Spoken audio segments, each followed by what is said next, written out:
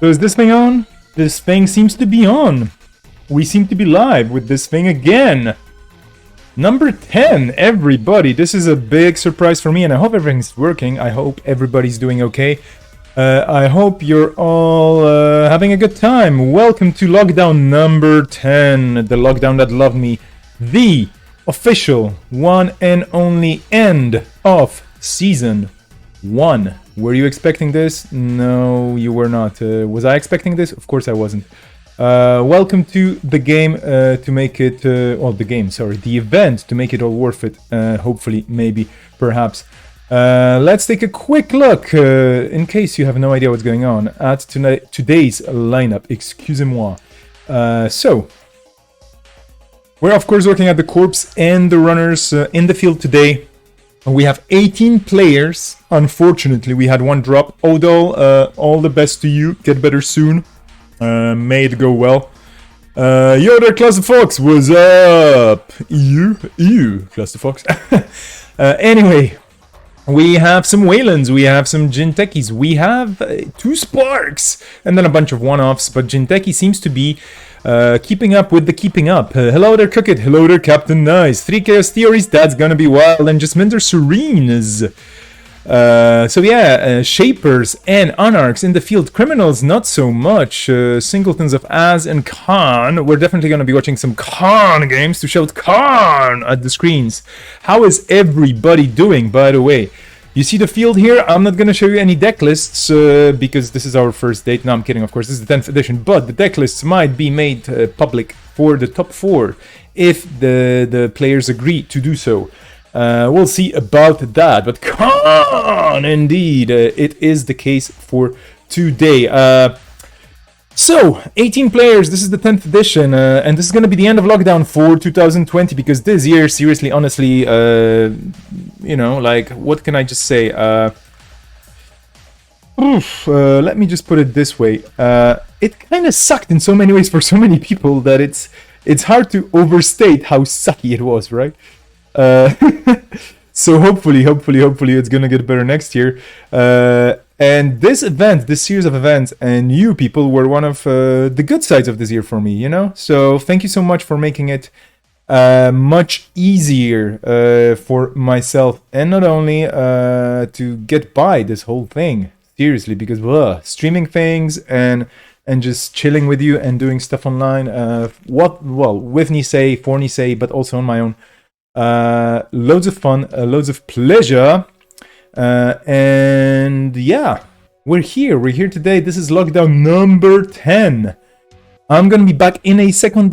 I just have to take a look as the TO, look at what's going on in the Discord, and just to make sure, just as a funny thing, we have players from all the way from the US, from Minnesota, and all the way from South Korea. Insincere, how the people were singing in Depeche Mode, right? In North Korea, I think, Insincere. Well, anyway, South Korea rocks. North Korea, we love you anyway. I am going to get the players ready.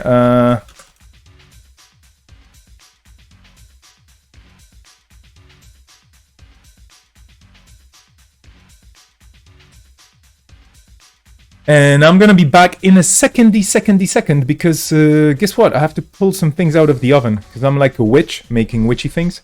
So be right back. You might hear some funny sounds in the background, because I don't want to mute the microphone.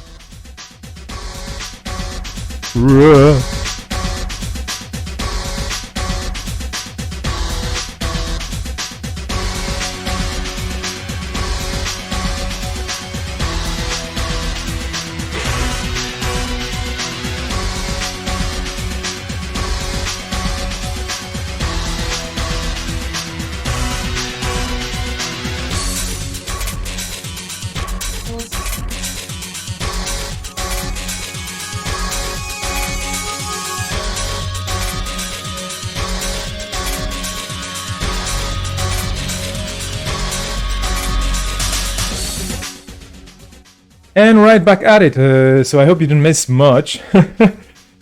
Well, what can I say? 18 players today. This is gonna be funky. We had 19. Again, Odol, get better soon. Getting jiggy with this music. Well, that's Unreal Tournament for you, 99. The best edition ever, my friends. We have players ready. We have people returning. A lot of them returning. You know, we have like the patrons of this tournament or of this format. So Captain Nice here. We have one of the surprise and absolutely super cool winners of one of the last editions. Deer is coming back. We have the one also known as Neo on table 1. I think we're gonna go there. And table 1 being table 1. We have Longi, we have Humble Juggernaut, we have Milda Sorte, Willoughby Shiro, Armin Firecracker, Kubik 161. Dunch, Gremlin, MCG, Frizzler, Nyakuza, from all the way from South Korea. Oh, jeez. And Mobius Striptease playing totally on the other side of the world, more or less. Shiro. Okay, well, everybody's here. Hey there, Shorty. And apologies for people who spam caps. Do not spam caps in my chat, unless you're special like the moderators. Okay, let me take a look at all this. Okay.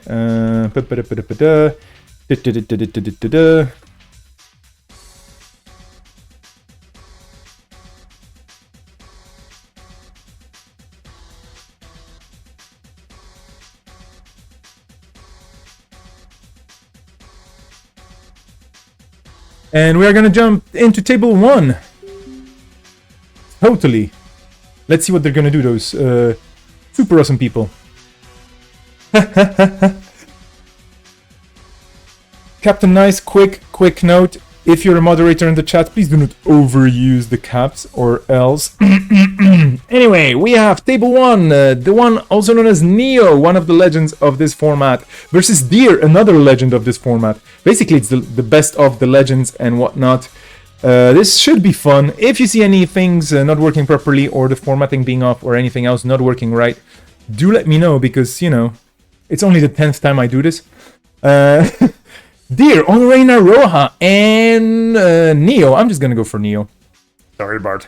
Neo on Builder of Nations. Both players actually having gotten into the top 4 and, you know, even in top spots in this format before. So they know what they're doing. They know what it's all about. They build their decks thinking about the limitations of the format for today. And in case you're missing this, I should probably tell you what's going on with the limitations, right? Or I should probably tell you what's not available for today, just to make it easier for you. Will I do this? I don't know. Whoops, I just pressed the wrong button, things exploded, but never mind. This is the way things go. So today, the ban list is not that super special. But hey, you will not be seeing any of Bellona. Am I reading the right one, by the way? Yes. No Bellonas, no border controls, no daily quests, no economic warfare, no global food initiative, hard-hitting news, Jeeves model Bioroid, MCR austerity policy, Obokata protocol, Rashida Jaheim, Sting, and team sponsorship for the corp side, not present today. And on the runner side, such a big list.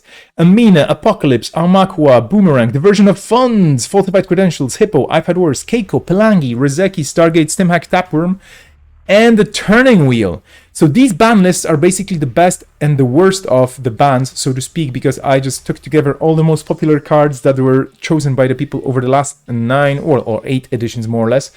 And I decided to ban them for today. This is my own private ban list as fueled by your community voting, or I would say the Lockdown Council voting, and not only. And in the new season, there's going to be a new ban list. We're going to start from scratch in a way, and then we're going to see what's going to happen there. But this is what we have today. And first matchup, as I already mentioned, Whale Consortium, Builder of Nations, with that sweet meat damage value. And Reina Roja with that sweet tax for the corp to res ice pieces. Just Jessica, hello there. And who else do we have there in the chat? Chat, hello, love you all. There will be some giveaways, yep, in case you're wondering if there's going to be some giveaways, there's going to be some giveaways. I actually have to prepare that, but we're not getting there just yet, you know. We're going to get there, don't worry. There's going to be some raffles, prepare to raffle. In the meantime, Oracle May hitting the table on their side. They definitely have a knack for playing very, very interesting setups for the runners and the corps. You may remember their decks, I think it was a Ken, which was absolutely bonkers. And then there was that other corp, but I don't remember. Reina Roja in Deer's hands today. Let's see what's gonna happen. Cathy Jones with 3 credits. Paladin Poemu. Not a bad idea. But Cathy is a connection. Oracle May is a connection, and Paladin Poemo installs non-connection cards. What is going on here? Is this just some econ on the side? In the meantime, Neo just going, yeah, server to install, advance, your time to go, especially since there's a hostile takeover already scored. Let's see what's gonna happen with this. And in the meantime, I'm gonna be clicking around all the different chats and everything else. Cluster Fox, this is the best news of the flippin' month. Thank you so much for the news in the chat. This is so good to know. Thank you. And no rush. Now, I mean, I'm super happy you found them. Calling in favors indeed. And maybe there's gonna be Hernando Ricardo. Hernando Cortez is one of the titles of the song by what's her name? Lady Gaga. That never happened. What's wrong with this liberated account? The liberated account don't load. What's going on? Is this a bug? Did I break something? Uh-oh. Well, you know, the liberated account, it's a person sitting on a big, nice sun deck, relaxing and chilling and having credits. Whoa. I broke JNet. Don't worry.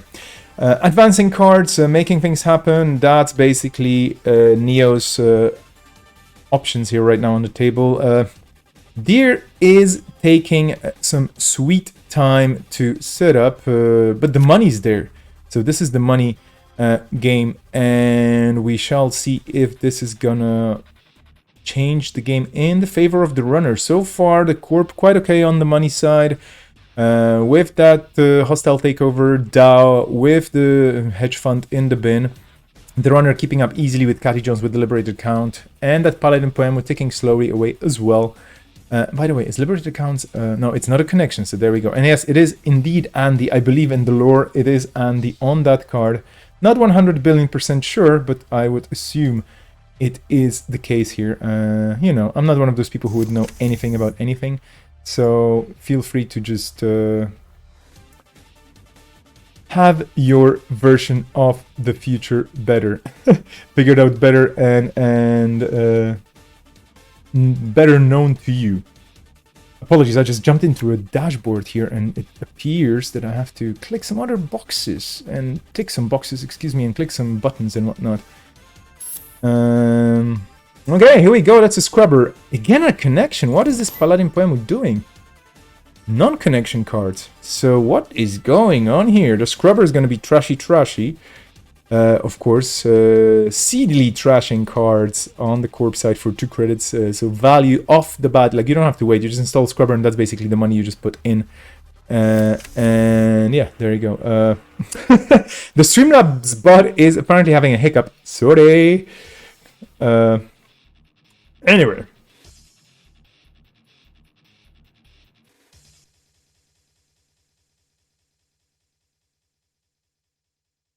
I'm gonna slow down a bit because this is all the coffee talking, you know? Here we go, red level clearance, which is kind of a purple card, so I don't know, should have been a Jinteki card, right? To be properly red, even though probably it would be more orange. All the silly coloriness aside, that's pure value as well. Money, and cards, and whatnot. Neo choosing to go for the draw and for a click.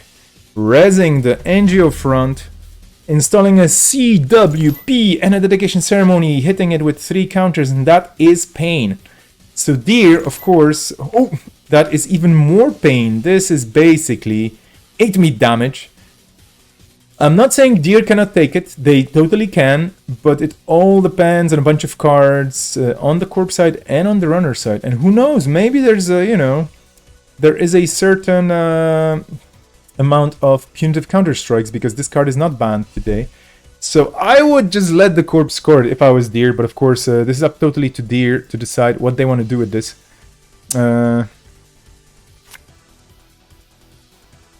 Oh.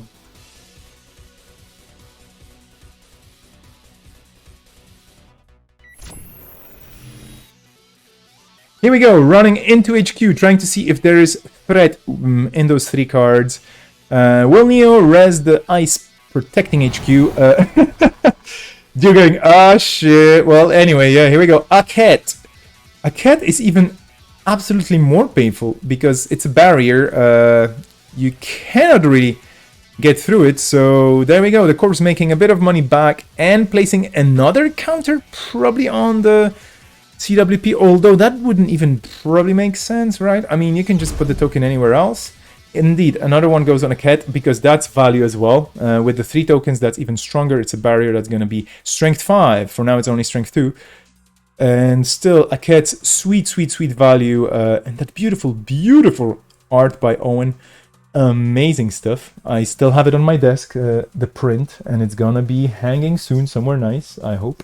And speaking of prints, there will be some prints to be given away later in a raffle. Yeah, I'm not kidding. Shorty in the chat with the big questions. Stargate and TTW is banned. What is everyone's guess on Anarch's multi-access today? Classic Fox suggesting Trick of Light. Could happen. But yeah.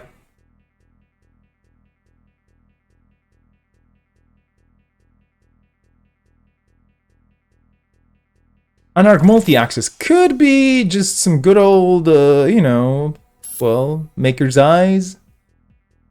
That's a score on Neo's side. There's also the interfaces. There's legworks. Yeah, there's a bunch of things. Also, do you really need multi-access? No, you just have to steal the right card at the right time. This game does not need multi-access, my friends. Remember that. You absolutely don't need multi-access, right?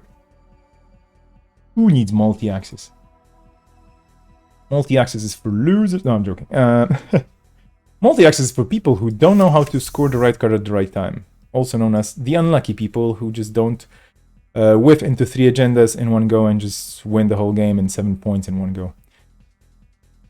Exactly, Jessica, totally with the right calls here. No multi-access, trash all single accesses, and then you're golden. We have a baguette, well, basically the Anarch with the Mohawk and a big PA. Just going, they don't want to listen, so we'll just have to crank up the volume. So basically, that's what happens when people don't want to listen to you. But in the meantime, Neo, scoring a hostile takeover. This is looking rough. 5 agenda points and no end in sight. On the money side, Deer is trying to catch up, but it does take a while for this right now to set up. Then again, something's wrong with Liberated accounts today, dear folks. Then again, we do have spoilers in here. Jeez, this is some sort of a mean destruction thing with Ace up as well. MK Ultra and Black Orchestra in the bin. No barrier breaker on the table just yet. So going into that R&D dip, the one also known as Neo, thinking about resing the R&D ice. Let's just see. Equivocation is a very good call indeed. That's a great card. Here we go, another Aket. It. Self-advancing Akets, that's the dream, and they're super cheap, and basically they're awesome, and why wouldn't you, like, meat damage all around. Oof.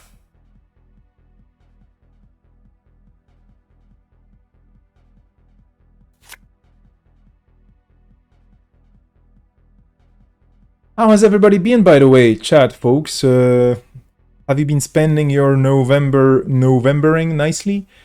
Have you had some pumpkin things? Have you had some, I don't know, hot drinks with nice spices in them?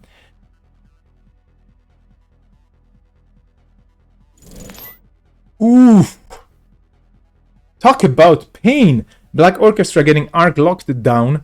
But I think extra points for Neo here for the lockdown card. Hello, this is a lockdown card. This is one of the namesakes for this tournament, for this format. So here we go.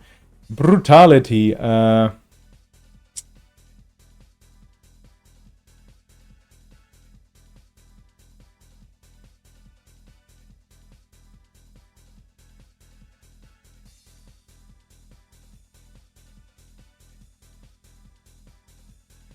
One does have to think, what is going on with the Liberated accounts? Maybe, it's cold, so maybe Andromeda is no longer sitting on the sun deck because it's winter in some parts of the world. Let's see what's going to happen here. Deer gets into Bagat. So that's good because that is a resource and they do gain 2 from that, which is Oracle Maze. Tricky trick!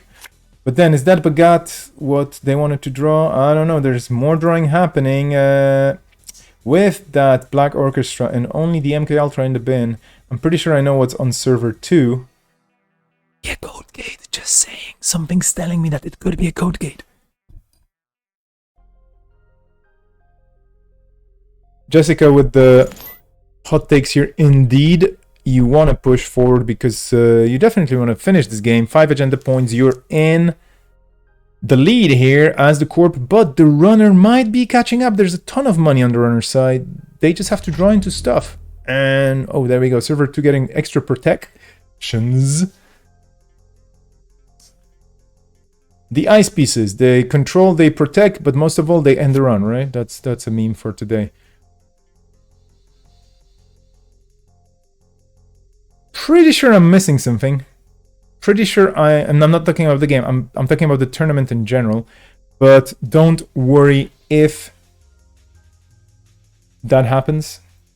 You got my back, I got yours. We'll see how things work.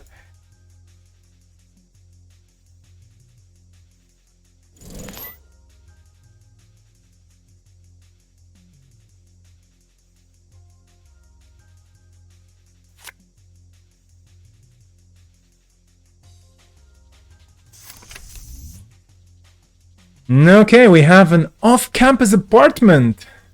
Jeez. Might be a tad bit late in the game, but I think we see what this is. This is one of the clown bus builds, right? Not clown, sorry. There was a name for this. Was it a clown bus? A clown car or something? No. Was it a college bus? I don't know. Like, you people know much better all those meta names for those types of decks. Biotic Red Planet Couriers, that would be sweet. Might be happening right now, but we only have 1 click. Well, I mean, clicks are not really that important here. This is just a card in server 2. Nothing to see here, folks. Move along. Akid getting advanced, so this is just Neo saying, well, you know, like, there's a card there. Could be an agenda, could be an atlas, who knows? Could be something else.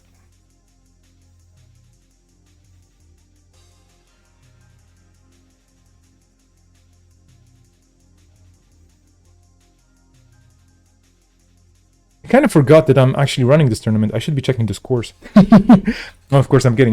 But yeah, I am indeed running this tournament, so I should be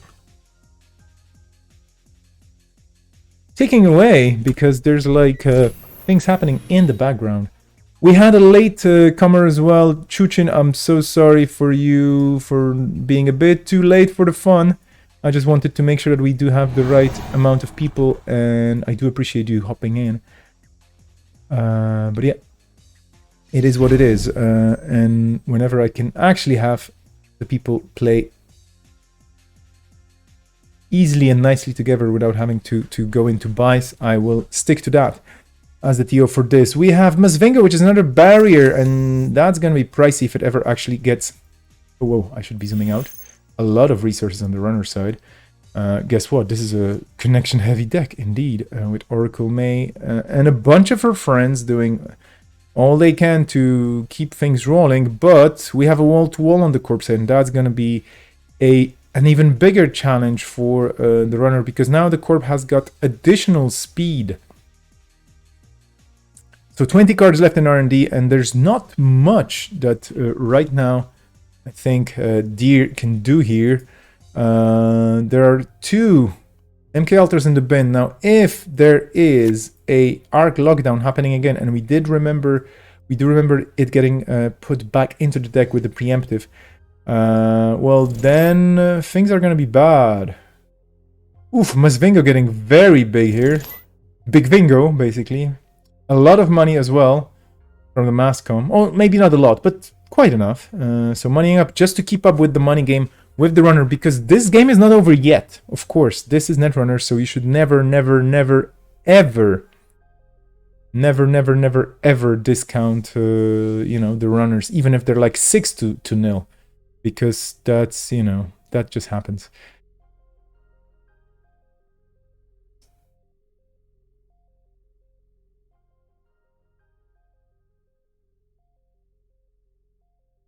Let me try and peel a mandarin here, or tangerine, in the meantime.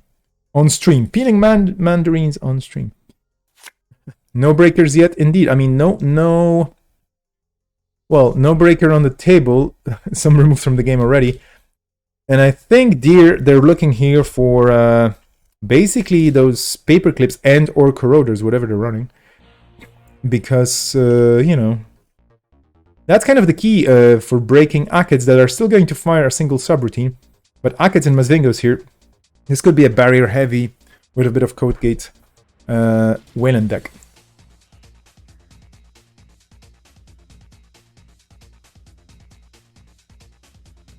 There is a Black Orchestra again. Now the thing is, the problem with the bin breakers is that if you run and you don't encounter any of the breakers, any of the eyes that those breakers would be breaking, you can't really install them. So, you know, kind of hard to pull them out of the bin if they're not needed. Wall-to-wall going out. Is this going to be game? Is there going to be a biotic Red Planet Couriers combo?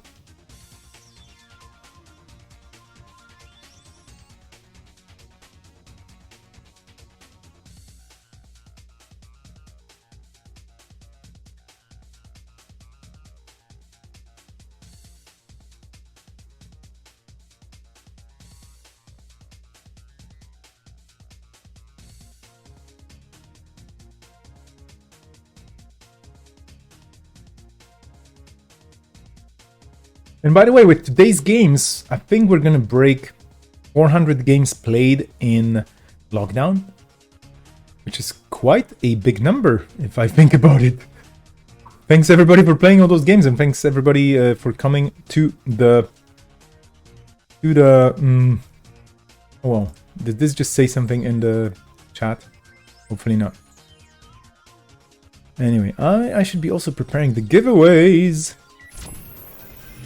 In the meantime, here we go. Is this a Hail Mary run or hail anybody else? Because, you know, Mary is not the only person or name you could be hailing, right?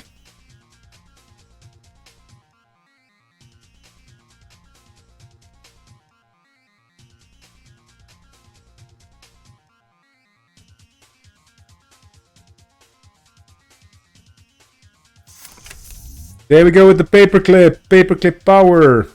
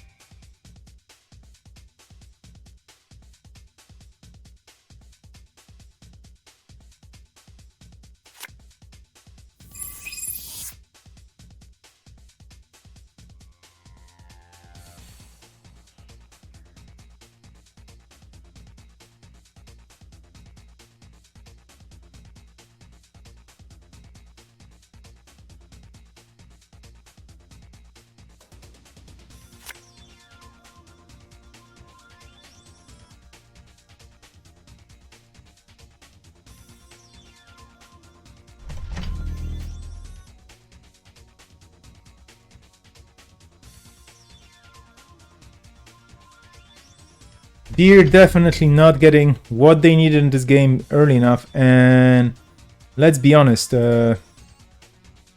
Neo playing very well here with the cards that he got, and the deck working in the Corp's favor here for sure.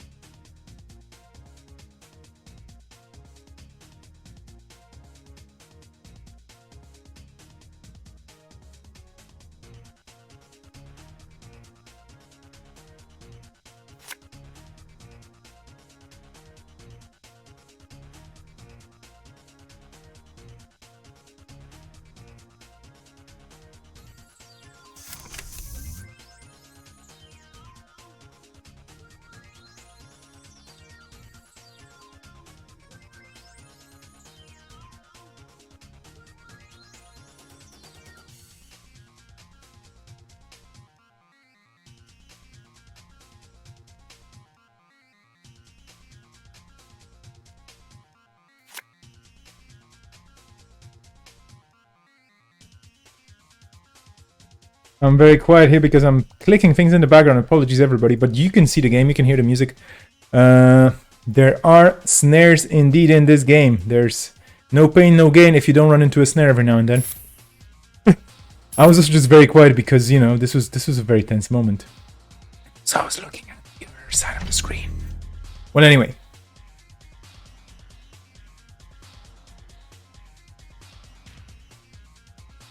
Indeed, my tangerines are sweet and tangy, and Reenie as well.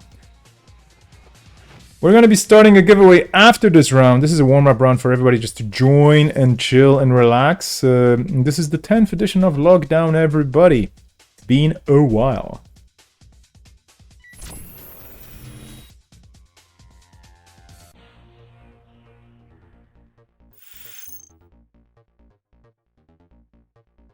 This is an NGO and we're missing a meta to call it, unfortunately. Running server 4. And the tide is slowly turning in the runner's favor, but is it going to be too late?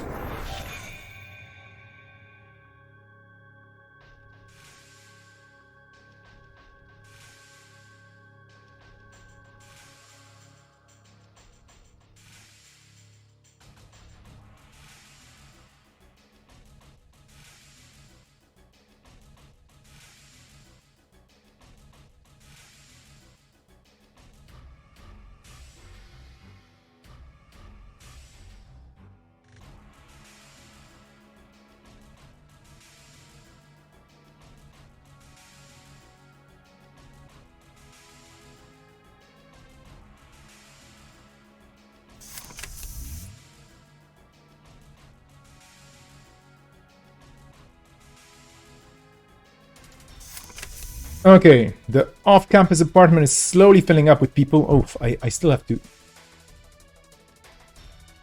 rescale some things here. Because Deer is putting a lot of effort into filling the runner side of this of the table. The Archive is sitting at the table with Dan Lovett-Clark being one of the people working on the original setting. And being immortalized here on this card as a person with cool glasses, archiving things and whatnot, looking at something that looks like an actual book. In the future, they actually have actual books. Scary. But yeah. Neo just waiting for something to happen here and hopefully planning the last agenda. Only 12 cards left in R&D, so the agendas have to be somewhere. We only have 5 points on the table from the 20 that have to be in this deck. This is quite interesting because I'm pretty sure Deer is gonna start. They're gonna start scoring some agendas soon.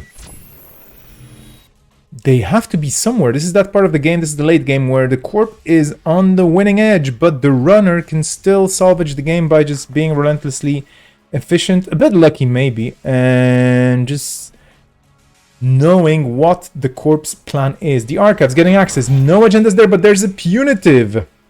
So there is a kill plan in this deck indeed. There we go. We're gonna see what's gonna happen now. I'm gonna leave the Oracle May on the screen. I don't want you to lose track of her. Can I just actually move this around maybe? No, it's still gonna be the same. Never mind. This is a very horizontal runner.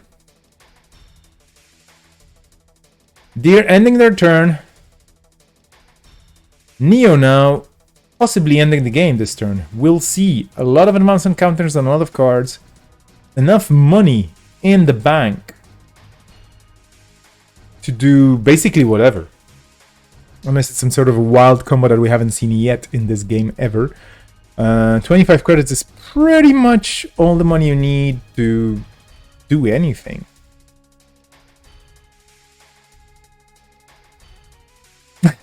Medium is banned and archived by the Archivist. Indeed. Is the archiving and digitalizing less physical mediums available? Who knows? This is another agenda, but that's only 6 points, and that's a third Batpub. And maybe that's not a big deal, but those credits might be crucial for just breaking things for free.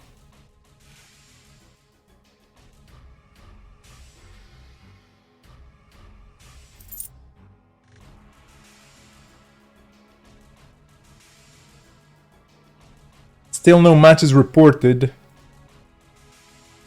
Ah, we do have actually...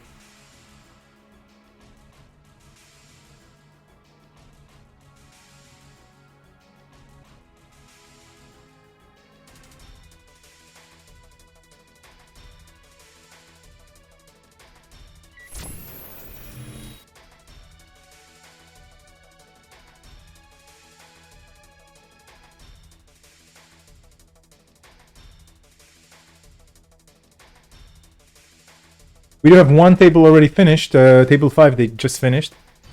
With a corpse split. Which doesn't make this game any less exciting, you know? I'm just between way too many places. Let's take a look at the heap indeed.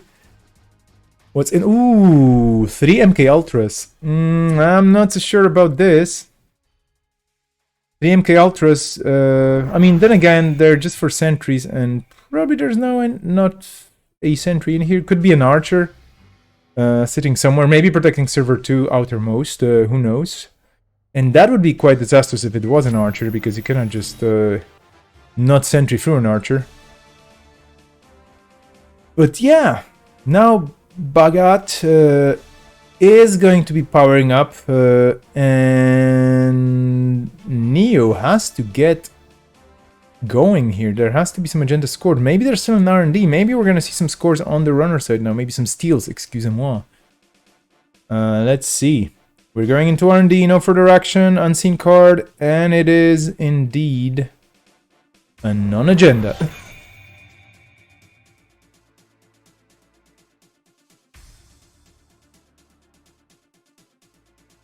Sadir definitely well set up here, ready for anything at this stage of the game.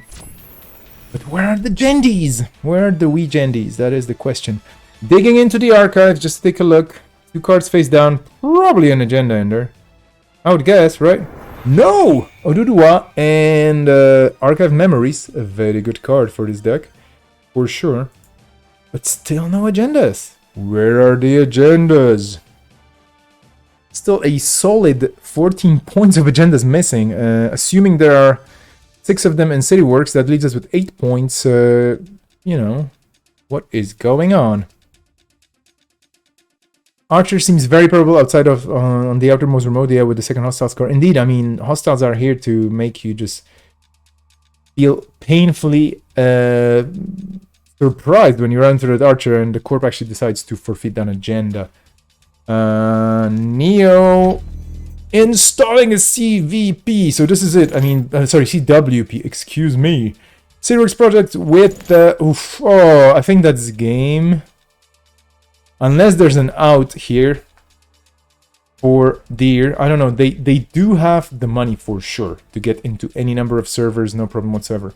But the amount of damage that you have to take as a special cost here to snatch that Cityworks project, that's just disgusting. Like, you know, it's basically 8 meat damage that you have to take, and you will get the meat damage from Wayland Consortium's Builder of Nations ability as well.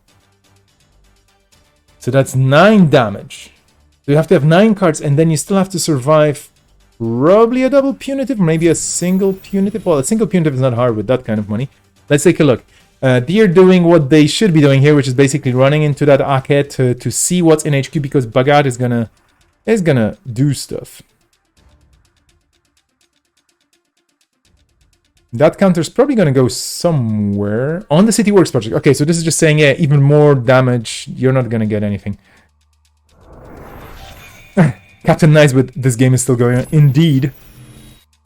Here comes the dig.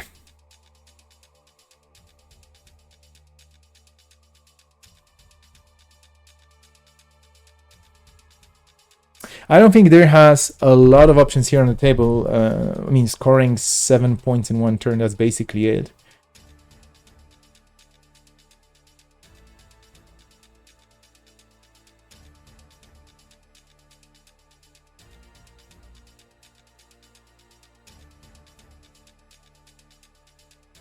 That Aket is gonna power that Cityworks project for a whopping 10 meat damage.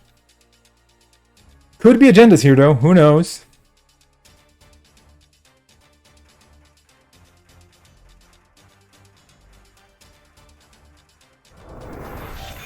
Nope. If this is not sad, I don't know what is.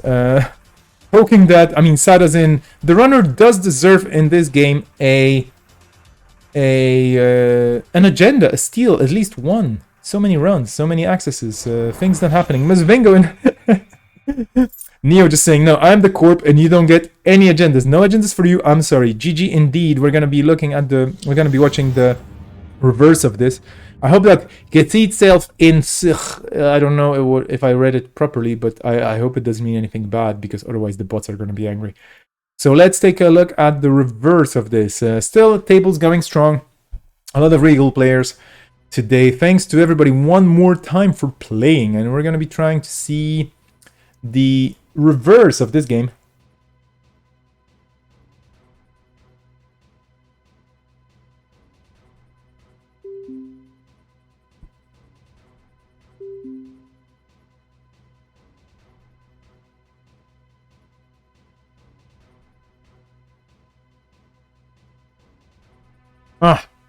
A bit over 29 minutes left in the round, so around 30 minutes left in the round.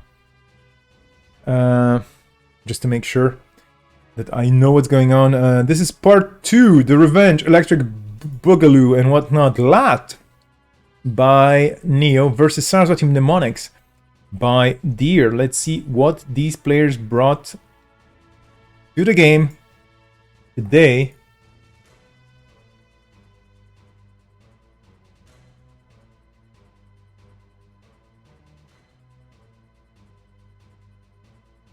Hope it was some tangerines. Really good. Deer's gonna be like, well, you know, we have half an hour here to play, but let's just not waste time. Let's just install and advance with Saraswati Mnemonic's special ability. And let's go! Neo, on the other hand, is just like, yeah, day job for Lat. We know that he's delivering pizzas, right? Usually.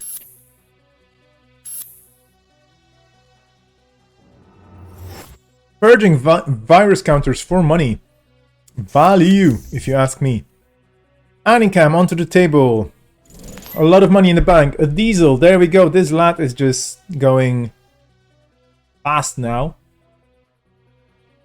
But you have to, because this corp is going to be relentlessly scoring unless you stop it. And again, liberated account with no image on it. I will have to refresh the browser after this because something wrong just happened. Data folding, or as some people call it, data folding. Or in some other places, they pronounce it as data folding. Also, da-da-da-da folding as well. You know, different ways of pronouncing it, but basically it's about taking zeros and ones and making them into origami, which is a different card than Netrunner. Come on and slam! Slamification happening, but on the runner's side, N'Golo is slamming onto the table.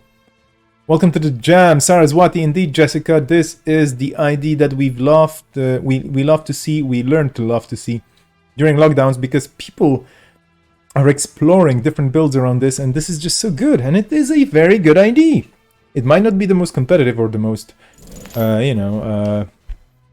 efficient for so many different things, but it is actually quite a good idea. And this is kind of where Jinteki meets, in a way, HB conceptually. Ooh la la! Cyberdeck Symbols number 2! Deer is not slowing down.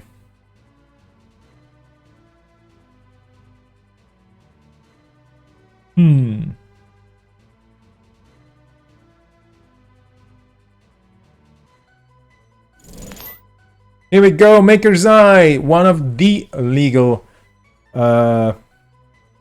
multi-access cards.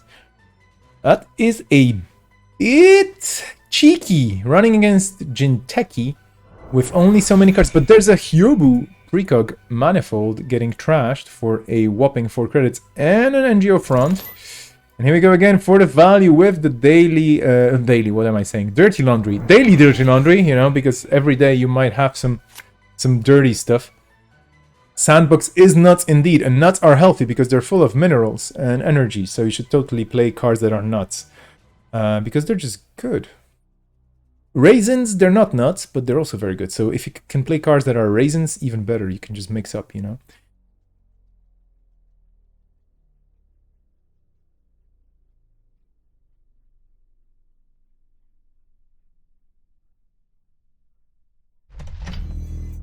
Protecting that R&D finally, even though the runner has not really snatched any agendas from there. Excuse me for a second while I press buttons that make funny sounds, and then you're gonna probably wondering what the hell is going on here with this person doing stuff, but I'm just trying to, you know, shift things around in the HQ here, in my own personal HQ. Beth onto the table, and that is gonna be value for lot, because Beth, of course, either clicks or money or cards, depending on the level of awesomeness on the corp side, as in how many credits you have as a corp. For now, Beth is drawing a card, which is good. A very good combo with Anikam, because if you draw into events and so on and whatnot, you're going to be drawing and drawing and drawing. Cyberdelia, a very shaper card if you ask me, and not only because of the color, but basically it just rewards you breaking stuff. I will not answer personal questions asked in the chat on stream, but the answer is no. I mean, no, yes, actually, but we've had autumn in the meantime, so... Well, anyway. Let's just see what's gonna happen with server 1, which is tall and scary and longadilong, and I don't see Neo getting in there anytime soon. And the heap, no fancy tools to do anything special. On the corp side, just money and that Hyobu precog manifold.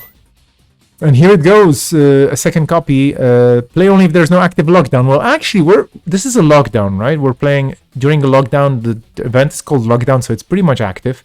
I don't think you can play lockdown. This card, no? It's well, anyway, modded onto the table, Takobi. When standard breaking just doesn't cut it, get it? Because it's a big blade. It's like a Gordon blade, but with like extra special, cool, funky things, as inspired by African culture.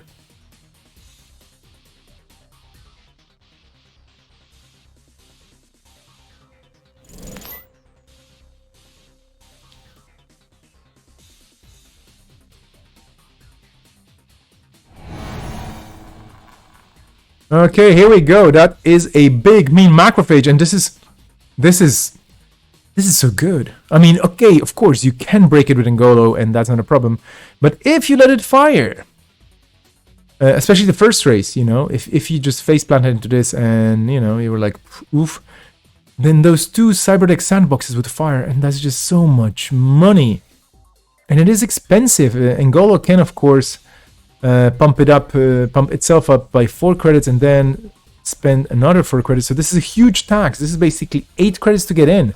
I think it's worth it to stop the corp from getting the money. And there are probably some traces that you can actually let fire here.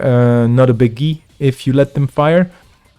But yeah, we'll see what's gonna happen here. I would assume that the runner will break this. Oh, Shorty, I just read your whisper to me right now on Twitch because I haven't been in that inbox. Thank you so much for the message.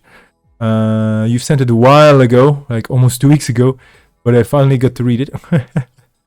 And yeah, to all those of you wondering why am I not streaming more and so on, well, life's busy and I'm actually allowed to be out and do things, so I'm enjoying life outside and with people offline as much as I can. But I will be streaming more, I promise. So December is going to be a bit slower maybe in that respect. But, you know, there has been quite a lot of streaming in the, you know, in the last few months. So let's just take a break from streaming for a bitsy bit and make sure that other parts of life do go on. Dear, getting those traces up.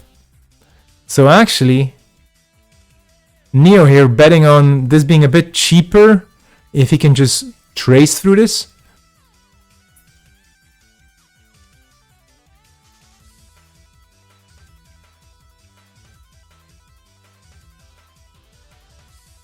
So no money for Deer.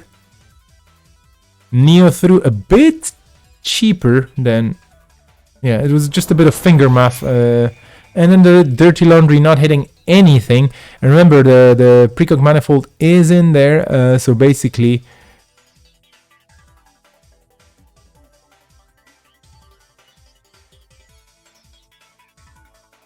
running on server 1, if I remember correctly, because that was the server chosen.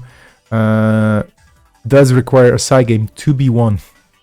This is basically Caprice Nisei coming from the past going, hello, I know that I'm kind of gone, but you know, I'm actually still here.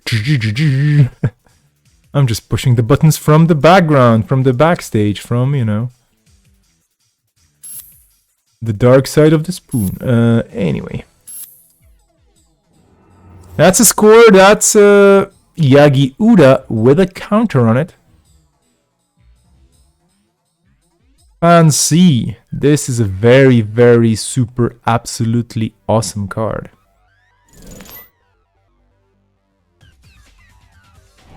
Speaking of awesome cards, Wanton Destruction. Time to destroy some wontons. Wontons are quite delicious, by the way. If you spell them with an O, with an A, they're probably a bit spicier, so they're wontons. Food, yeah, it's good. Here we go. Engolo wontoning destructively into that HQ. No cards in the corpse hand. This is nasty. What is this card that Deer just drew into? We're gonna see in a second.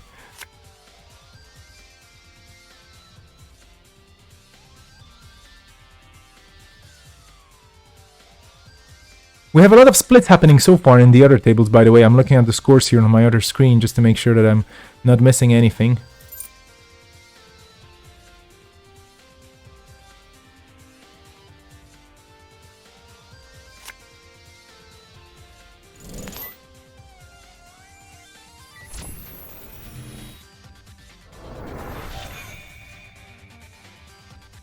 No agendas.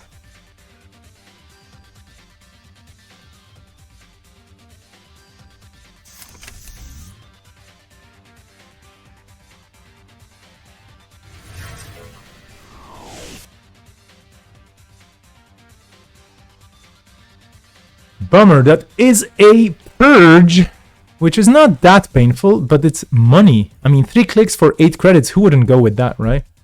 It's only the right thing to do, especially if you need money.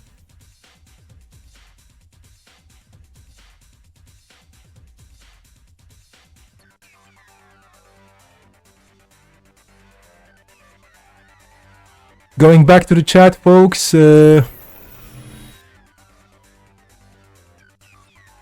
oh, Jessica enjoying the game from the raffles. Thank you so much. I'm happy you actually got to try it out. Speaking of raffles, they will starting round 2, and there's gonna be, I think, 3 concurrent raffles. We'll see. I don't know. Like, I don't want to do one after the other. Runners haven't scored a point this round on this table. That is indeed very, very, very true. This is table 1 is cursed for the runners. They're basically just unlucky, and the corpse just scoring points and going, yeah, whatever, I'm just gonna win on points, and that's fair. I mean, fair and square. In the previous game, Deer running, well, they didn't have too much luck, and Neo just played his game very well. Oh, Maker's Eye. Ooh, let's take a quick look at what's gonna pop up from R&D here. It is quite risky, though. Again, we haven't seen any snares, but why wouldn't you put any snares in here, right? And actually, I said we haven't seen any snares, but I'm not 100%. I remember what went into the... Oh no, the giraffe. Sorry for not following the chat, but... Or the log here. I don't think we've seen any snares. We need some points for the runner urgently. Stat. We need some points for the runner to happen as soon as they can.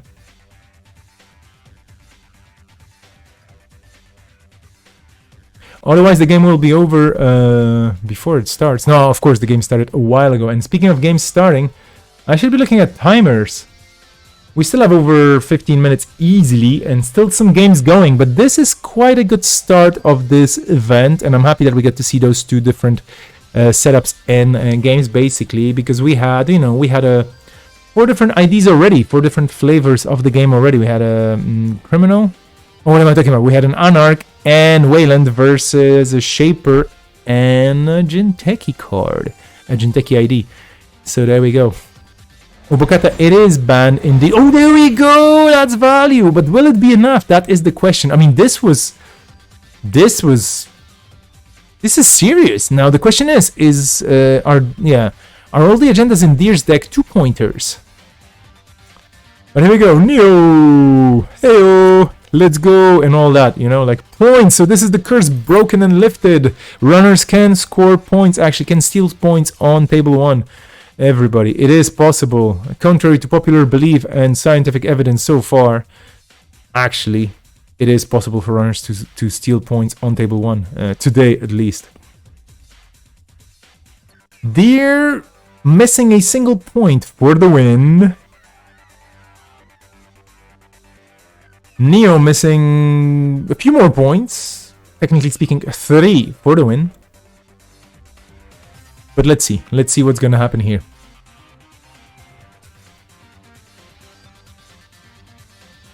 I would be expecting... Oh, Anikam is also without an image? No, it's just the liberated account. For some reason, it's overwriting. This is weird. There's a CSS issue I have apparently with that one image. Well, never mind. Let's not worry about it too much. Things worked before, you know. When I was young, things on JNet just worked. Now, I don't know. You just click a button and things pop up and, you know. Yeah, CSS is damn near CSS for breaking my game. Well, anyway. It's a minor hitch and a fashionable glitch in the cyberspace of today, so let's not worry too much about it. Let's keep going with this game where Deer is just a mere point away from sealing the deal for the Corp and securing 3 points in this match, where so far Neo is ahead after a solid Corp win. Deer now taking a think, and they should, because yeah, tables on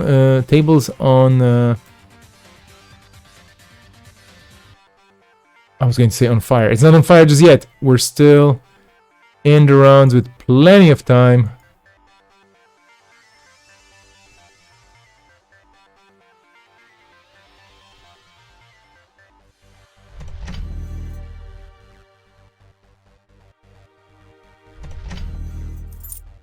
We have 2 other tables other than this one still going, if I see this correctly on my little cam thing. And let's see if we get to see any other games. Not that this one is bad or anything.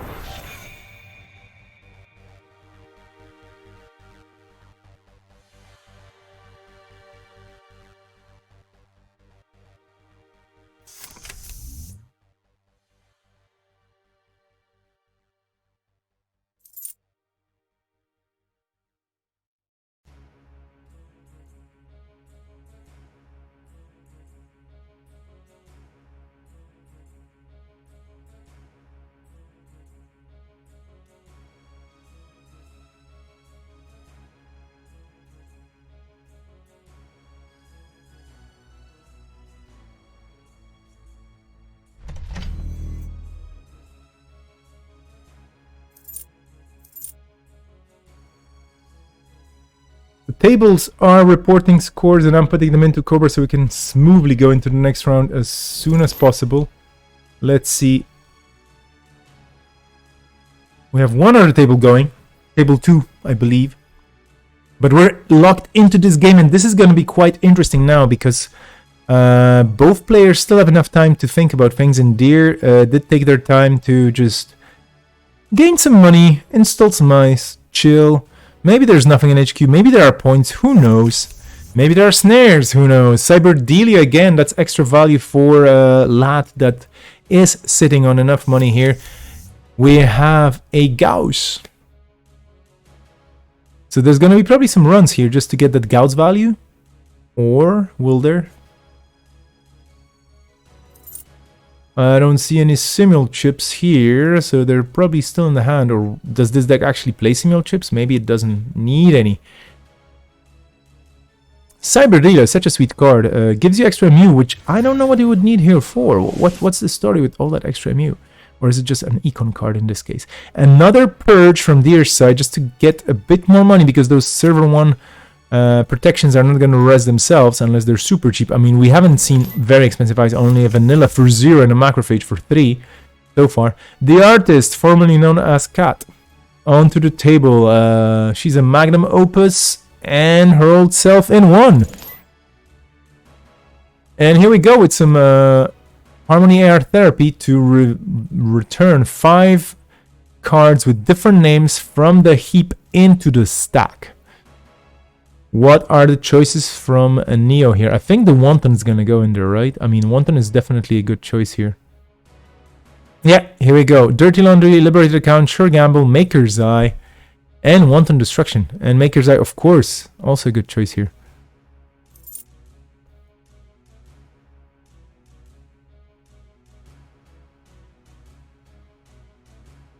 MU is for data folding, presumably. Very good point here.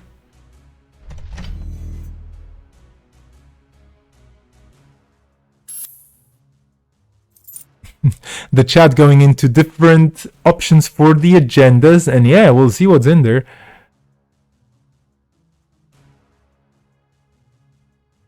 Humble Juggernaut with all the right calls regarding additional MU because yeah, oh there we go, it's a Nanotech. Nanotech is Godzilla. As Sepultura was singing years ago.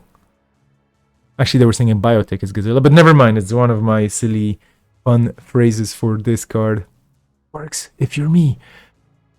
Anyone can hit someone where they are weakest. Songe Galaxy. I hope I pronounce Songe Galaxy properly. I'm pretty sure about the Galaxy part, but the Songe, I don't know. Maybe I should shut up about this. But yeah, sentries breakable, barriers breakable, code gates breakable, Thunderbirds are go. This is a setup for the ages with that Takobi as well on the table because why not? Marathon! What? I just have to zoom out because this card is bonkers fun. Make a run on a remote server when the run aids gain click and add Marathon to your grip instead of trashing it. If the run was successful, you may not make another run on that server for the remainder of the turn. This is like, you can just, I mean, you can just, you know, like, you can just Marathon, then Marathon, and then Marathon, then Marathon, and then play that one card that gives you extra points. Or is this set up for a Wanton? Indeed. Marathon. You could just play Notoriety after this, indeed. But would you? I mean, here we go. This is Macrophage, which is going to be expensive. Might as well pump it all up to strength 10, because why not? The Kobe. Getting a counter. Cyberdia getting some money back. Here comes a Cortex Lock. It is painful. You do have to break it. You do have a Nanotech. You are lucky. Because seriously, for reals. Otherwise, 4 net damage, you don't want to eat that. You definitely don't want to 4 net damage into anything. Vanilla! Putting that Gauss to the test saying, hey, yo. I mean, this is basically Deer rezzing everything they can because why not? The runner has to pay the price, the iron price, for getting into that server. Even if it's just a credit here, a credit there. It's important to bring the econ down, and Deer knows exactly what they're doing.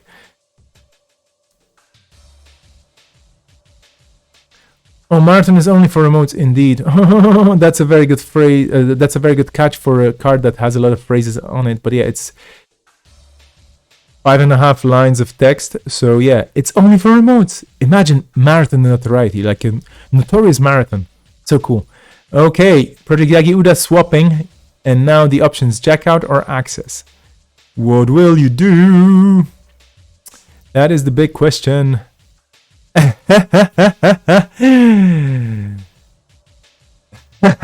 You see everything on the chat here. Basically, the runner can now jack out or access because of that play with Yagi Uda. And if that happens, the run is successful. Well, but if you jack out, then it's not successful. Then Marathon goes away. But then you might be running into a snare on the penultimate click or something worse. Who knows what else could there be? I mean, anything could be there, right? Anything. Aggressive Secretary without any counters on her doesn't really do much. It is a bluff, and if it's an agenda, always disrespect snares. Indeed, let's just see what this is gonna be. The choices. So now Neo is probably calling his Cyber Voodoo Shaman, going like, do I go in or not really? And yeah, hit me with that snare. It's a snare! But hey, I mean, if you know it's a snare, and you get into it, and you trash because I can Angola and Career Fair, that's okay. You still get a Marathon back, you get a click back, you can still clear that tag. This is a premeditated snare. And like in many cases of Netrunner, basically, if you know the risk as the runner, you have to learn how to, get damage or sacrifice cards and so on, because you will run into situations where it's just the one play to do, where you have to do it. And this was one of those situations. You don't want the corp just to have that card there and then suddenly wham, agenda, and you're like, oh no, could have ran this. But yeah, clearing the tag, drawing a card, Marathon is safe.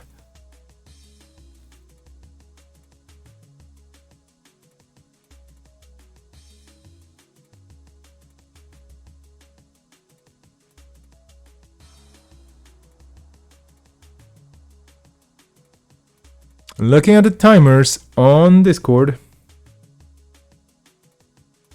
we still have 5 minutes more or less in the game.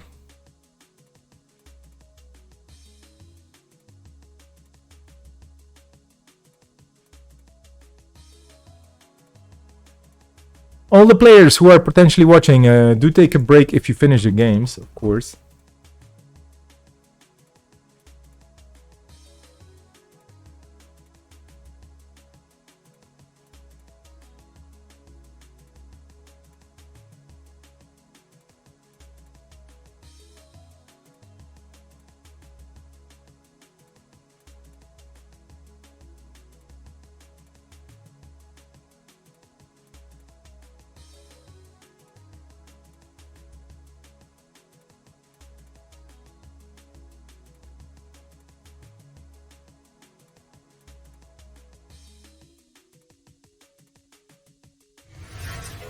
Here we go, there's a purge, more money.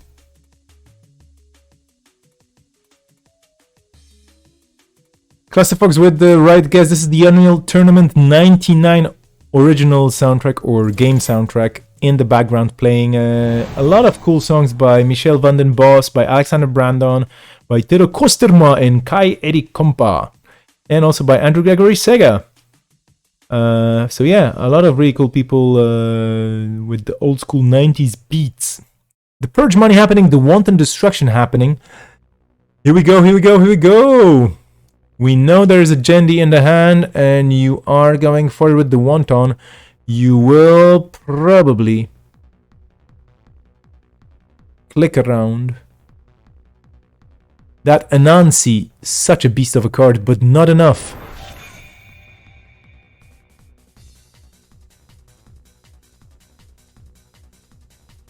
And that Anikam draw. So Deer lost a few cards. But the corp is not on the ropes here. The corp can still do things. The runner's slowly getting really poorer and poorer. I mean, still over 10 credits. And the Kobe is providing so much value here. Indeed, I totally agree with Jessica here on the chat. But yeah, so much value. Captain Nice saying the same as well. This is just so good. Plus 3 strength is huge for this deck, where you have Nanotech, which is not that good, and Gauss, which is not that good, and Ngolo, which is good, but you have to pay extra if you want to paint cards.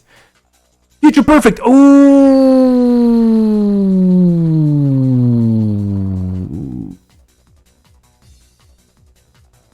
They're playing for it. But now the thing is, this is like, basically you just have to, I don't know. What do you do, right? As the corp, you just keep spending 0?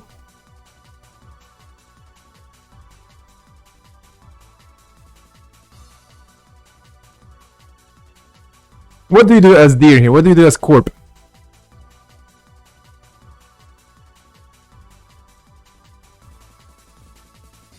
The TFP didn't fire.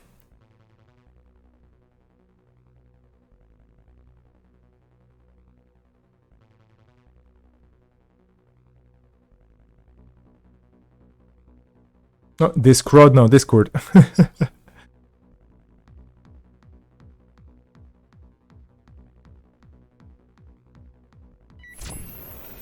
So here I have a repeat, just because technicalities.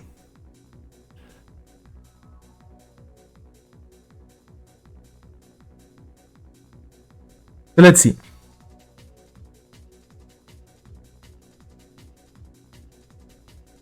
Oh, bummer.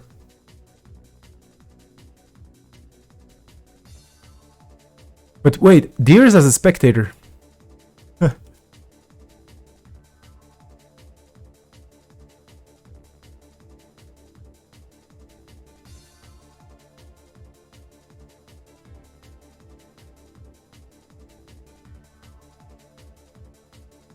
Hey there, Skipan. We noticed the same thing at the same time. Indeed. Is there a side command? Yeah, we can just play a side games, right?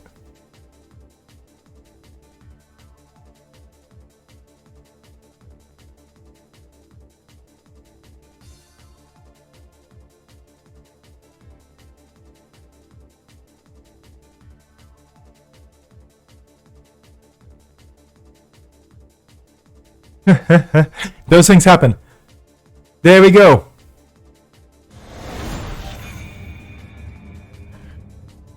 Oof. Deer here with definitely less fortunate place as the corp than Neo had. We have this game over then. We still have MCG versus Frizzler. Let's take a quick look there. Oh, they just finished. Okay, so anybody... Oh, they finished a while ago. I'm going to be swapping into the swappables. I'm going to be taking a quick break just to catch up with the players. This is lockdown number 10, round 1. We're going to be starting the raffle right now, by the way. So just saying, the first of the 3 raffles. We're going to start with something light.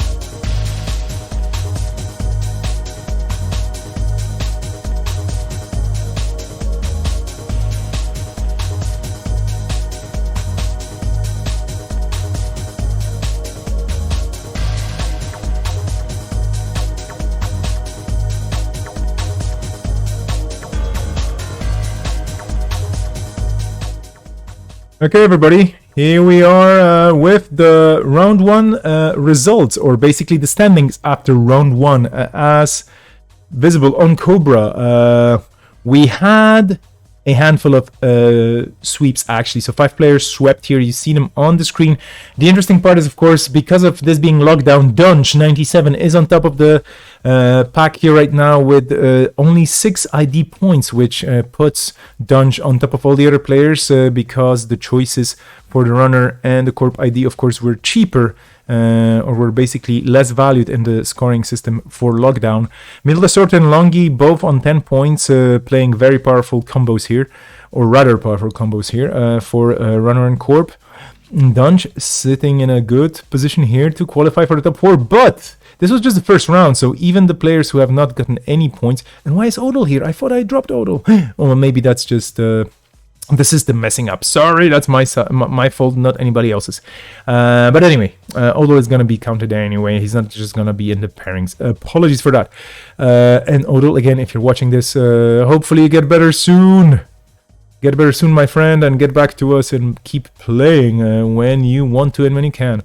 Let's take a look at the pairings then. We're going to go into round 2 soonish.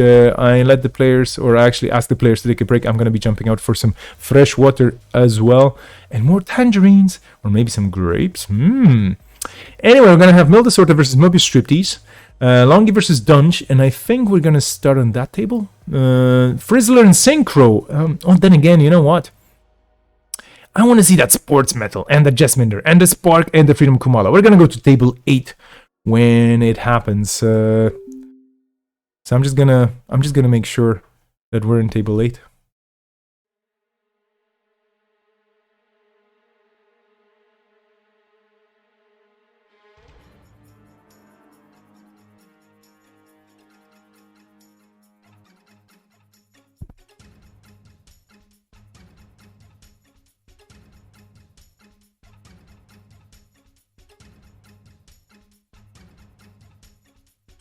Okay, do remember that we have a raffle in the raffle box. Just use raffle in the chat for the goodies. I'm going to be hopping up for a second, letting the players settle down. We are going to start the next round in around 5 minutes. I'll just get some more fruit and water to keep me going. And yeah, I'll talk to you in a sec, and I'm gonna mention a couple of other things because there are things cooking in the background as we speak about all the other stuff happening with lockdown.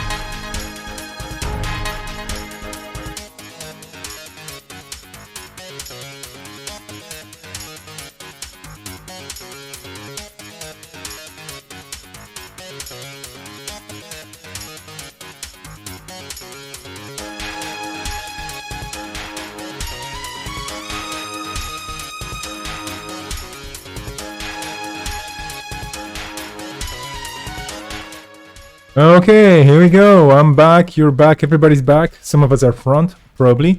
But here we are with round 2 of lockdown number 10. The not so special edition that basically loved you and whatnot. Both players keeping Sports Meta versus Freedom Kumalu. Nyakuza versus Humble Juggernaut. So much fun. Good luck and fun for everybody. I wish that people do score agendas, do steal agendas, and may the luckier player win. And maybe we see some fancy skill. I'm chewing on a bunch of grapes here, by the way. Fruit is good, especially if you consume it as it is, as it comes, so to speak. But hey, if it's in the form of wine as well, why not?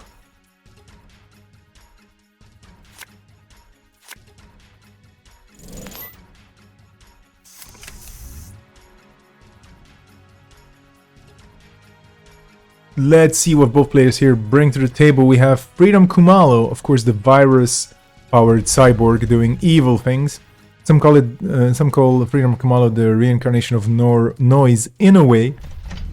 Paladin Poemo on the table here. On the other hand, we have Sports Metal, the winning corp of 2020 World Championships. Do you remember Sports Metal taking Worlds?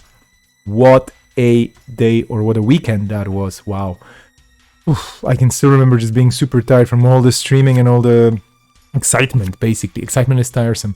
But yeah, Sports Metal is the World Championship ID. Duh. One of my favorites in the whole game because of the metal and also sports. And we have a Jinja City grid, so that kind of tells us what's going to be happening here, right? Yakuza mentioned earlier in the chat, in the game, that yeah, this is not a fun Sports Metal, but let us decide that, Yakuza. Playing from all the way from Korea, which is wow. It's basically the time differences here are wild, and I'm super grateful to all the players taking the time.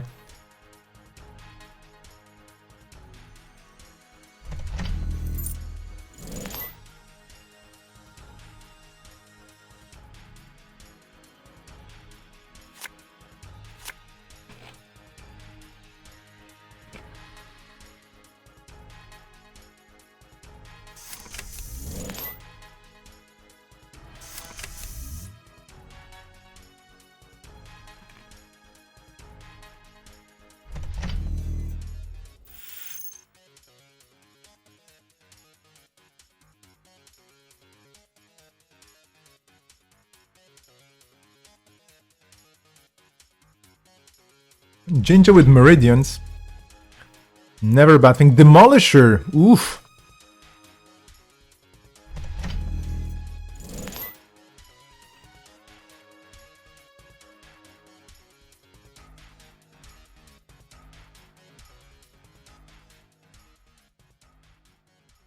I'm looking at the Demolisher and Kumalo combo, and this is going to be quite interesting.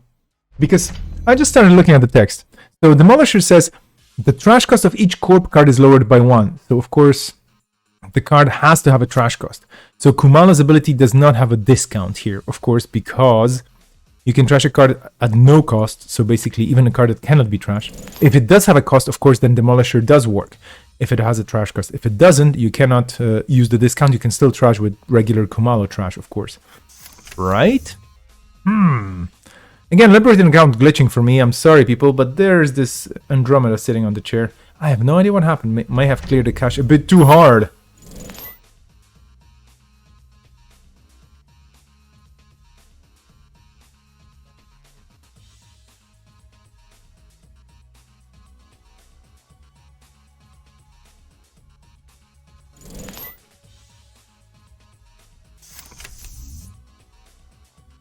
By the way, the audio may have also changed a bit because I refreshed the browser. So, run amok!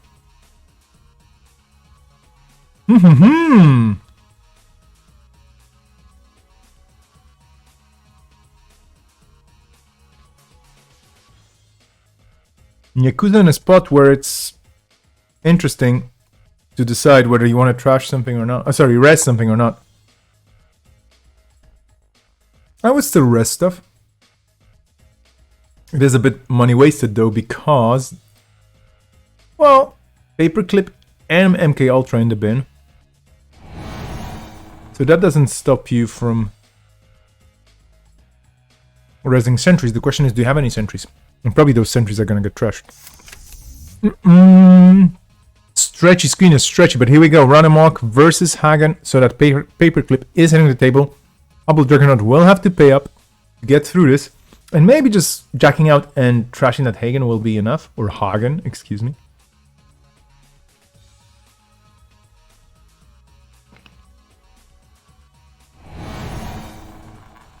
Surveyor. Haba, haba, haba. Now that is a problem.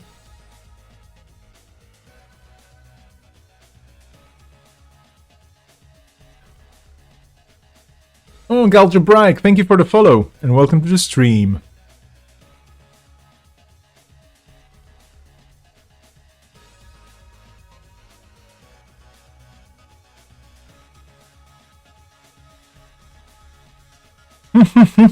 Yakuza just nudging the trace here by 1 to make sure that Humble Juggernaut will have to pay a lot. And no can do, but that Surveyor is going bye-bye. Yakuza not slowing down here though, scoring that Vitruve. The Vitruve with a counter. Project Vitruve is with a counter, so that means that sentry that just got trashed, that Surveyor, could be coming back any minute. 2 face-down cards in the archives, one of them being the... Well, actually, no, the Surveyor went face up, of course, because we saw the card before. So 2 cards in there that could be anything, and the 2 cards could be quite interesting for the runner to poke at, although the archives are defended by a single card, and 3 copies of Violet Everclearance in there as well. In the meantime, running quick, running wild against the slot machine. Oh, I should have actually gotten this that way where, well, the slot machine would be displayed differently. But anyway, the championship version, there we go. Slot machine, which has some subroutines. I will have to change cards in between the rounds. Apologies for that, everybody.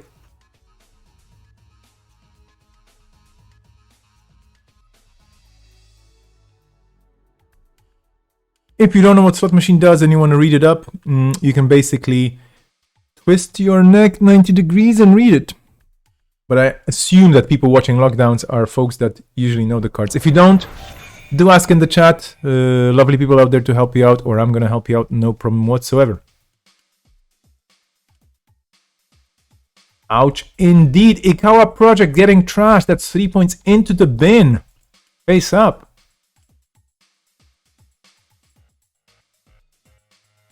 Painful.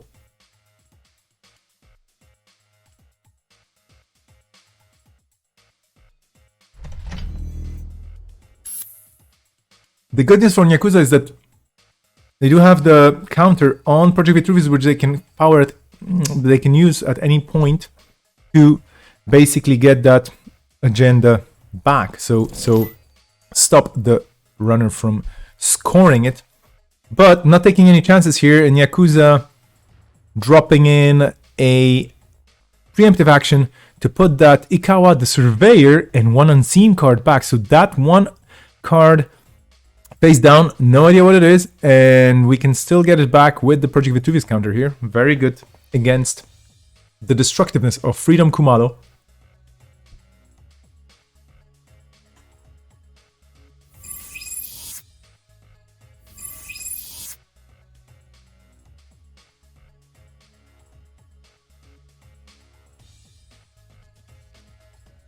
Meanwhile, Humble Juggernaut not taking any chances either. I mean, there's only the Paladin Poemu to be lost in case Yakuza wanted to do anything about it. But 2 tags, who knows what else is there in this deck to get the tags going. Also, you want to drop that ice cover on the table. So removing those 2 tags that you received from the Surveyor, a good idea. Yakuza responding in kind with an NGO front, advanced and rezzed. That's money for Yakuza, which means there's going to be more agendas probably getting slammed into server 1. As Humble Juggernaut is sitting on the right cards and everything is ready to go, but you do need the money. And that means Yakuza's using this window, this scoring window here, to perhaps score out another agenda before Humble Juggernaut can get the money. Of course, who knows? I mean, there are still options on the table for the runner as well, although I have to say, having checked, Stimhag is not one of them. So you cannot just expect anything big happening all of a sudden with the money on the runner side. The runners will have to play a different econ game today with Stimhack out of the equation. Running is that slot machine again, seeing Yusuf, Career and Diesel. So 2 cards of the same type, which means 2 subroutines on this code gate on the slot machine.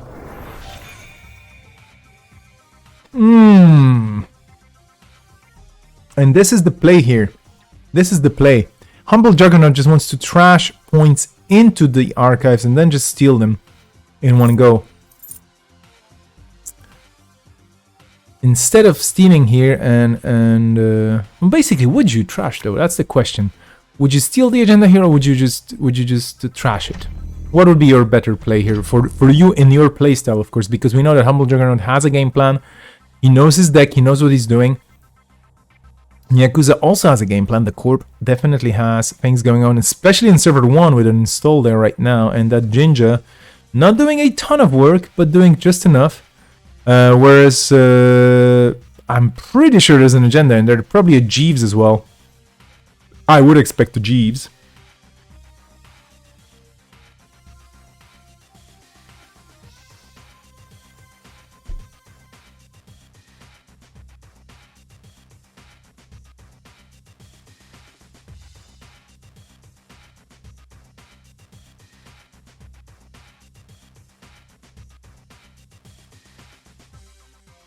Humble Juggernaut now in the think tank because again, 5 credits, not a lot. You do have some sort of econ going with the Ice Carver making things cheaper, with the Paladin Poemu getting you extra credits, of course. So you have, Ice Carver to lower the strength of the ice. You have Paladin Poemu to get you money for installing non-connection cards.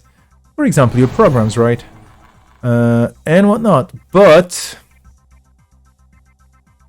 again, running low on money here requires basically skillful or thoughtful running and poking or choosing the right battles.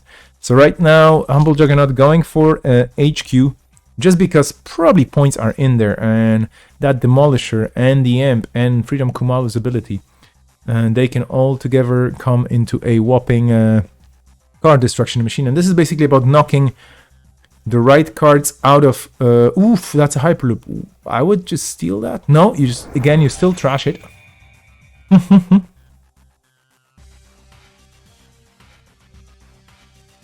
And fair is fair. You don't want to give the Corp any money. We have 2 face-up agendas in the bin. That's 3 points.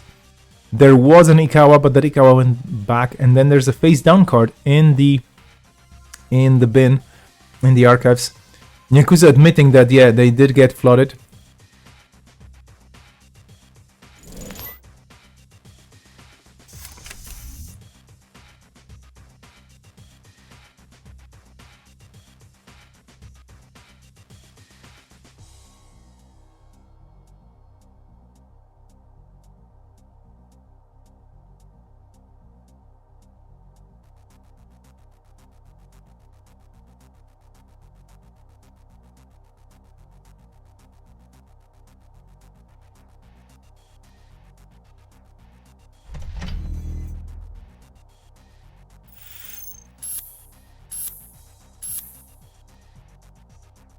Aurora Salvatore.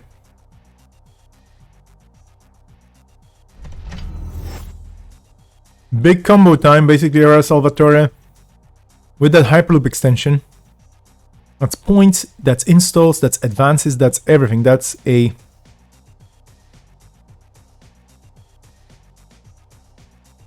That's basically definitely what you want to see here and what you want to have. A combo turn, if I've ever seen one. Humble Juggernaut, though, not out on the ropes, just getting money. Not the perfect situation, but the setup is there. You just have to apply the pressure in the right spots, and you do need the money for that.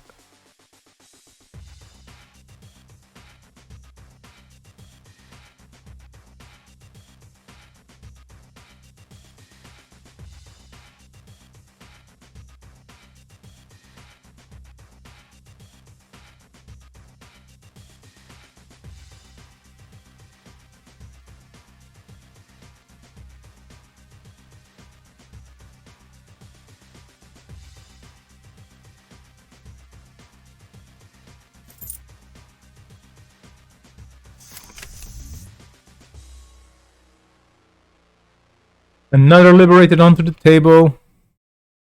Still missing the graphics. I'm gonna sort you out, liberated account. Just not yet.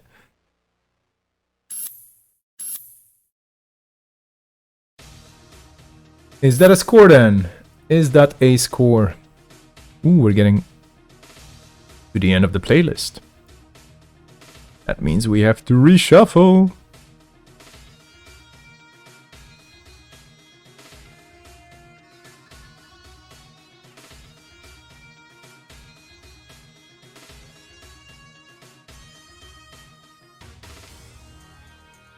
That is a Vitruvius with a counter, 2 Vitruvius counters now, so both of these agendas might be going back into the corpse hand any moment. This is a big thing because the corp is on 7 credits, which is a good amount, but also on 5 points, which is an even better amount of points because you can just Vitruve for the win. Question is, do you have that play in hand? Do you have a Biotic? And this is probably what Kumalo is going to be looking at, although again, was Biotic banned today? Let's take a quick look. No, Biotic is absolutely in the game, and looking at this deck with all the fast advances and the rushes available, and with that Arella, I'm pretty sure this is all about putting a lot of pressure on the runner and just scoring out as soon as possible. This is turn 11 and the corp is on game point. The runner, unfortunately, not having a lot of luck, although I would just say this was Humble Juggernaut's options here, of course. They were the options to either steal those agendas when they were accessed or trash them. And they got trashed, but Nyakuza here playing skillfully around those trashes, just making sure that the runner will not be able to snatch them from the archives. And this is the problem here for the runner. Now, any other access, I'm guessing that Humble Juggernaut will choose to steal agendas rather than trash them. But then again, who knows? There are options, of course, in the game to have accesses for cards. There used to be this one card that allowed you to access all the cards in the archive. Remember that shard? Good old days. Not anymore, of course, but yeah. Raise your hand in the air if you remember the times of the shards. Jeez, that feels like a lifetime ago, right? More or less.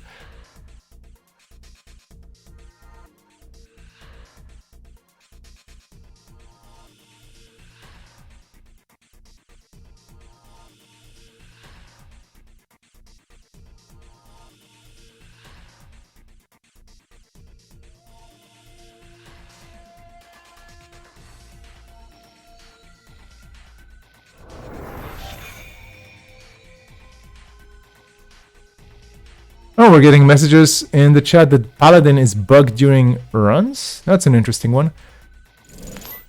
En Passant being played, and let's take a look at what En Passant does.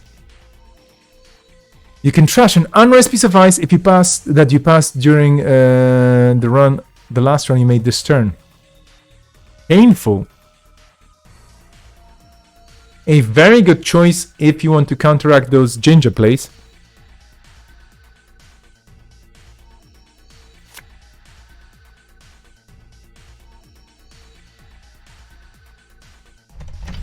Oh, I just realized I mistyped things. Haha, well anyway.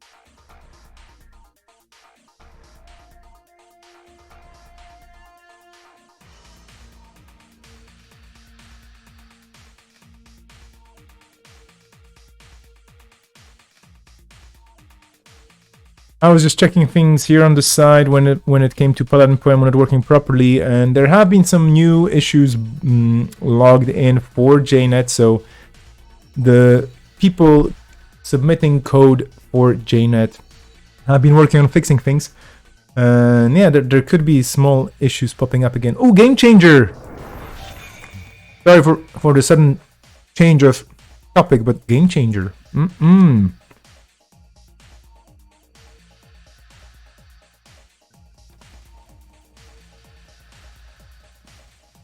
It is indeed a sad imp with those Vitruvius counters, but hey, it is what it is, and this sports metal is imp resistant. It's impressively impervious to imp. Wow. I'm so cool sometimes. Well, anyway, thanks for the happy chat, by the way, indeed. Let's take a look at the timer, shall we?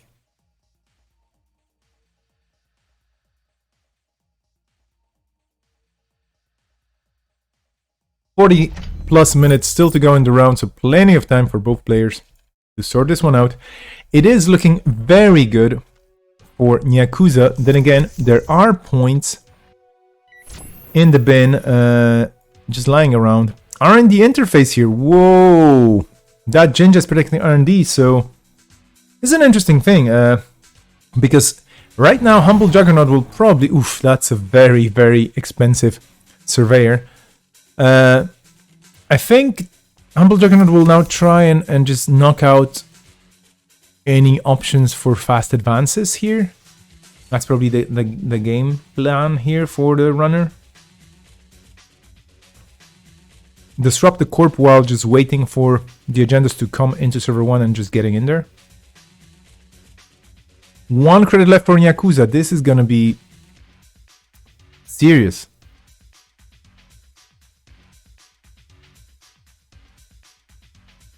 Rushing that Jinja, as one should. Even though with 1 credit, Nyakuza cannot really res much.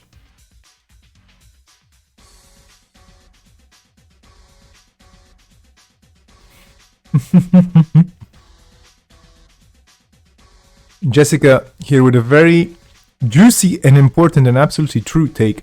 If you trash important stuff as the runner here, you're essentially helping the corp draw it quicker because you just trash into the archives and the corp is like, hey, I have 2 Vitruvius counters.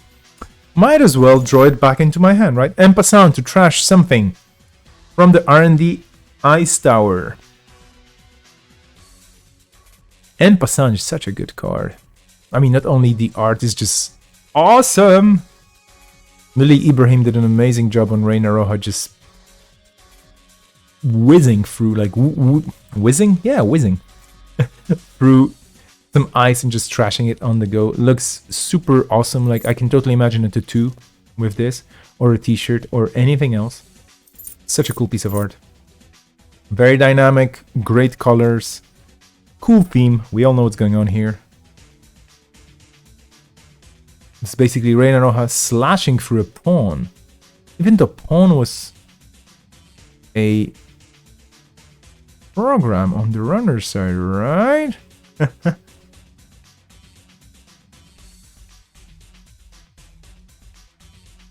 But still, basically, if you're Reina Roja, you don't care about pawns. And en passant is, of course, a term from chess. So, you know, that's why you have a pawn here.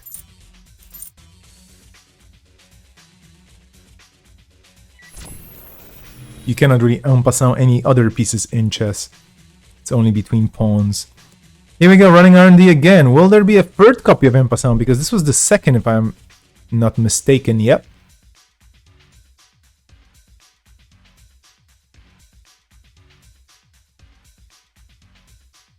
These are a very good plays because basically the Surveyor gets weaker. And if there's a third en passant, the Surveyor is going to get even weaker. Humble Juggernaut does get accesses. I don't know if I would be trashing anything, that's the question. I mean... Oof! Okay, is it time to run the archives?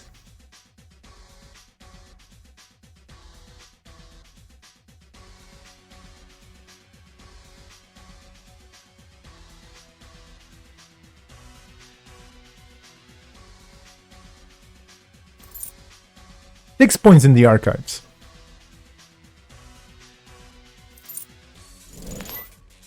Hedge fund.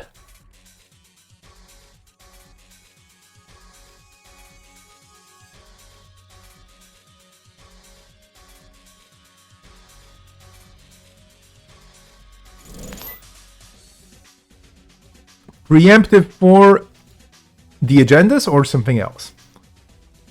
Probably you can let the Ikawa go. I mean, you're on game point here, unless you really need it for some reason.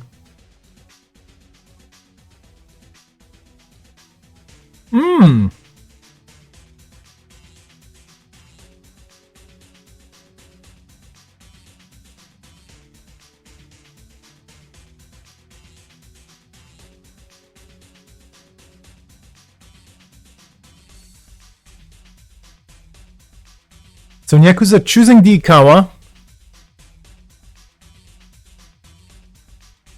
Surveyor and one unseen card, so leaving the 3 points in the bench, just saying, yeah, I don't care. I mean, even though that Vitruvius is basically the win here. Here's why this was the choice. I mean, then again, it's probably better to have it in the bin, because the worst thing that can happen to that Vitruvius is getting stolen. But if you just get a Biotic, bam, you just score it from hand and that's game. Unless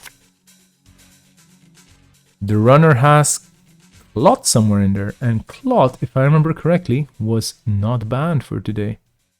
Indeed. So if you slot the Clot,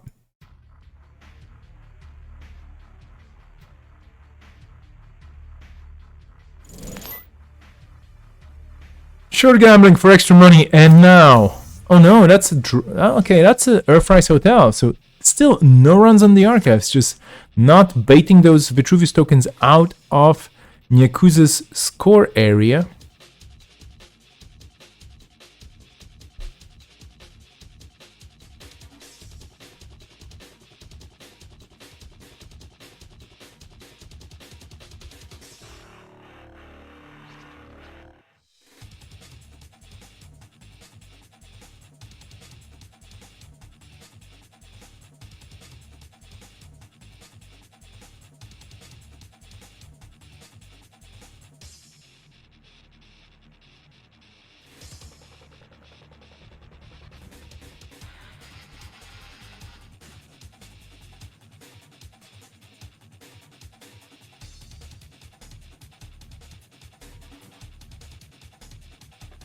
Humble Juggernaut kind of sliding around in the economy. I mean, you don't need a lot of money here to play this deck, but you will need a lot of money to break through all those protections. Server 1 getting a single advance card, and this is basically it. This is Nyakuza saying, hey, this cannot be the first Vitruvius, but it could be something else. Are you going to run this? Are you not going to run this? What are you going to do? Humble Juggernaut has to do something to contest this, because this is potentially game point.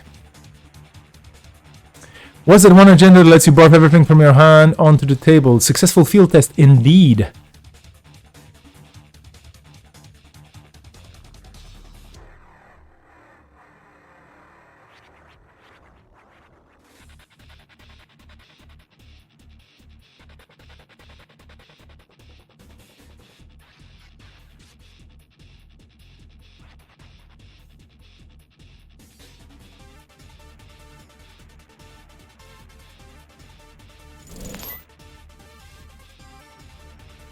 Run amok onto that remote.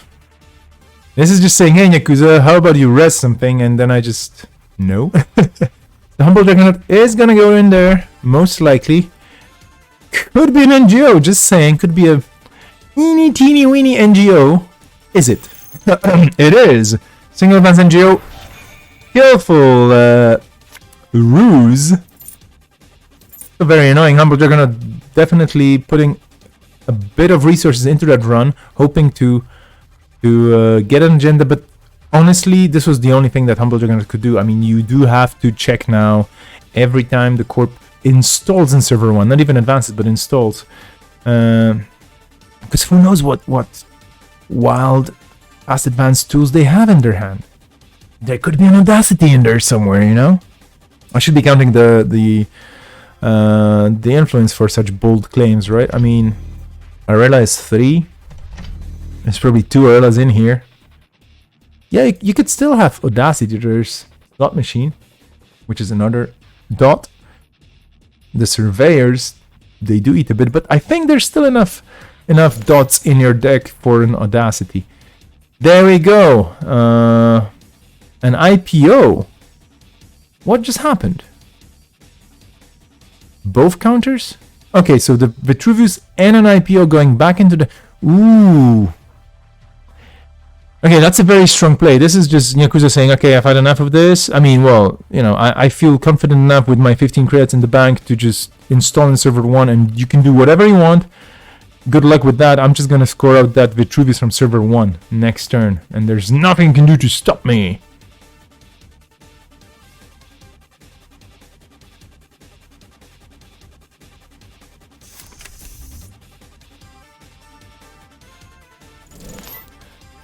Here comes a legwork. Never skip legwork day in the gym, people. Ooh, Gatekeeper, sweet piece of ice. Probably, you know, could have also been, I don't know, like a bouncer instead of a gatekeeper, because sports metal people, you know, letting you in, or a security, I don't know, like a security person on a stadium, not letting you in, because gatekeepers have been very, very often present in sports metal decks. Getting that single Meridian, because it doesn't really matter right now, you just take it on board, so to speak. Although the thing with Meridian is, if you choose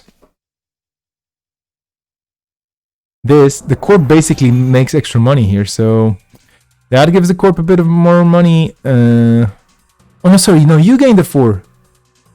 No, the Corp gains 4. Sorry, yeah, so that's, yeah, that when that fires, and the Corn would be getting the money. Oh, there we go. The Corp would be getting the money unless they do this. So this was the runner taking the Meridian as a -1 point, because at this stage it was really kind of not important whether you take that -1 or not. You just have to stop the Corp from winning. So Sports Metal here getting a good win with 7 points versus the runner that was trashing agendas into the bin, wasn't accessing them because there were better things to be done at that time, and time was definitely crunchy. Let's swap the sides. Let's see what table 8 brings for us in a sec. 9 tables today happening so far. Still 6, including the one we're going to be watching right now in the game. So 3 tables already ended.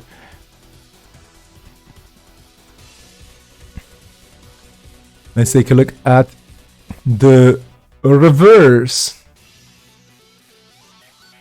And here we have Spark Agency, which is mean, and Jasminder Serene, who's totally awesome. Let's take a look at what the players brought today. It's an interesting thing to have an NBN deck, and NBN hasn't been really affected super much by today's bans. I mean, okay, on the Corp side, you do lose Bellona, and you do lose Daily Quest, and you do lose Econ Warfare, but that's Wayland.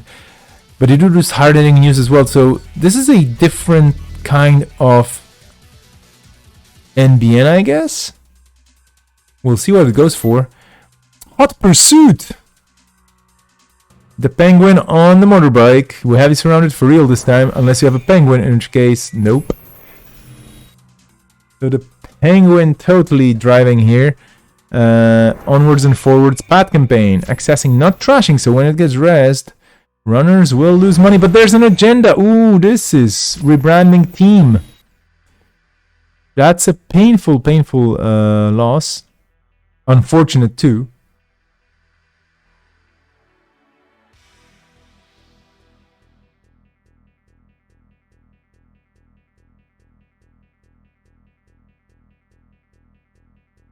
With a quote from P.T. Barnum, the famous, or infamous, call it whatever you want, but like a historically known entertainer from the good old days of circuses with actual animals and other things, which were basically terrible, but hey, we've learned since then, right? A bit, at least. Humble Juggernaut installing some more! Because the name of the game is Installation. Sorry, I was going to say tired subscriptions. My eyes being tired. Tiered subscription, of course. Making money because tiered subscription.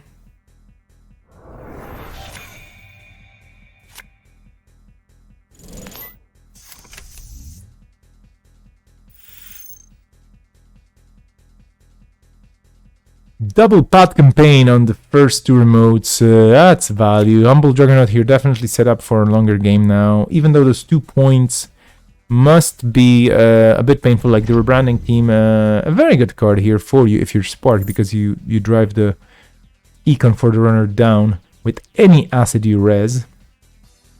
Well, okay, the first time each turn, but still. For example, the advanced assembly lines would be also advertising, but they're not. So they do get you some money. And then an unseen card hitting the table, probably another econ count, or maybe you're trying to sneak out an agenda. Who knows? I mean, this is the thing with Spark. Chances are.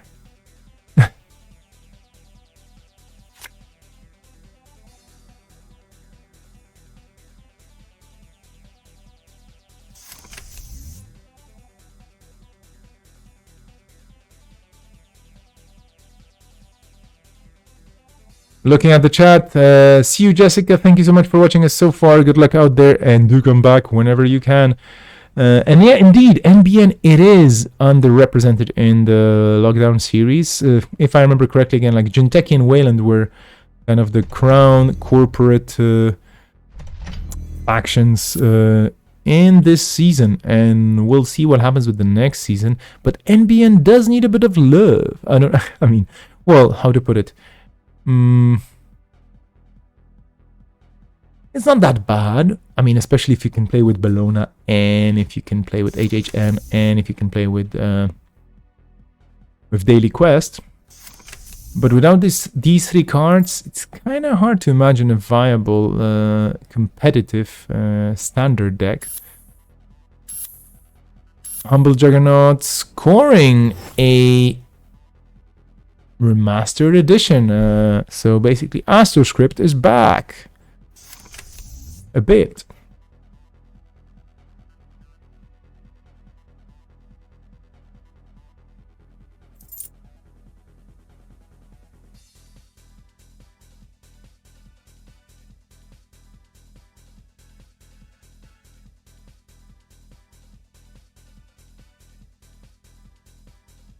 In case you're wondering what the flavor text is on Remastered Edition, well, you just have to play some video games.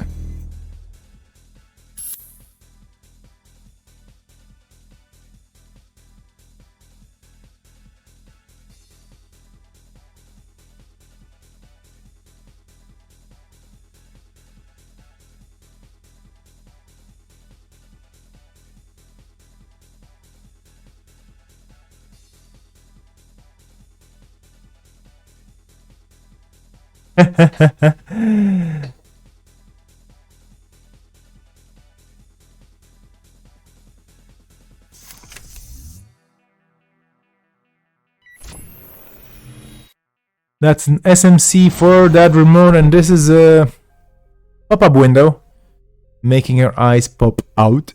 Try to close it. Go on, see what it does. Ha ha ha ha. Chaos theory. It causes more chaos. That's my theory, at least. So yeah, this is of course an advertisement. So guess what? That's an extra tax. Hydra, which happens to not be an advertisement, but it's a big, mean, multi-headed sentry which does terrible things to you if you have tags. If you don't have tags, you're fine. And Nanotech is not gonna be cheap here, but will have to do the trick. Yakuza, fortunately for him, has the money to pump it up, so to speak. And again, it's not cheap, but hey, you do what you have to. And the rebranding team is off the table, and the corp is not going to score it. And this is big.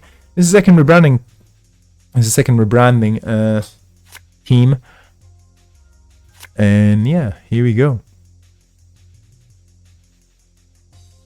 Green Hagel in the chat, also known as Mark, has something really cool that I haven't really used yet, and I will. I'm going to put it on a website because, spoiler alert, I'm working on a website for Lockdown and for Versus and for some other things, and of course it's a very amateur thing, and it's going to look very simple, but there's going to be some fun facts, there's going to be a lot of text because, you know, I like to write. And there's going to be some statistics for Season 1 because Mark is an awesome person who looks into numbers. I looked into some numbers as well, but not as in-depth as he did. And there's going to be a cool spreadsheet in there with loads of cool things. you will be more than welcome to visit that soon, because since this is the last lockdown for the year, I will have some time to work on things that are not related to just streaming. Other things should be happening around this format, this event series, and whatnot soon. And Versus, I will remind you of later on before today is over. But now is not the time to talk about other formats, because here we have Humble Juggernaut Rezzing that tour guide, which has a silly 4 subroutines, which makes it too expensive for Nanotech to break, or maybe not too expensive, but you could still keep rezzing subroutines as the runner breaks things. And here Yakuza decides to not really go all in because they need the money. And yeah, that Paulus Cafe is good value for money, but if you don't have to, you don't have to. That daily cast providing value. Earthrise Hotel for the extra draw. Caddy Jones for the economy, because economy will be needed to contest this board state at some point soon. Although for now it is still pretty flat.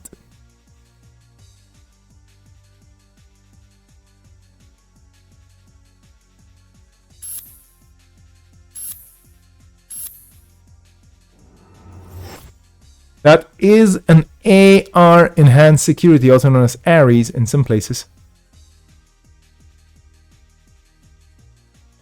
A little over 22 minutes left in the round.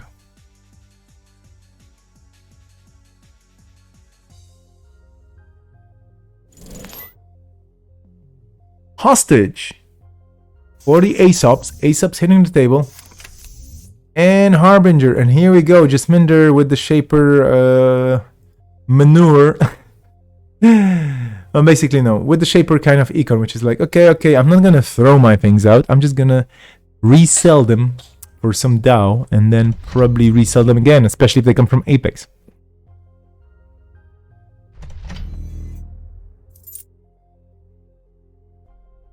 Multiple remotes detected with multiple things on them. That's a Mamba Temple. That's a Malia Zuloka. Oof. Talk about blanking the Aesops.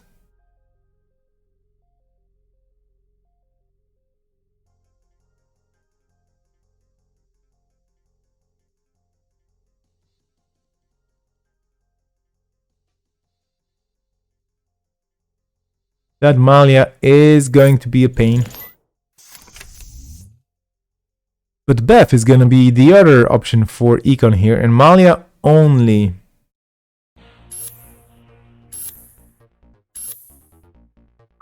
I should not be talking about Malia here. The big thing is the Beal. That's 5 points for the Corp.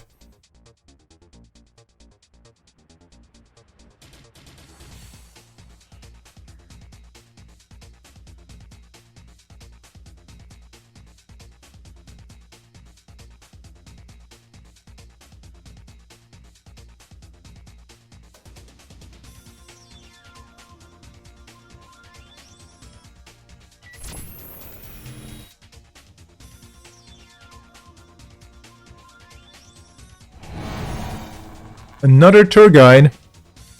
We're probably seeing most of the ice already for that deck. This Spark is going very horizontal. For good reasons, of course. I mean, that Ares is making sure that you're not going to be trashing a lot of stuff.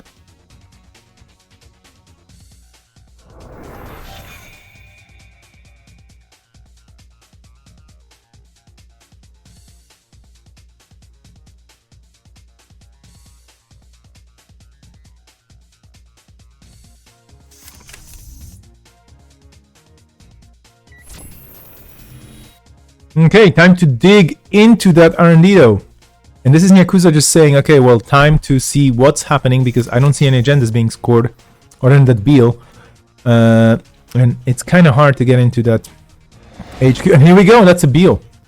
This is getting serious, and that R&D interface double is gonna be a big liability for the Corp if R&D cannot be protected a bit more.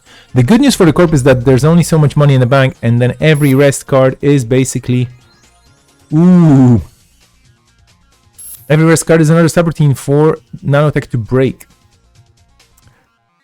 I believe that's a score. That's game. That's a Beal. That was a very cool game. Dang, GG indeed. Close game. Very well played by Humble Juggernaut here. What a game. But let's just jump out very quickly and let's jump into a different table. Shall we? There are two table fours. This is confusing. I believe we're gonna jump into Longy versus Dunch. Bum bum bum. So both players not first timers when it comes to this format.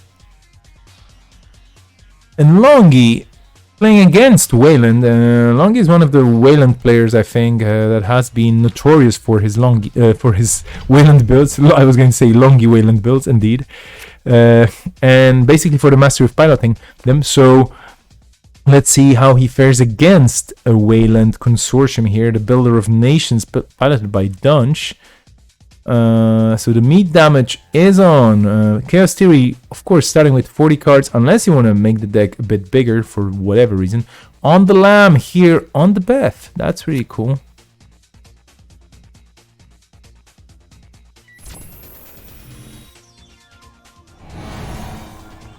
Icefall on that remote, and Longy already paid the iron price for stealing an SDS drone deployment earlier on. Both players here playing to their routes. I would just say they both are quite rich. They both are quite well set up. Now it's just all a battle of wits at this stage. We're not fighting for speed. We're not fighting for the right cards. There has been quite a lot of cards already used on both sides and played and discarded and whatnot.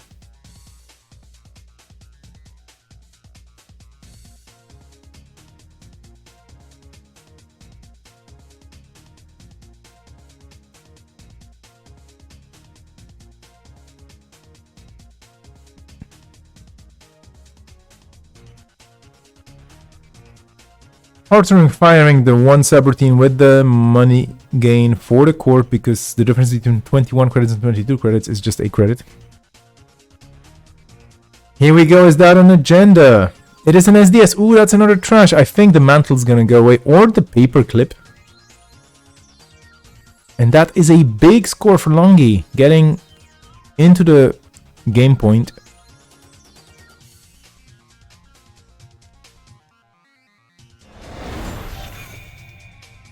Paperclip going into the bin for a second, because you can still rerun a server and install it if you don't want to risk it being trashed by any pesky corp cards. Thing is, this is the only paperclip in this deck, most likely. You probably want to get it back as soon as possible.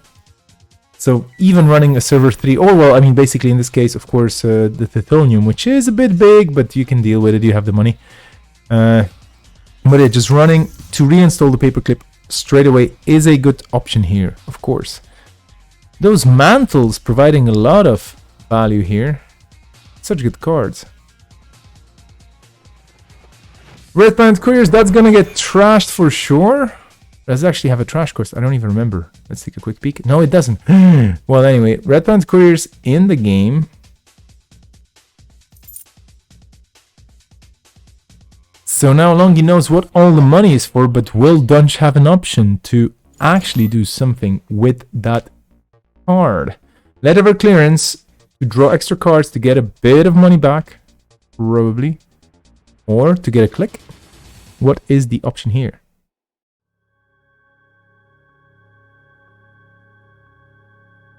Yep, getting that click back. Hedge fund for money.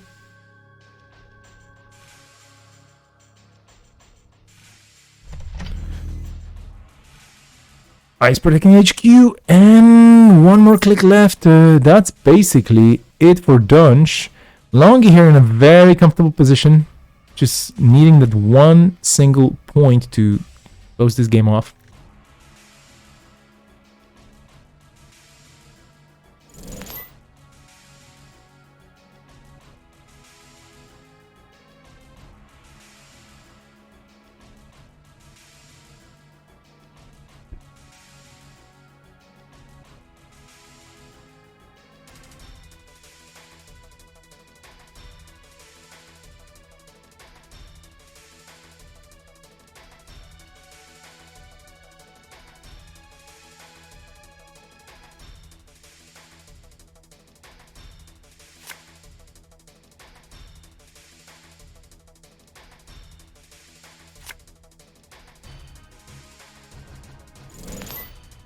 And here we go. Will this be game? The Maker's Eye, a strong play here. Longy with enough money in the tank that Netmerker and those mantles definitely providing extra econ that is going to be needed. Odudwa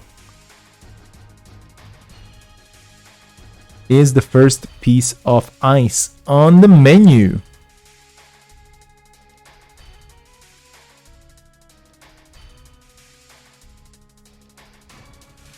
The meat damage. Crashing a copy of Maker's Eye, that could be big. Pushing through, we're gonna see 3 cards here. That could be game. Yep, that is the third SDS. Wow, that's like a... That's a big one. That is a big one. But yeah, scoring 9 agenda points. Okay, well, let me just take a very quick look. We still have a little over 10 minutes in the round. Let's take a quick look at table 9, shall we? Unless they finished already. And you have Spark versus Khan. I'm jumping into this table because Khan, and I really can't say what Khan is all about now. But we see some birds because Cyber Trooper to loot.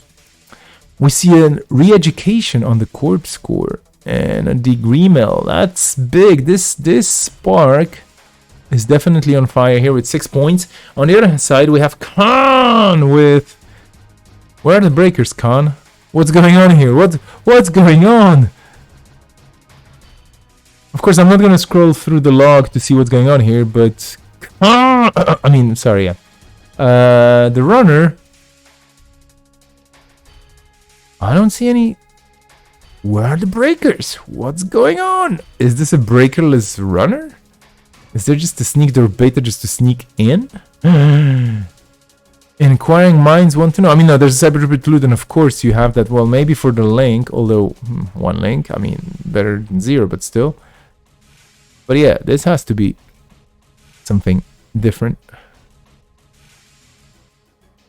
This Khan is not actually using any breakers from the bin. Let's see the corpse. NAPD Cordon. Such an evil card. We remember you, NAPD contract, fondly, but still. Manta Grid. Sweet.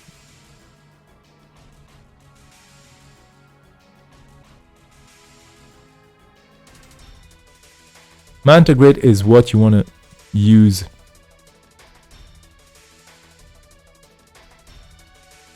Actual trace fight on IP block. Indeed, Humble Juggernaut. Why am I not playing that? Well, you won your corp game anyway with your Spark, so well done, well played.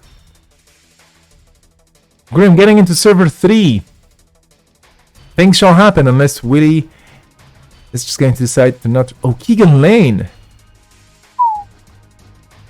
And the Degree-Mill. Ooh. Say the Degree-Mill is a troublesome card, but then again, you can just choose some cards, and indeed you choose Miss Bones and Hernando Cortez because 3 points are what you want, and you don't want the corp to score another 3 points. So Gremlin here maybe lost a few cards, but they went back into the stack, so that's not a bad thing.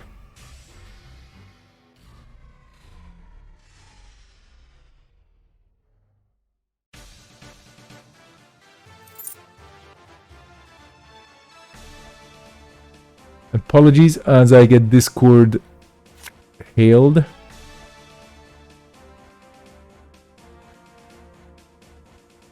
Okay. A little over 10 minutes. Well, actually, no, not anymore. We're under the 10-minute mark.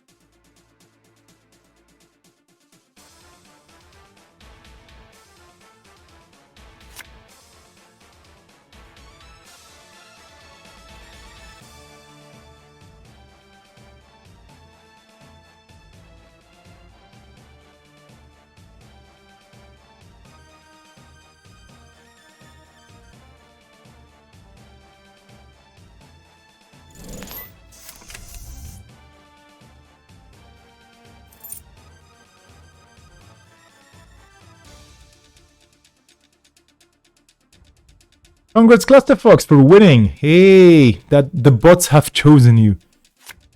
I hope you feel chosen by the bots. In the meantime, I'm preparing the second raffle, which is going to be a bit spicier, I assume.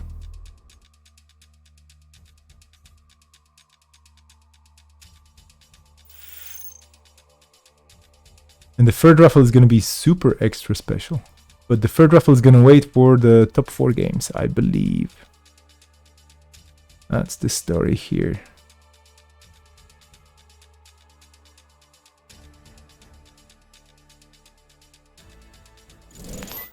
As you may know, and as some of you have already been a part of this as well, all the prizes, all the raffles and everything else, it's basically community support. It's all by you. So thank you for providing the prizes. I mean, I'm choosing the prizes, but you're the ones who are providing the people watching and the people playing with prizes, with your donations and so on. So thank you so much for that.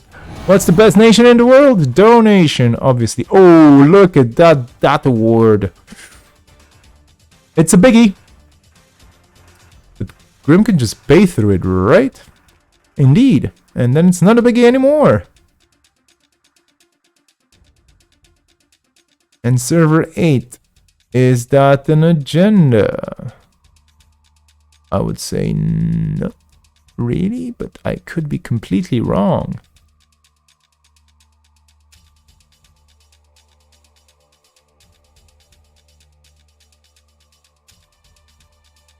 It's a launch campaign. It is a campaign for launching things. It is getting launched into the trash.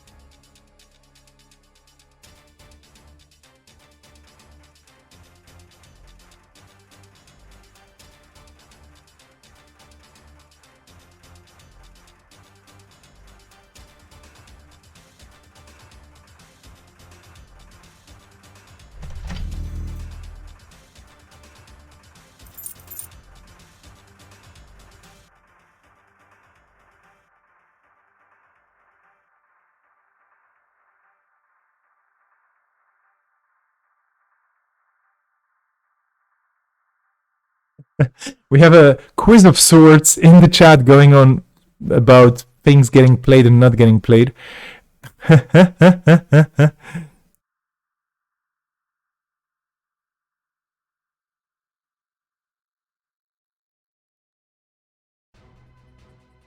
No.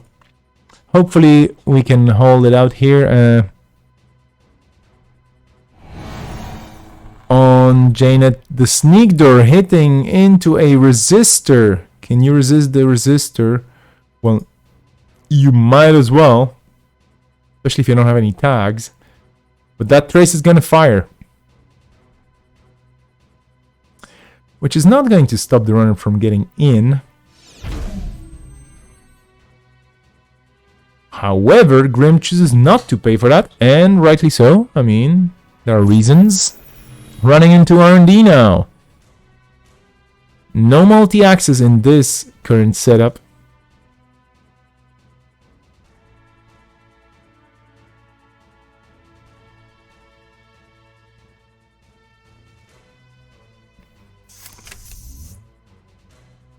Chameleon! Oh my, this is a Chameleon Khan. Chameleon!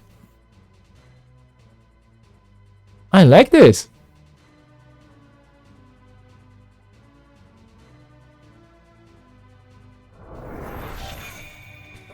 And all should cry, beware, beware, his flashing eyes, his floating hair, weave a circle round him thrice, and close your eyes with holy dread, for he on honeydew hath fed and drunk the milk of paradise. Samuel Taylor Coleridge from, of course, Xanadu, where in Xanadu did Kubla Khan a stately pleasure dome decree, if I remember correctly. That's the only line I remember from this poem, but that was my university, folks. Fun times. Here we go with the sneak door for the win. Nope. Arc Lockdown, Manta Grid, no luck.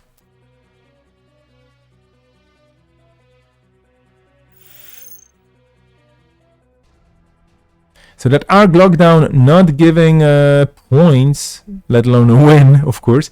But it's good to know it's there because cards in the heap. Cards in the heap, cards in the heap. Well, you could do something, but then again, there are probably better targets for Arc Lockdown in this deck than what you have in the heap right now. Server 8 getting reinforced, and that award not doing much unless somebody takes attack. And guess what? I believe Data Raven is not banned today. Nope. So that could be a Data Raven on Server 8, and that would make that award a formidable barrier for 6 credits. That you could probably not barrage through. Hey there, Taz, and hey there, Raffles. Raffles are not starting just yet, but thank you for following. There will be a raffle starting after round 2, so stick around. Thank you so much for joining. Hope you are enjoying the stream. The next raffle will be, well, something spicy. We have around 2 minutes left in the round. This is serious business.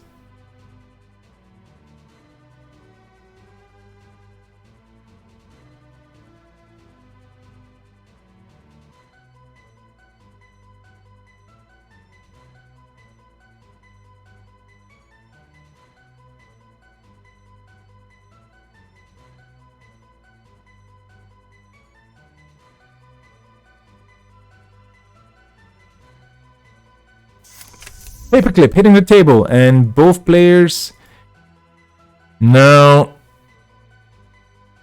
on a countdown here. This is gonna be exciting. Brookhalter, ooh, that's a lot of cards.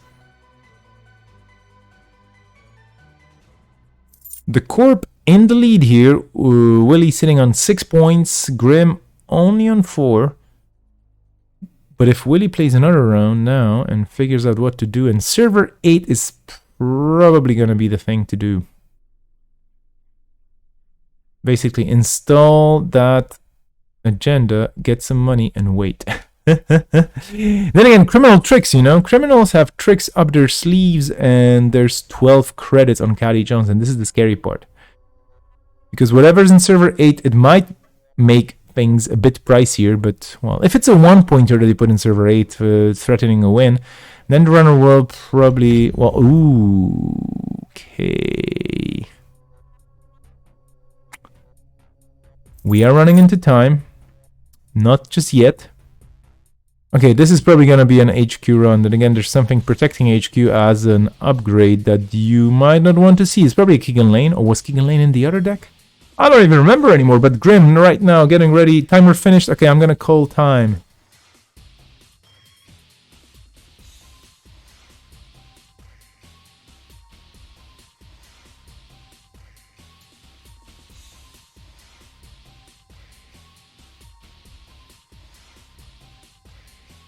Time got called in the middle of the runner's turn, so we have Grimmin still doing evil things as the runner.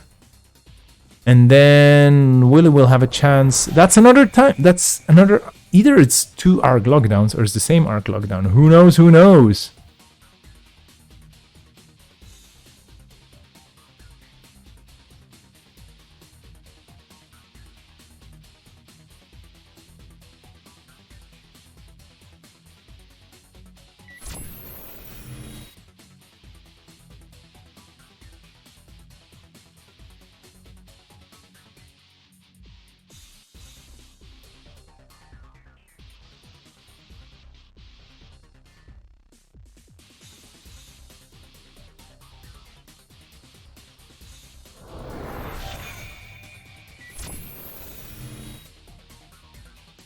Grim digging anywhere and everywhere, trying to find some points and no luck. Oh my, GG indeed. Willie doesn't have to do anything right now. The game's over.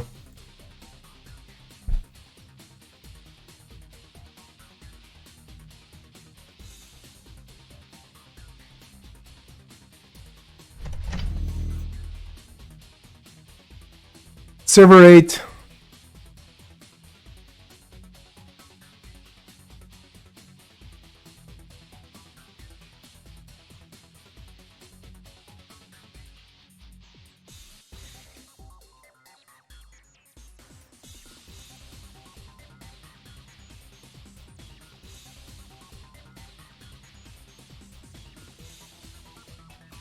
And we're going to be going into a break of sorts.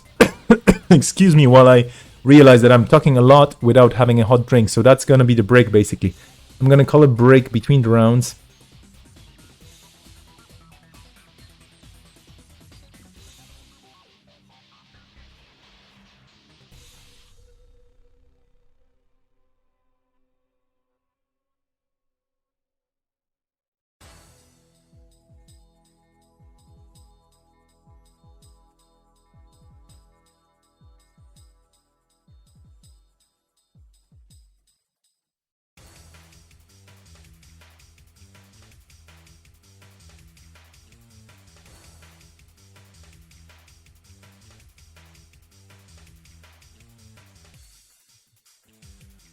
So yeah, just to take a very quick look here what's going on, I'm just gonna hop around. I'm gonna tell you what's gonna happen now. I'm gonna call an intermission for around 10 minutes and I'm gonna be back soon. But yeah, raffles are gonna kick off right before the round starts. Maybe I should kick off a raffle right now. Okay, I'm gonna kick off a raffle right now. So all the players, yeah, I'm gonna just also...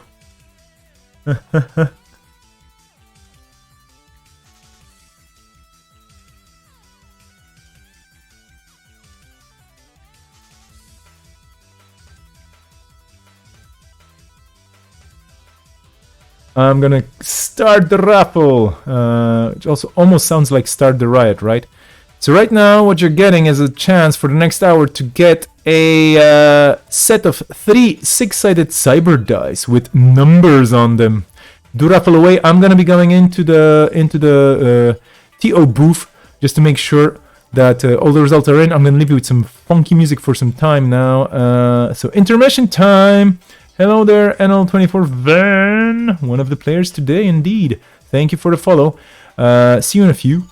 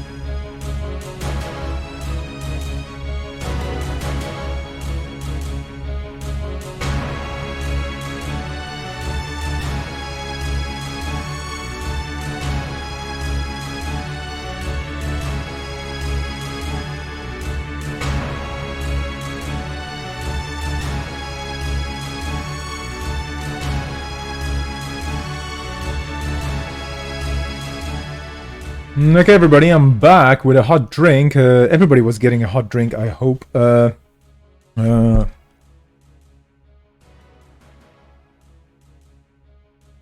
And we'll be kicking off. Yeah, people are making coffee, people are resting for a second. There was a bit of an extended break. Just to let you know what's going on, because I should update you, my dear viewers, with the scores. So let's take a look at Cobra very, very quickly. Just a very, very quick look at the situation. It is quite interesting, and I'm gonna try and avoid the top tables, or at least table number 1, 2, 3, because we'll probably be seeing those players in the next round in the top 4. But we have Mobius Striptease, the one also known as Neo, and Longi on top here. Very strong IDs leading the pack. Also the combos, 9 and 10 points. But there's Kubik, there's Captain Nice, MCG, Dunch, Synchro, and I'm gonna be watching MCG versus Synchro now. Also Mil de Sorte and Frizzler on 6 points, so still in the running. This is gonna be round 3 now. The raffle is on. I should be switching to the live view. They're gonna be ready in a second. I mean, they're technically basically already ready. I'm the one who's not ready, but I'll be calling the games right now. People still preparing for the tables.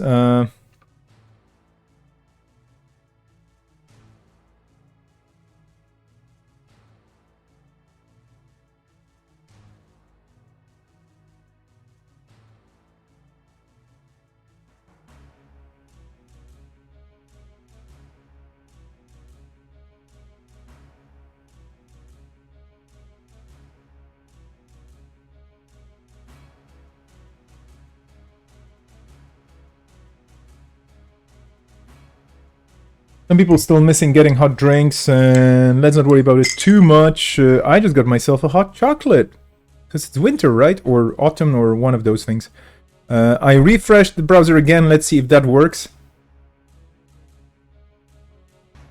Kicking off the timer, we're off to the races with this table. This is table 4. We have MCG, one of the veterans, versus Synchro.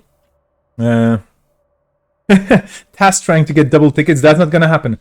Mil de Sorte, thank you for following on Twitch, I do appreciate.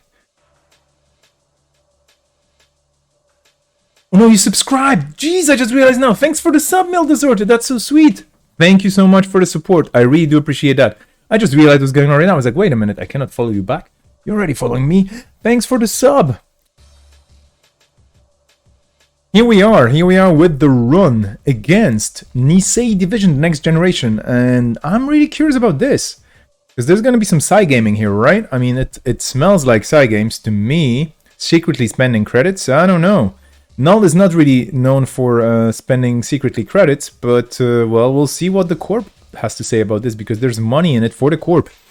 And MCG here off to a very strong start with Aiki and Ansi Biavolt doubles and Chiashi in the hand, revealed by that celebrity gift.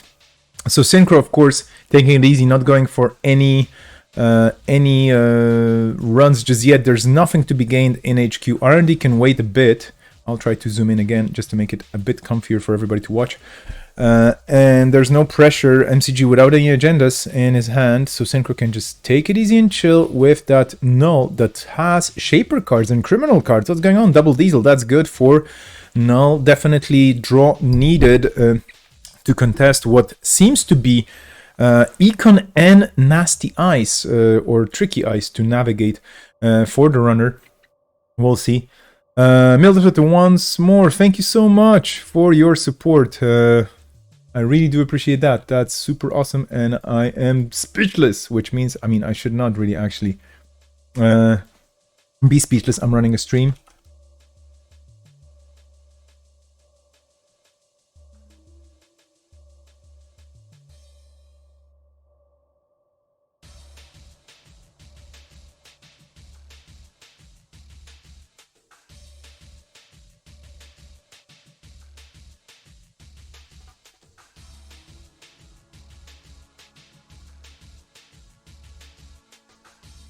Let's try the chocolate in the meantime. While some tables are not kicking off just yet, I did call a longer break, so some players may have taken it, you know, just to kind of, well, do some more serious things. Wait, is that a Sulset Island? Oh, sorry, Sulset Slums on Sulset. What? Once per turn, you may pay when you pay the trash cost. Remove that card from the game. Ooh, Sulset Slums. Serious business. And it seems Liberated account just doesn't like me today. I don't know why. Must be a bug on JNet. We have to report this. The archives piling up with cards. Let's see if Synchro will be able to contest things soon. MCG, okay on the money, but giving extra time to the runner is not gonna help the corp here at all. So now, of course, double install in server 1 protection plus something, which means upgrades, assets, agendas, who knows? Anybody's guess.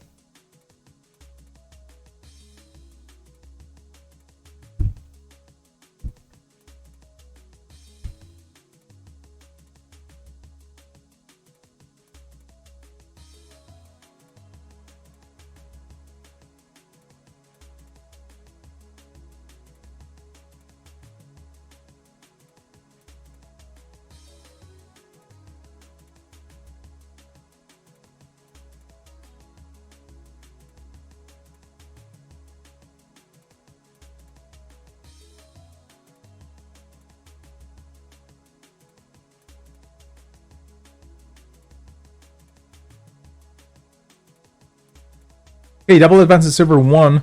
Synchro probably not going to contest that, or we'll see. Shiro running on Belgian runner juice. I'm running on chocolate. Well, we'll see. We'll see who runs faster and further with that, huh?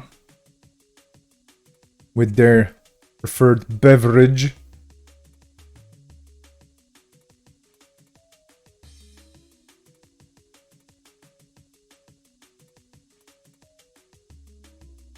Okay, here we run into that Aiki that was previously uncovered by the baby giraffe.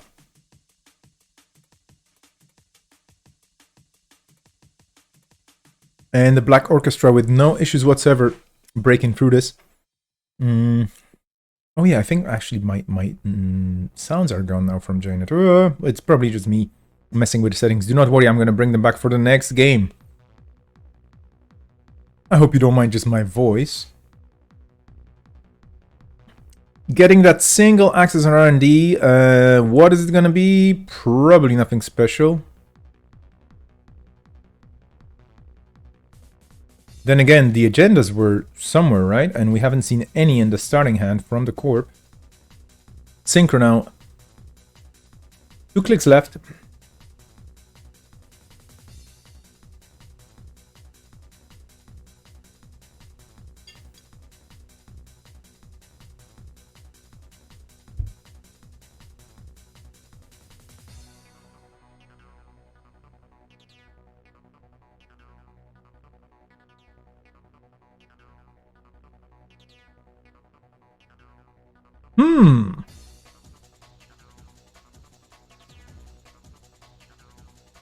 Okay, what we see here is basically MCG pinning server 1 with some goodies and advanced cards, and we did see Biovolt, so one of those cards, of course, could be Biovolt with 2 advances. Nothing else, because nothing else is happening right now, but the question is the third card on agenda now, or is it another Biovolt?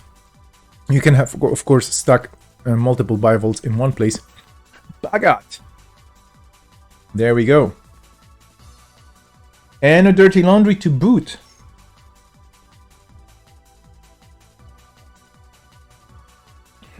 Getting into that Aiki, Black Orchestra, breaking it for 3. So, a slight tax, nothing serious.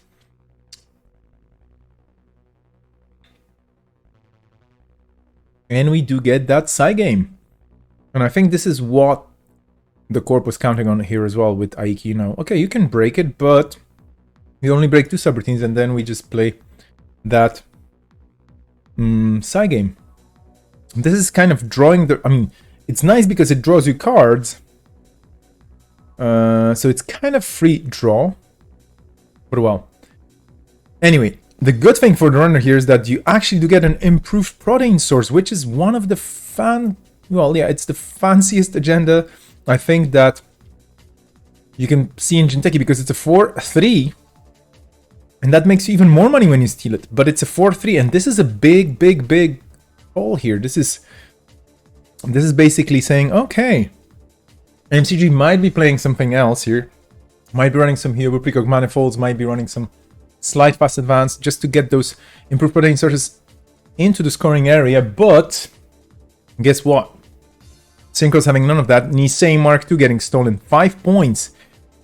Oof, the Lacosta is probably going to put a counter on something, but that's a big oof from MCG, understandably. I mean, absolutely. This is definitely something to oof about. Strategy, luck. Well, against Jinteki, you know, when you play against Jinteki, luck is a big factor. Whatever you do, just being able to dodge some things and access some others, definitely important.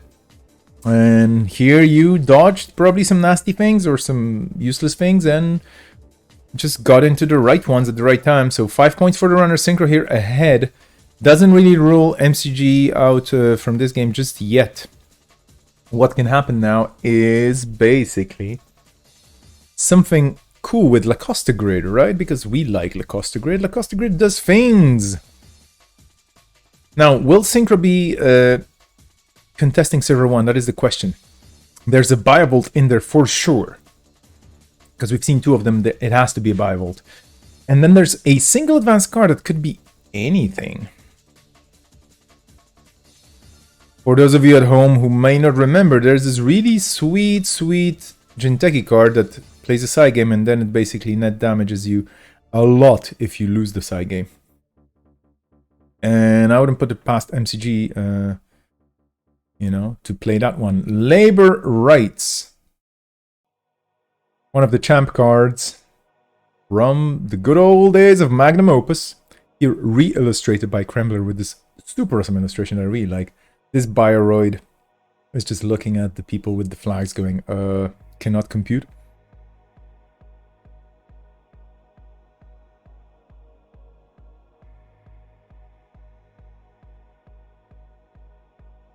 So Sure Gamble, Prey, and Deuces Wild going back.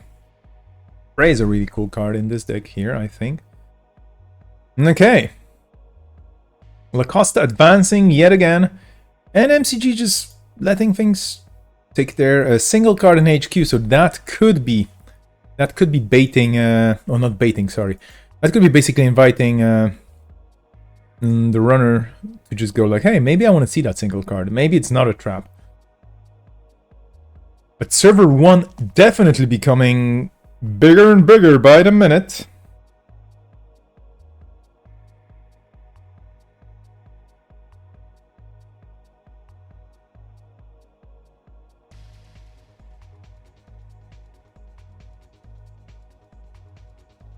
Rezzing the ice wall for a paperclip from the bin, from the hip, heap. All the different funny sounds. And another Aiki. So yeah, here's the value for Nisei Division, basically. Oh, excuse me. Breaking the net damage subs and just getting the draw, because free draw for you is cool.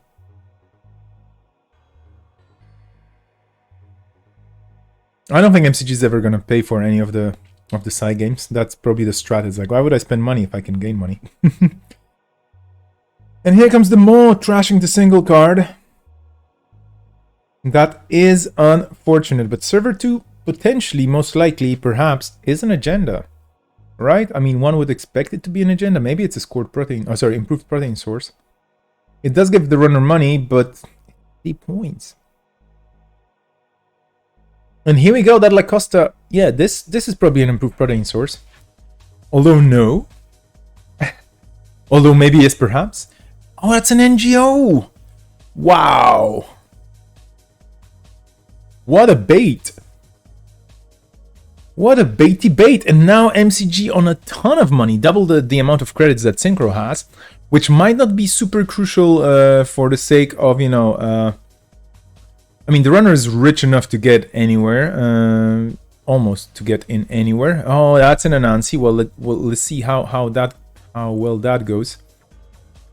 You may have to install that MK Ultra and break it for a ton of money, but hey, that's an Anansi for you.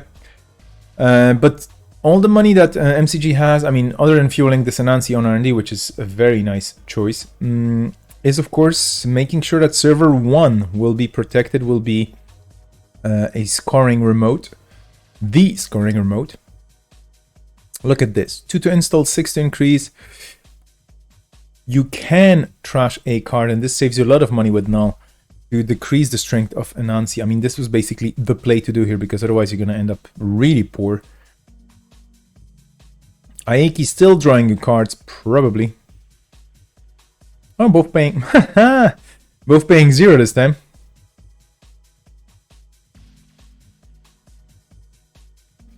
Let's see if this is an agenda. Hopefully not.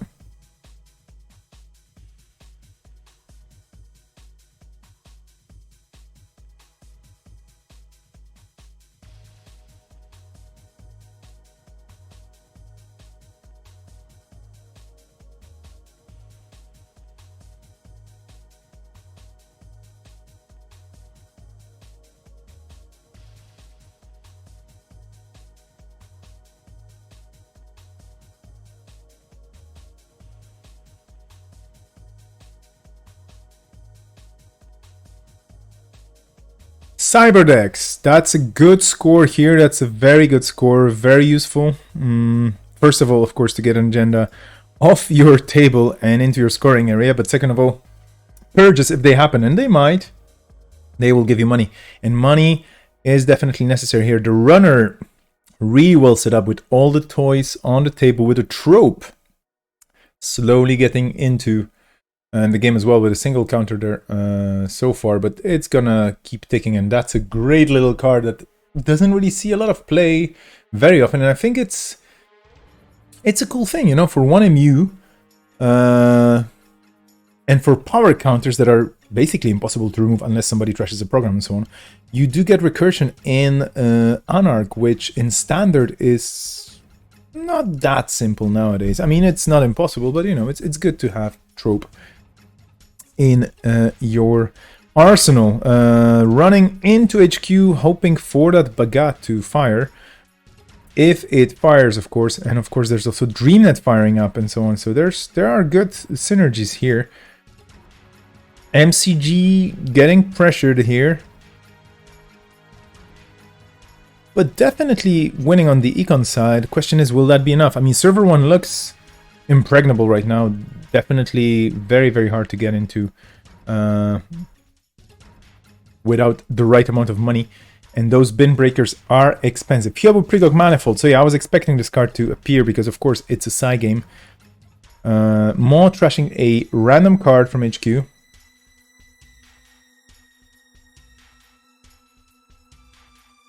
Running the... Ooh, Mind Game. Well, again, this is not...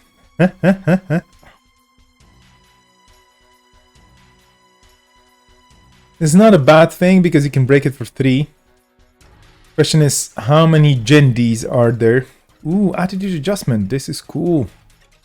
It's a Biovolt, and here comes the sweetness of Biovolt. You can just end the run with a Biovolt and say, I'm sorry, boss, but you're not getting in there.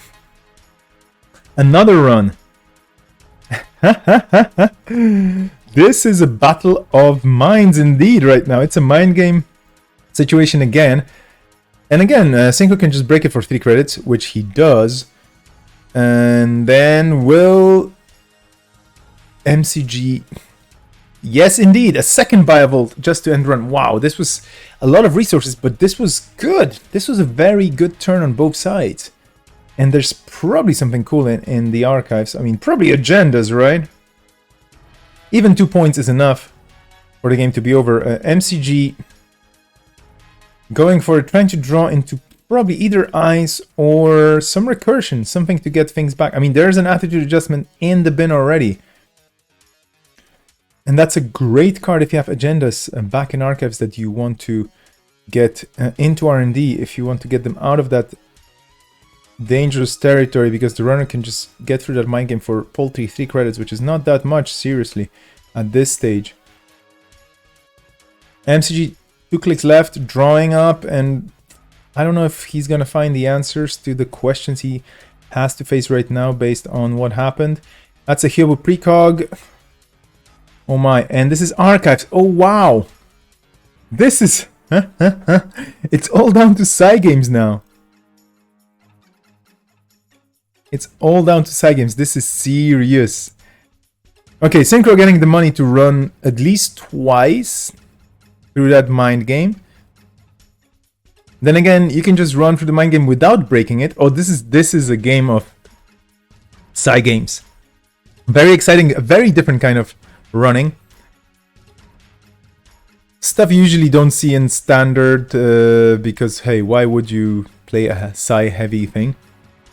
But this is Lockdown, and here we like to experiment and have fun and play interesting games that are basically using all the different mechanics and just, you know, having a different approach to the meta, which is great because it definitely gets people to be creative. It gets them to come up with decks that they wouldn't usually play in big events. It's just no. This is the Fab Lab. This is where we do funky things. Turbo Peacock Manifold paying for itself, and now Synchro is theoretically locked out from the archives because even if he gets a credit and runs through that mind game again, then, well,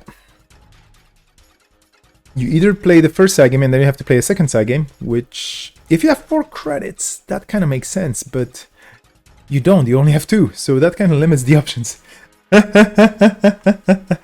This is already definitely the most ridiculous thing that will happen today.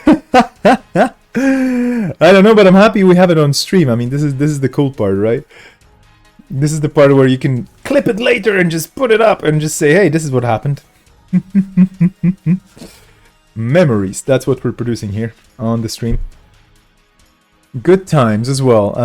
Thanks to everybody, by the way, joining. Remember, there's a raffle on. You can just raffle. Just exclamation mark raffle for a chance to win some cybernetic cyber dice of cyberness. They're going to be sent to you after this event at some point when the post office is safe enough to approach, because we live in the evil future of viruses and whatnot. I hope you're all doing fine, by the way. I really do. Another half an hour more or less left in the stream. In the raffle for those just joining. Let's just see if Synchro can contest things now. Still, cards face down. Probably another... Oh, okay, we're going for HQ this time.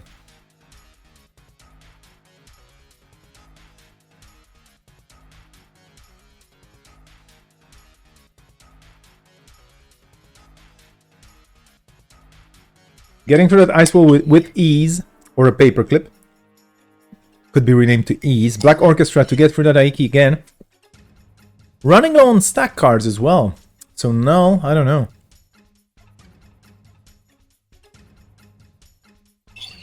Nobody paying any side games here. That's a mind game. Oh my, a second mind game or archives now. Oh well, here we go. I'm pretty sure server 1 has a double advanced buy of old number 3. Which is going to be the second most ridiculous thing ever to happen today. But well. 1 credit. Oh, actually no. It doesn't even have to. Like, you can just... Oh no, it probably has a buy of old, right? This is the third buy of old. Whoa.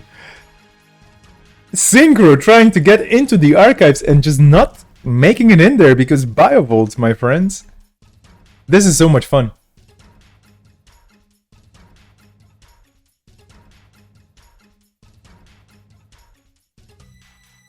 Wall to wall, getting rezzed, and let's see if that does anything good for MCG.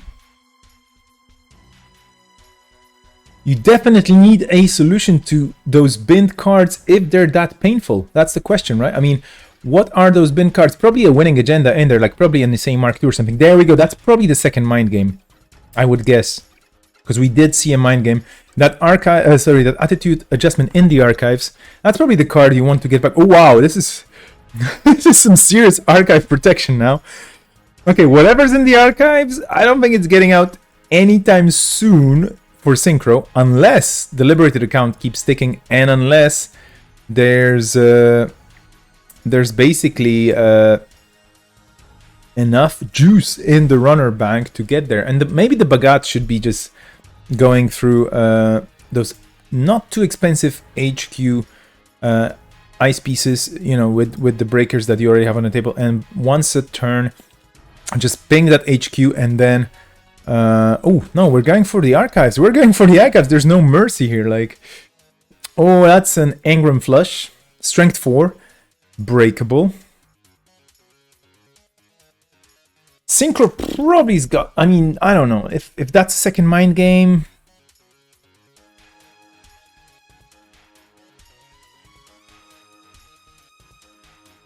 Yeah, just going in for the kill, because... Hunting grounds. Well, yeah, you do have them. That is very true. That's a second mind game, but you're still in. So I think that's game. Oof. But what epic defending from MCG here. I mean, unless I missed something, because there's probably 2 points sitting in the archives, because that Mo or the Bagat must have hit a 2-pointer. Unfortunately, I don't see MCG holding this off any longer. There's enough money in Synchro's bank to get through.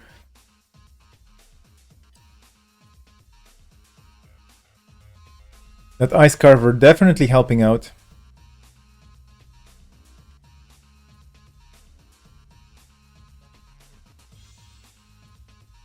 I mean, it doesn't do much of a difference. Doesn't make much of a difference here now, but like, yeah. DreamNet, there's the Nisei, and yeah, that's game. What a game, though. Like, this was really interesting, and those Biovolts, wow. That attitude adjustment, I think MCG was trying to hunt for a second one, and save that Nisei. That's just a single agenda, and this is the thing with I mean, well, okay, use the 3-pointer, use the 2-pointer. It's, you know, it doesn't really boil down to improved protein source being 4-3 with a bonus for the runner. But yeah, that was very unfortunate. And that's this kind of a pinging damage from the runner side with the Bagat and the Mo firing. That must have cost, was meant to be indeed. Okay, let's take a look. That was the first game of this matchup. Hey there, Synchro, you're going for the tickets for the raffle. They should still run, I assume. Yep. Okay, let's take a look at the reverse. That was not the second game, right? That was the first. And then in the meantime, of course, if you're watching, do take a look. Oh, I'm gonna, maybe I'm gonna try this very, very quickly. Maybe this is gonna work. Oh,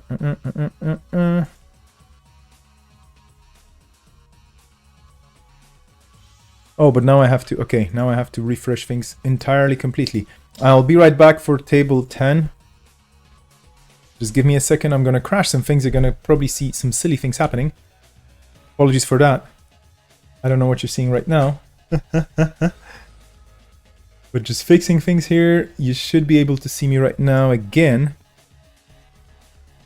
You're seeing how the sausage is made. Okay, anyway, competitive. And we're hopping onto the table we were at, which was table 4. For the rematch of Synchro versus MCG.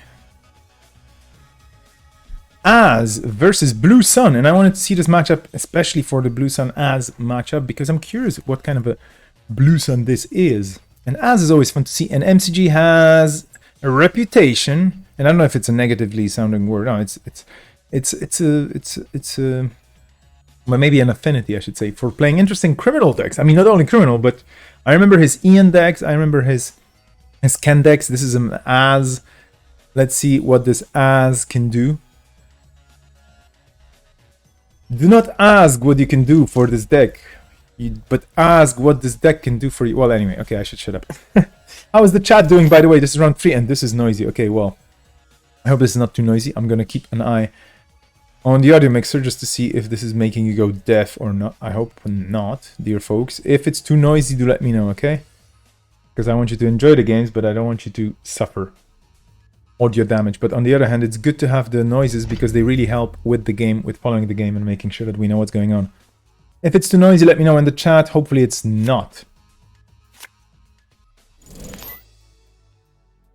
Dirty Laundry into R&D, such a crim thing to do. 5 credits and Mass Act drawing up a ton. So MCG already well set up here. On the other hand, we have Blue Sun, which is not going to mess around either. Oversight AI, one of my favorite cards in the game. Data Loop. I'm not saying it's a risky play, but it's not such a big gain, is it? That probably means that the Corp doesn't have any better eyes to Oversight AI for. Because, you know, I mean, there are better targets. Orion, for example, would be so much better. But maybe there's just no Orion in the Corp's hand, of course. And Data Loop is still a good pick, but, well, anyway. Here we go. Here we go with the Bravado through the Data Loop. This is such a good play because you can just put 2 cards back that you probably would have to discard if you cannot play them. It's like, oh, thank you, Data Loop. And then we end the run, that's okay. I still get money from Bravado. That's just opportunistic playing here. But at least the Oversight AI doesn't fire, so... sorry, the Oversight AI does not fire the trash effect, of course, because you didn't break any subroutines, so good enough. Daily casts onto the table, money in the bank. So yeah, MCG is just building up slowly. And of course, the Data Loop going back because you need the money. And Blue Sun, probably again one of my favorite Wayland IDs. I think I loved to play Blue Sun back in the day because it's just so unusual that you would take your cards back into your hand. And then Sports Metal, again, like a card that kind of powers you up if you lose agendas or if you score agendas, so that was also nice. Here we go with City Works Project with 3 counters on it. The dedication ceremony doing hardcore work. And yes, well, could be painful, but hey, instead you could just legwork into the HQ. Preemptive action, Orion, there we go. And let's see, oh, okay, that's fine then. You don't even care probably about server 1 now, you just go R&D or HQ again, maybe. Then again, 2 cards are already the ones you know. So 1 in 3 chance of hitting something that you don't know. No, let's just go with a bank job indeed. The job in a bank.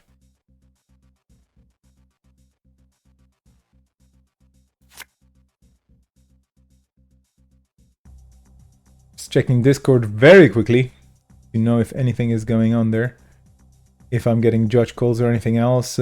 Fortunately, nothing happening super smooth today. Other than that one issue in the first game. And other than the... what's their name again?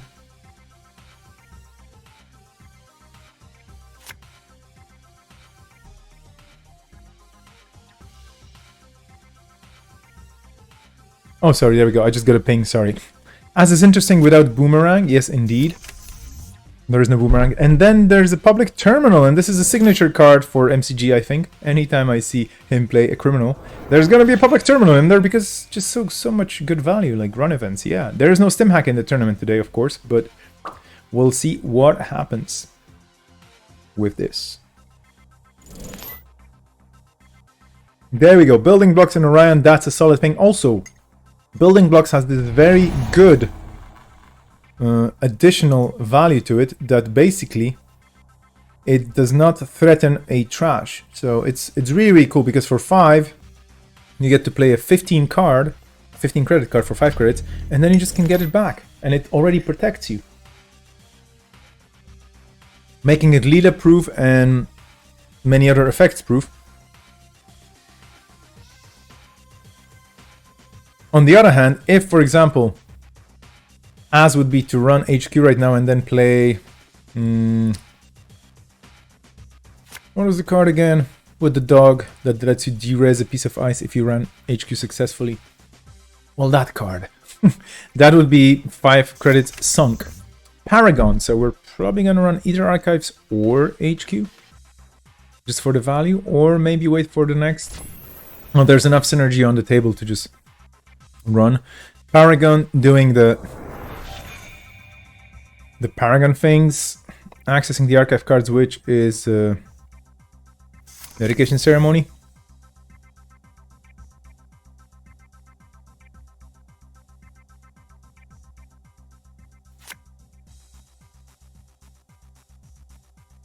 Synchro with all the money in the bank, with an Orion in hand.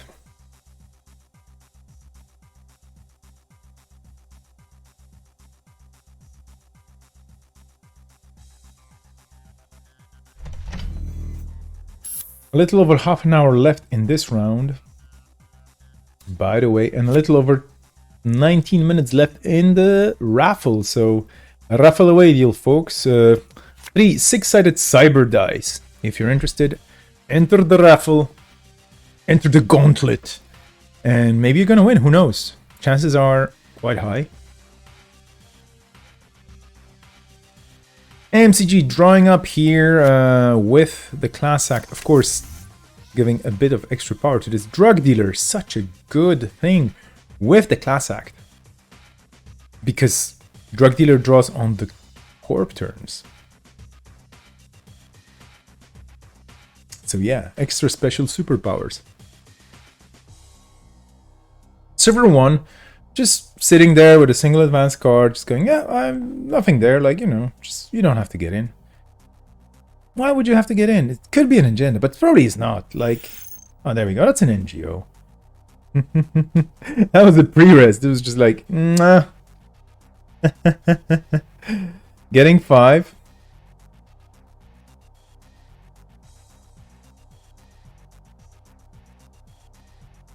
That's interesting, choosing to just resident and take the money. Oh, well, okay, fair enough. You do need the extra clicks here. Oof, yeah. Consulting visit for another dedication ceremony.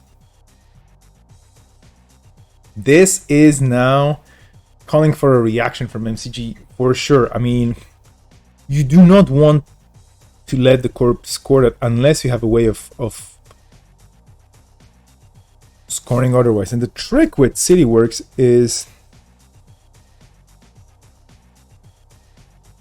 you don't pay this as an extra cost, but then again, so you just have to deal the damage to yourself if you access it, even if you don't steal it. But then bank job, you can just run bank job, and it's a bit of a, okay, what do you do here? I mean, 1 click left. Do you run this? I mean, this is 5 net damage and then... Oh, sorry, meat damage, and then do you want to... Yeah, you're not gonna risk the... You're not gonna risk the data loop in there. You're not gonna risk the potential punishment from Wayland said. I'm just thinking, CityWorks project, yeah, okay. That's gonna get scored now, and that puts Synchro strongly on a match point. And yeah, very good point. Dropping that hunting grounds here with the data loop, that's an interesting play because it does save you the 2 cards.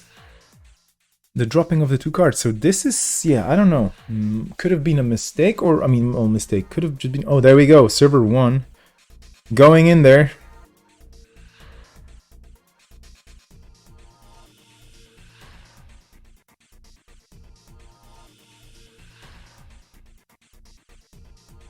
Oh, that's an undo click, public terminal, and here we go. That's a free one, basically. That's a free inside job. You're getting with 2 public terminals for free into the toilet to hack the corp from the inside. From inside the toilet.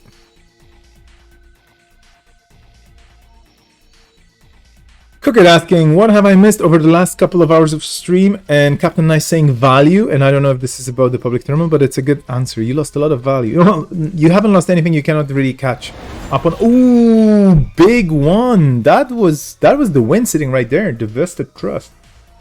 Oh, sorry, Divested Trust.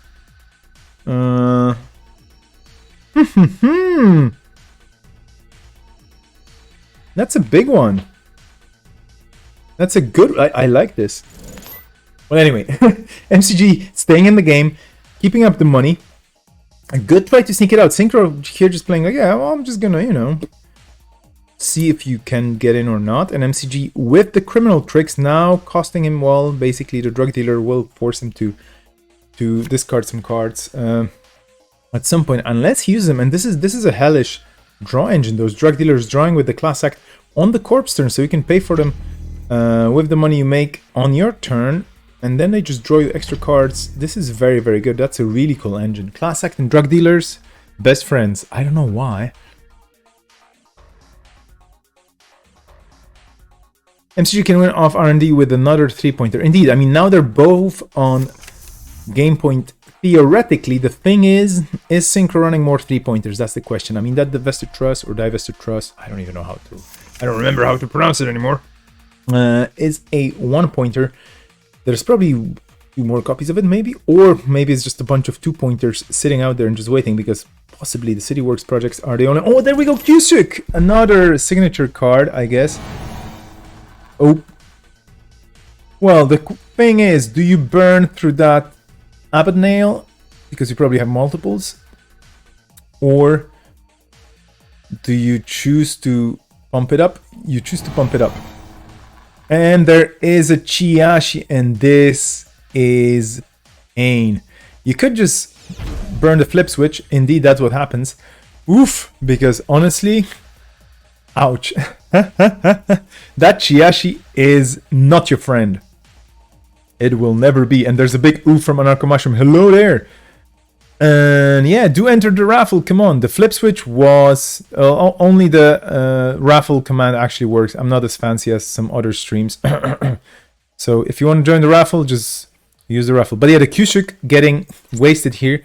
Big hit for MCG, but then again, I think in the exchange of, econ for other things, that was... You're still in the game. That's important.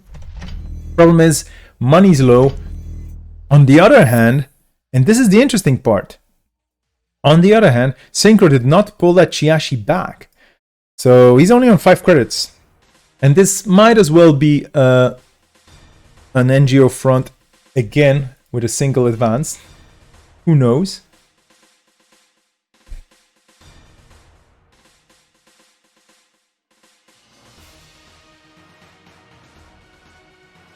We'll see.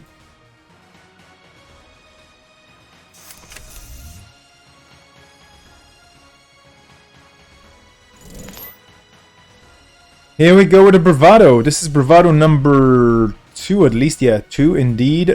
Going for server 1 because what else is there to be done, right?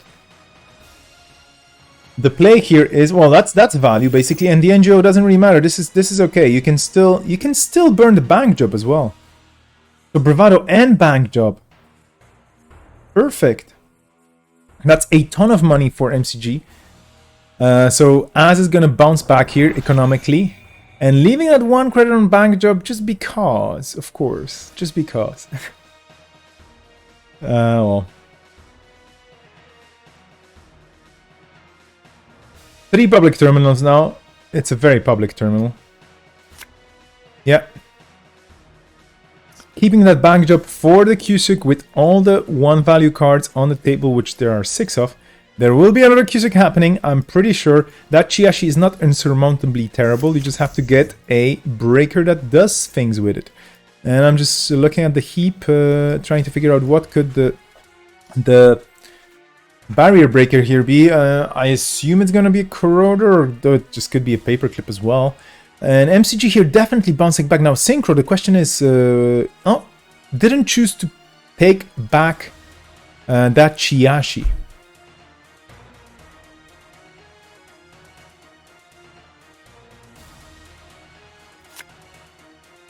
Hey there, Baramu. I don't know how you missed the lockdown, but the lockdown missed you as well. Oh.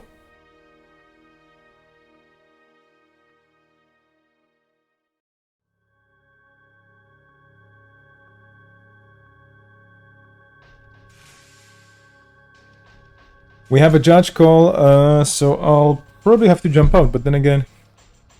yeah.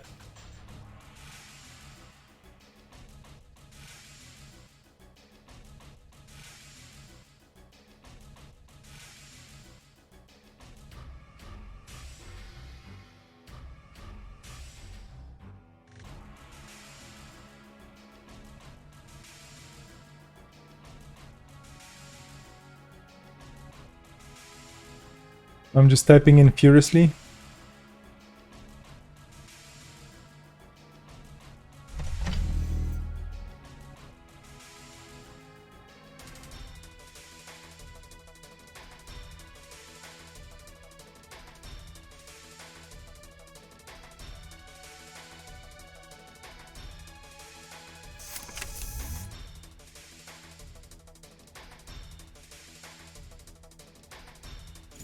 Rotor onto the table, and here we go, off to the races. That Chiashi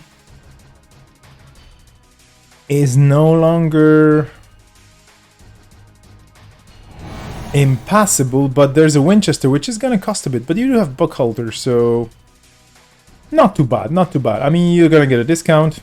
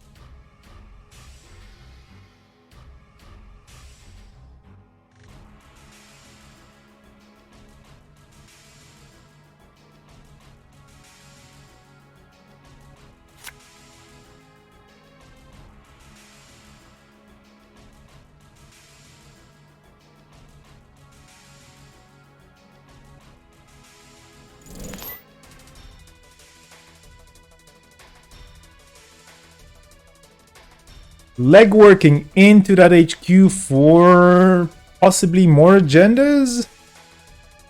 Apologies for all the clicking in the background, we had a very quick judge call. Thanks so much to Humble Juggernaut for being everywhere at the same time.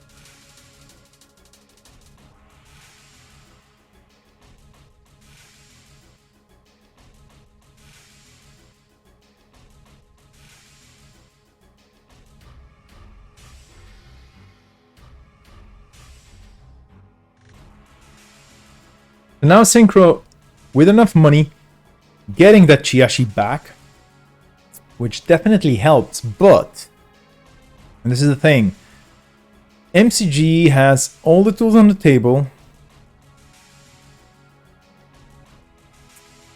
extra super duper power draw, and there is the chance of a Kyushu coming very soon. And, you know, with Kyushu you just have to find the right agenda, just the 3-pointer, and win. So let's see.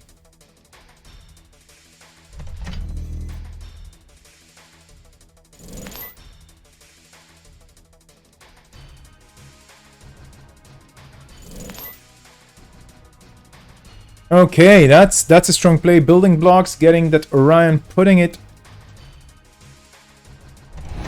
onto R&D, which is not that big of a deal, but it's definitely a discount because there's 12 credits in the bank. And that's the play here. I mean, if this is a Chiashi behind at Orion, then ouchie. Dirty Laundry on Archives, I'm pretty sure, indeed, because you want to pump up the volume and the data sucker, or the data sucker. Thing is, you could just go in for the kill and use Abanail to bypass Orion. So we'll see if this is what happens here. A lot of cool banter in Discord at the same time, but I'm back to you folks.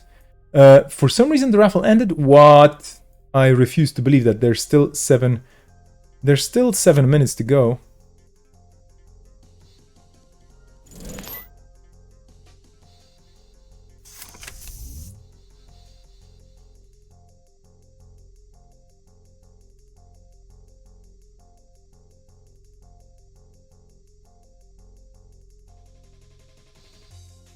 There you go, Orion going back, and that's more money for the Corp. Okay, the Corp now just shuffling cards around just to make sure that they will get a chance.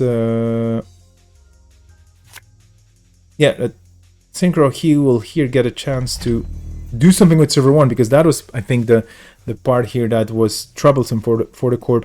Getting into that agenda that he needs to win, and then getting into server 1 with extra protection. Exactly. I mean, I was kind of looking for this, but this is still very risky. I mean, even if server 1 is a winning agenda, and you have 25 credits, so you can res whatever you want, MCG is now in a perfect position to just play a Kushuk and go dig deep in R&D, and that's probably what's going to happen, if possible, like any second now. There we go. Click 1, Kushuk. And there we go. This is going to be the dig on the Gatekeeper. Oh, wow. That's so cool. So, I mean,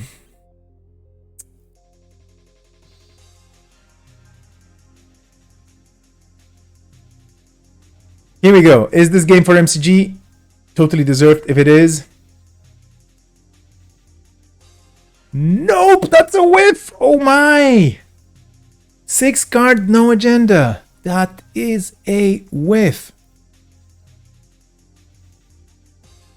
That's a big oof. F in the chat. Oh, I mean, haba. That is not good. I mean, I think we can all agree, or my motion is, this was the perfect play to pull off and everything. It's, oh, double Kushuk? What? Are they remaking something? Am I missing something? What's going on here?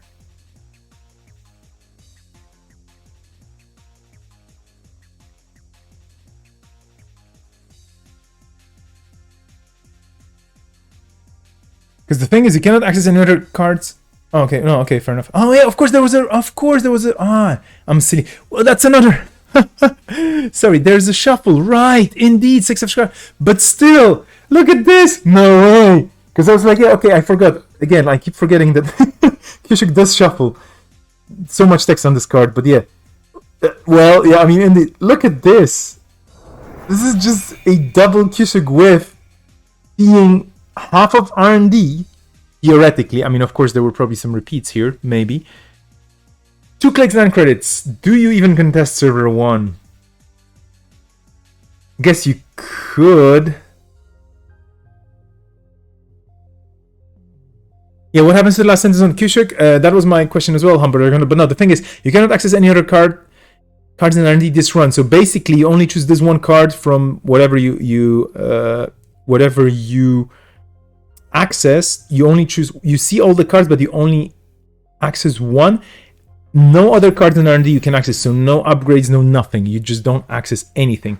And it's just for that run where you use Kushuk, not the turn, indeed. So, yeah, that was exactly me. I was like, you cannot pull Kushuk off twice, but yeah, you totally even 3 times. And this is why I think it's fairer than Stargate, you know, in a way. Although Stargate is once per turn, blah, blah, but it's like 3 cards, then you trash one, and come on.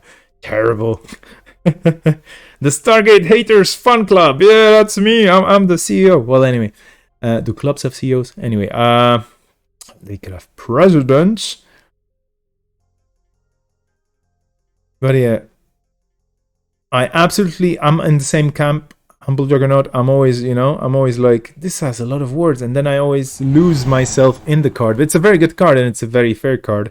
Just so much text. The Orion, the Chiashi, and then the Data Loop. And what do you do with this? There's no way you can break it. And guess what? Synchro has 3 credits left. 3 credits left. Which is basically advance, and score that Divested Trust. Unless I'm wrong. But I think that's what's gonna happen. This was a premeditated play here. As if the Corp player knew exactly. Oh no! Oh, that's a wall-to-wall! Oh my! What a game this is! This is wow! This is not over yet. And this is a wonderful thing because Gatekeeper, it goes back into your hand, it gives you some money. But, it gives you 6 strength again. I was not expecting. This is a plot twist, wall to wall. What? What to what? Basically. Yeah, we were expecting something, but it was bait all along. Wow. Wow, wowee. Oh well, let me just press a button by accident. Still 2 minutes 30 seconds left in the raffle, so you can still enter if you haven't yet. Probably a lot of you already have, so no worries about this. We will be choosing a winner for the set of 3 6-sided cyber dice of cyber-sidedness times 6. Patience, my friends, we're gonna get there. We still have a good 10 minutes left in the round, so this game is gonna play out until the very end, and this is super surprising. What's going on here? I mean, seriously, Syncros is providing tons of entertainment together with MCG, as if they rehearsed this, but of course you can't. Then again, Ace of Spawn Shop just trashing cards because value, and you need money, and there are places to go and things to contest. Server 1, and there are 3 Kushiks in the heap, so you're not gonna Kushik again, so what do you do now? You go for the archives. Okay, that's a punitive. Let's see let's see what's in the trash. Okay, that's a single punitive and not much else.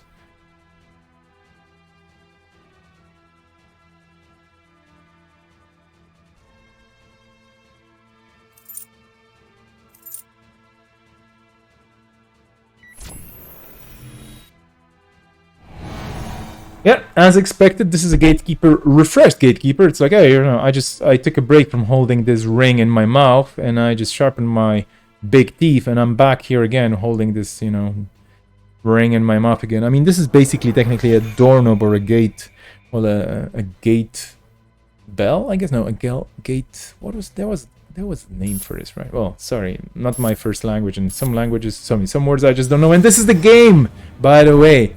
This is a divested or divested trust. Synchro just winning this. What a game that was! Plot twists left and right. Unfortunately for MCG, crazy times indeed. Let's just go into a different game.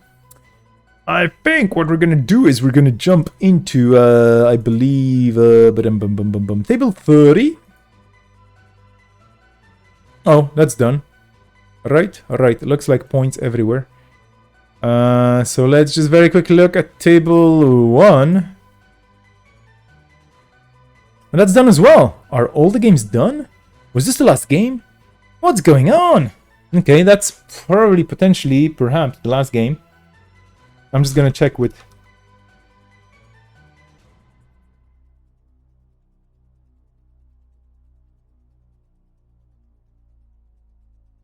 And the timers for the raffle as well. Let's close the entries and let's pick the winner, and the winner is Synchro. Congratulations! Not only do you win things, but you also win things. I'm gonna be sending the dice to you. Wow, well, congrats. I'm just gonna ping you on the chat. Congrats for this.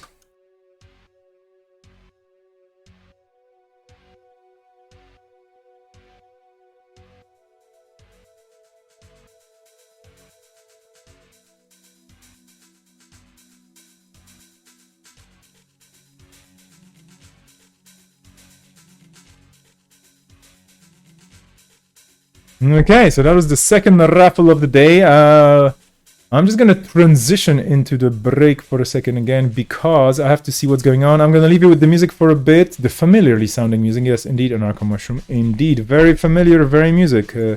Very 90s this. 99s, basically.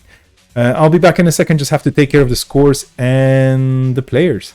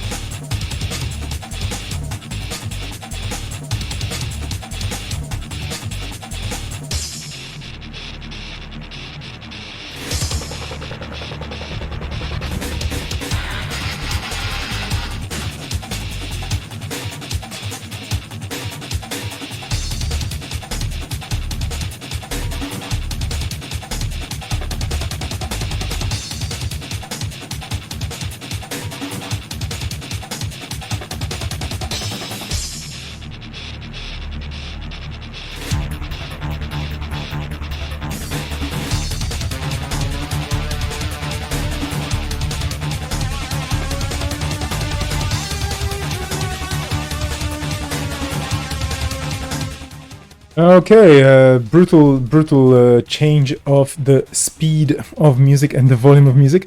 But here we are. We are looking at the 3-round standings, or standings after the 3rd round. Did I say 3 round? Round 3 standings. That's what I was going to say. Mobius Striptease undefeated, and we're gonna see that deck definitely for sure. The Max. I'm super curious about that Max, and Builder of Nations. Fun times as well. Longy undefeated. So those two people definitely getting into the top 4. Dunch, Captain Nice, Synchro, the one also known as Neo, in very strong standings to get into the top 4 today. And then we have Kubik, Armin Firecracker, Milda Sorte, NLR, and Humble Juggernaut. They're on fire, all of them potentially getting in there. So we're going to watch one of those pairings there just to see what's going on as the full game. And then MCG, Deer, Shiro, Frizzler, Grim, Willie, Seojun, all in the running as well, as the awesome players who play from all the different time zones. You're all amazing folks. Odol today, the honorary player in the last spot because he had to drop unfortunately before the tournament started. All the best wishes of a quick recovery for Odol. May it all go well. May you join the fun soon again, dear friend. Okay, so well, anyway, we're going to be looking at the round starting in a couple of minutes, or a handful of minutes.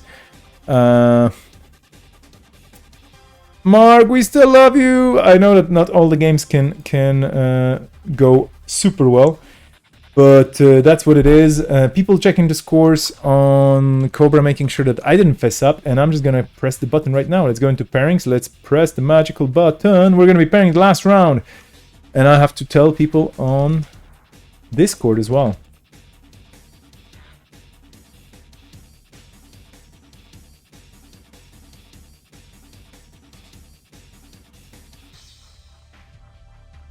So of course, Longy versus Mobius Striptease, but we're gonna save that for another time, or they're gonna be both in the top 4 running. Captain Ice and Dunch, well, let's save them for later too. I think we should watch.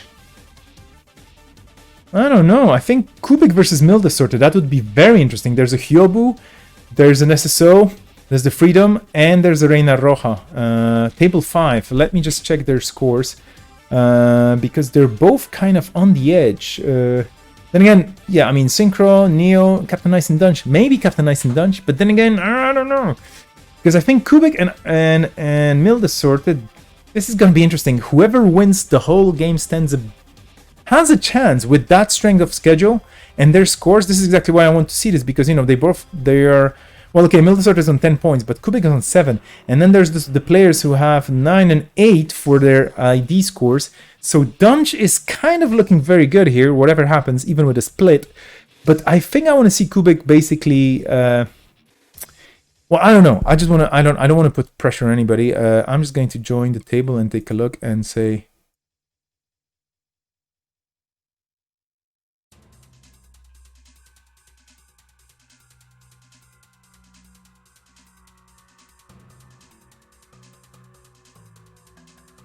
Haha, Mr. Cowbird, hello there. Hello there, Sanjay. Did Cobra get a night mode, or is this slick thing? Yeah, this is just a very quick CSS hack. And that's it. Grim saying, this tournament would be super convenient if I was... Because I've been at the same table the entire way. Well, yeah. You're at the same table, hopefully, at the same time, all the time anyway, right? Okay. Okay, we're gonna be spectating table 5 just to see what's gonna happen there. And of course, I'm gonna try and jump around the different tables just to provide you with more entertainment.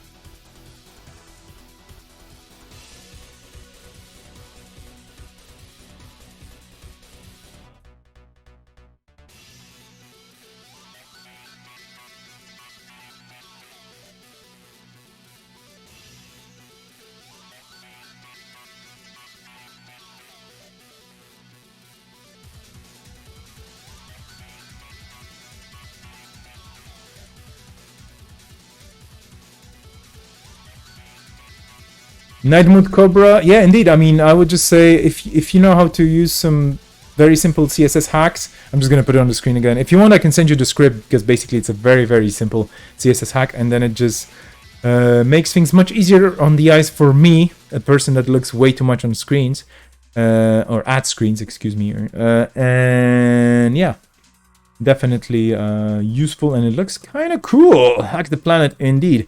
We are going to be watching this game as first, so this is going to be Kubik versus Mildesorte. And Mildesorte, again, thank you so much for being a subscriber. I really do appreciate. Okay. Okay, so let me just kick off the thing.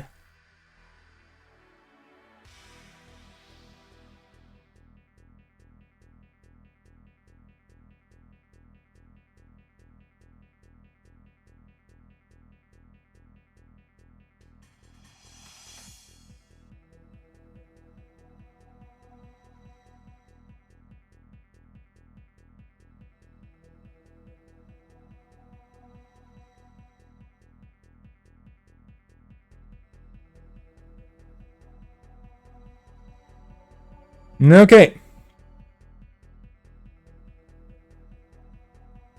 So we have two Czech players here, Kubik and Mildesorte, in the running for potentially a position in the top 4. Let's see what's going to happen here. This is round 4. The last round before a break and the top 4. And they both know what they're doing. And I have to look at this card. Public Health Portal. Nice. In Hyobu, we haven't seen a lot of Hyobu anywhere, even though the art is, again, probably one of the best arts or IDs that I've seen, or makes me think about a lot of different sci-fi books, comic books, video games, what have you, and it's just so good. Emilio Rodriguez, I think, knocked it out of the park here with this one. It looks really cool. Very ominous and kind of cool, but yeah, no stone unturned. This is Hyobu. They are going to mess you up if you know. It's in a crater for a reason, I assume. You know, like scary stuff. Anyway, back into the game. Reina Roja, getting set up here with the money on the table and a paladin clicking, and there's a Sundew. We haven't seen that card in a while. Checking what's going on here. I'm getting pings from people. Let's see if that happens. As expected, table 1 gets an ID.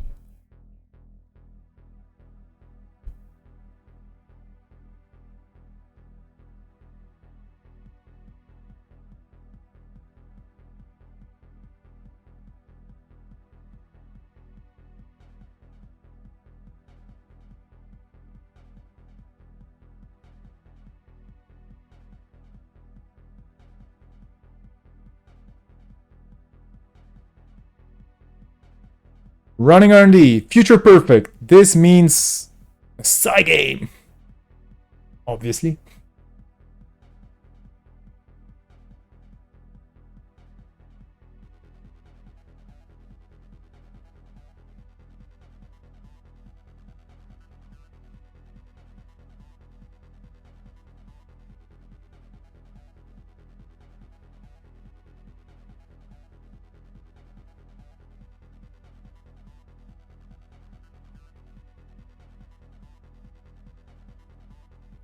How's the chat doing, by the way?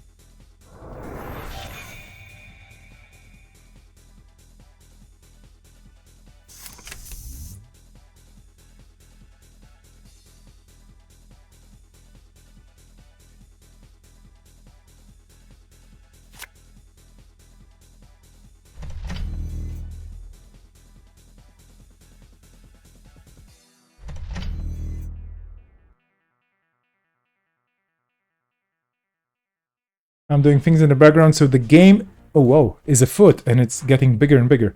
Apologies for not commentating this, but I'm trying to do something else here. Very quickly.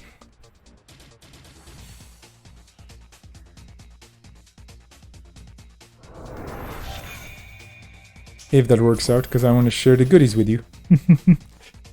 Where did I? Oh, of course it's here.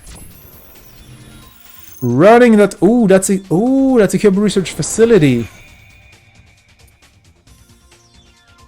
And that's a punitive Counter-Strike. Okay, well, we know what's going on here. This is basically... Wow.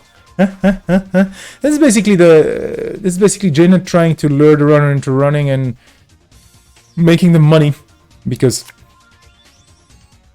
you have the ability to, you know, play some side games, play some other stuff, and then when you have enough money, you're gonna punitive them into pieces. Okay, that was not a very expert way of explaining this, and I'm gonna get there in a second, but I'm right now focusing on doing something else here. Apologies for that. Just, I want to make sure that I...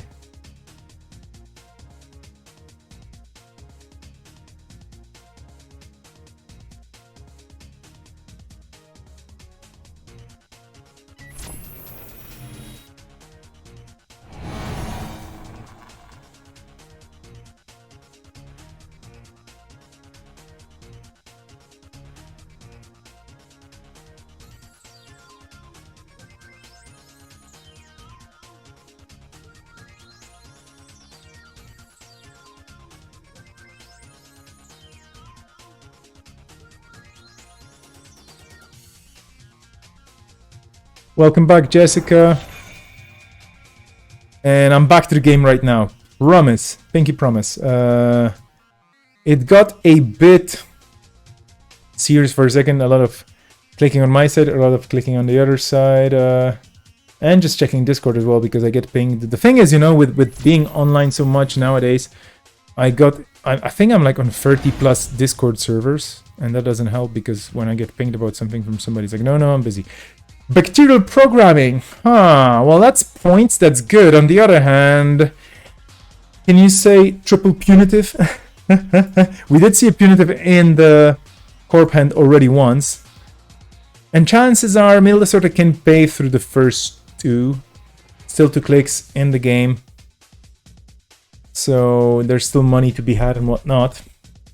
But now, Kubik can totally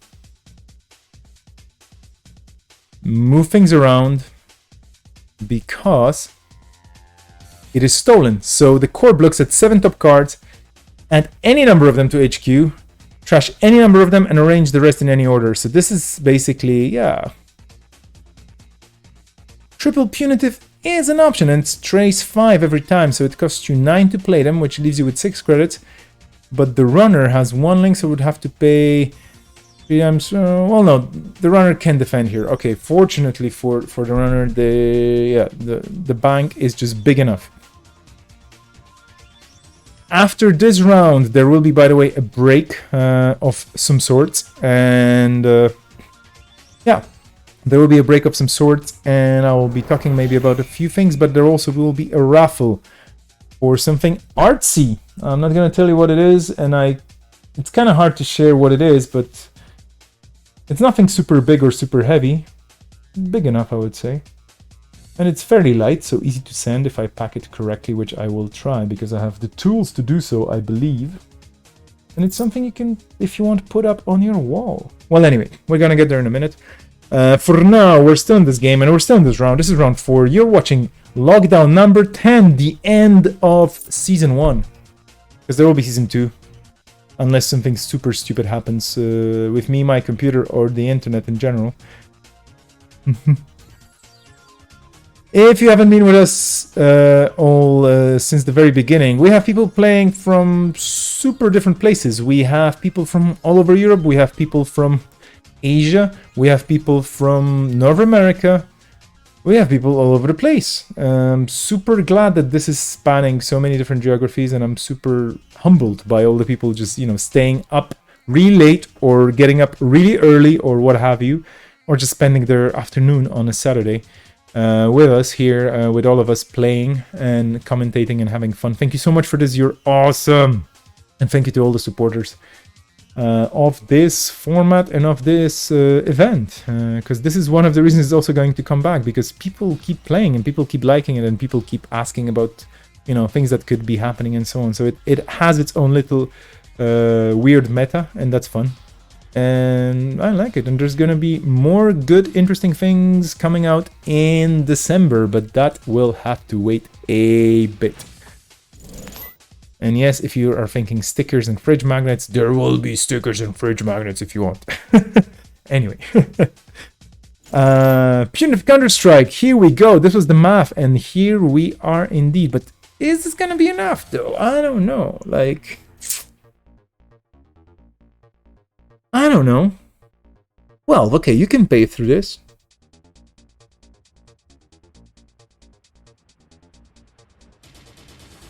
Am I missing something?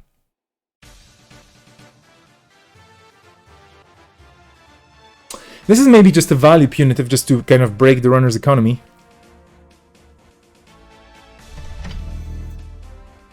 Most likely, yeah. I mean,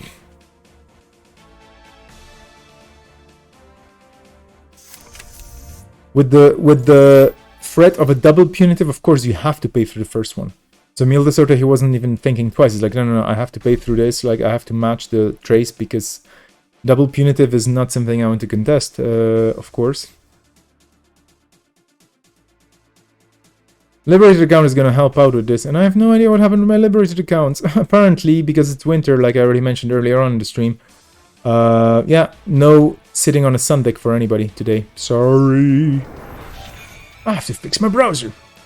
Thing is, I'm running so many different extensions for so many different things that sometimes things break and the cache doesn't work properly, my French. Anyway, here we go, Xanadu. Which is, of course, a great synergy with Reina Roja. So that's a... Well, not only is it by 1 for all the ice, but for the first ice, it's actually by 2. Then again, Kubik is sitting on 20 credits. So, you know, what could possibly go wrong for the Corp here? Not much. We do know that this Reina Roja, if I remember correctly, has some ice destruction, which is going to make things a bit more painful.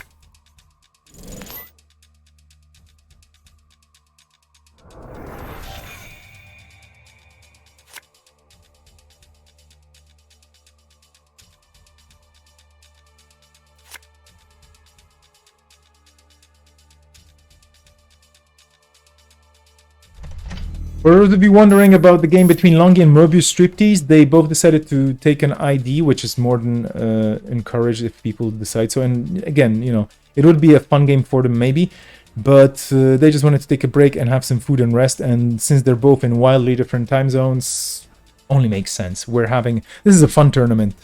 So an ID here and then or there doesn't really break the game or doesn't make it unfair for anybody. Especially if you're on the 2 top spots undefeated in 3 rounds. That's scary stuff, right? We have to watch Mobius Striptease's max because I'm super curious about that max. So, Juice is Wild, 3 credits and 2 cards. Easy peasy. Fries Hotel onto the table for extra draw. Mildesota here on the 3 points versus Kubik's 0 points, but 25 credits. And Kubik definitely has the upper hand now because the money is gonna keep piling up. Those Sandus are gonna keep firing. I mean, the single Sandu. There we go. The Future Perfect evening the score out here. This is a draw now, or this is a tie. Excuse me, it's not a draw just yet. But they're tied for 3 points. Mildesota definitely looking forward to getting more money, but no, running first. R&D access just because it is there, it is open, why not? I mean, of course, you want to see what's going on. I don't know if these 2 players have played, you know, have they been testing those decks against each other because they're from the same meta? I don't know. Could be, chances are. Trickster Taka, the foxiest of foxes.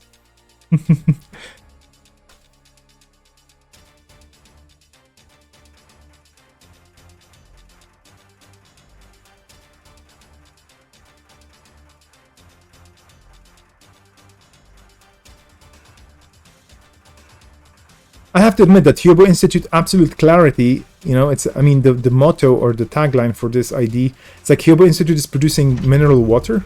Absolute clarity. It's like our water is the cleanest in the market. You drink it and everything is just clear. Oh, Mobius, thank you for the follow. You finally joined us on Twitch. Awesome. Oh, wow. Okay. With the scoops as well about the deck. 2.5 hours of sleep. Oh, wow. This is... Yeah. Enjoy the break. Do not watch anything. Do not click any buttons. Just take a break. And the deck for Max is supposed to be Maximum Punk Rock. Fair enough. We have an undo click, and no worries again. Again, casual tournament. If the player on the other side of the table is okay with an undo, you could even undo a turn, although that would be a bit too wild. But then again, undoing a click, not a problem at all. We're playing for fun. And for the 28 credits in the bank, if you're the corp here, look at Kubik's bank. This is just... serious amounts of money on the corp side. What do you do with all that money? You score agendas, of course. Time to finish the chocolate. Much better when it was hot, but still. Not gonna complain. Chocolate is always chocolate. Oops, apology for the noises. I do hope you're keeping yourself in moderate comfort, warmth, and well-fed, dear folks, because times are rough. And you have to take care of yourselves. Or let others take care of you if you are not able to do so fully. Just have some people around you that are gonna help you get through all this and to the next year, which is probably not gonna be easy either, but it's gonna have a different number, so we will be able to complain about the new year, right? It can only get better.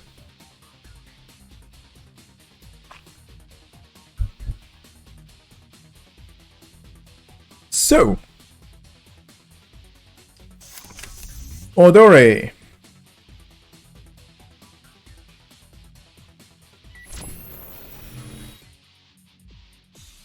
Which always makes me think of perfume. I don't know why.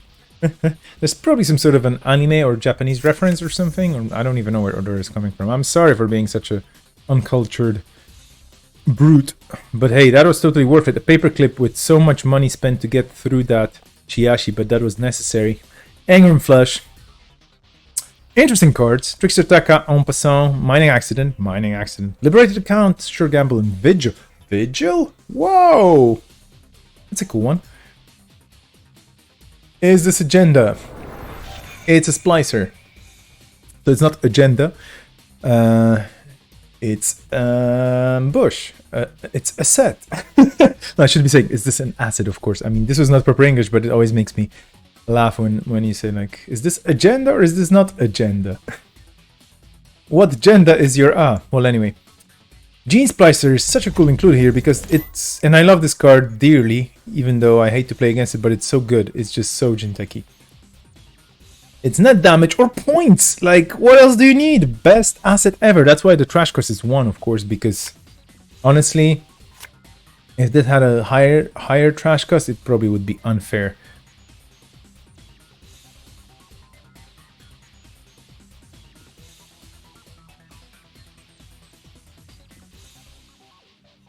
And yeah, Jessica, I agree. Echo Chamber, I mean, it's not bad, but it's just kind of... Gene Splicer is just a theme. It's like, yeah, it's a Jinteki card. It just does Jinteki things. And points! And as we all know, Jinteki is the one poor corp right now that doesn't have a 2-1, right? Does it? I'm just thinking. Is there a 2-1? Is there any 2-1 left in the game, actually? No, of course. I mean, Hostile Takeover, but... No, but like, Jinteki doesn't have a 2-1 with the clone retirement program out. Sadly, nothing there, unless I'm missing something, but well. And there's 15 minutes, that's a 2-1, right? From NBN.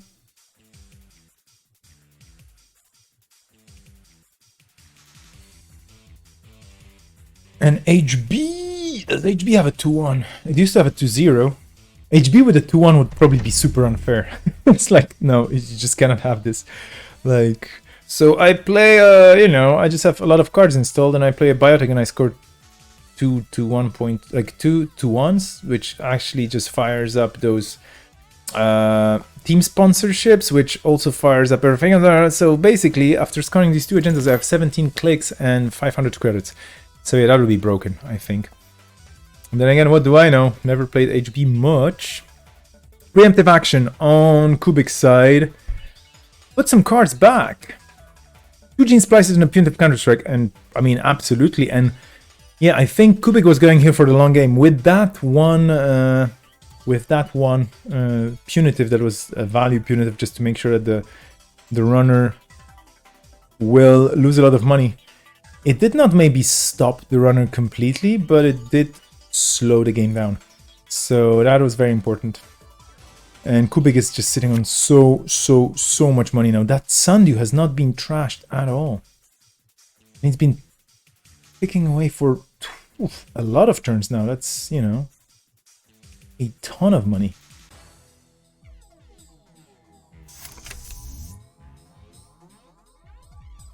Basically, Public Health Portal and Sandu in this are just, wow, super efficient.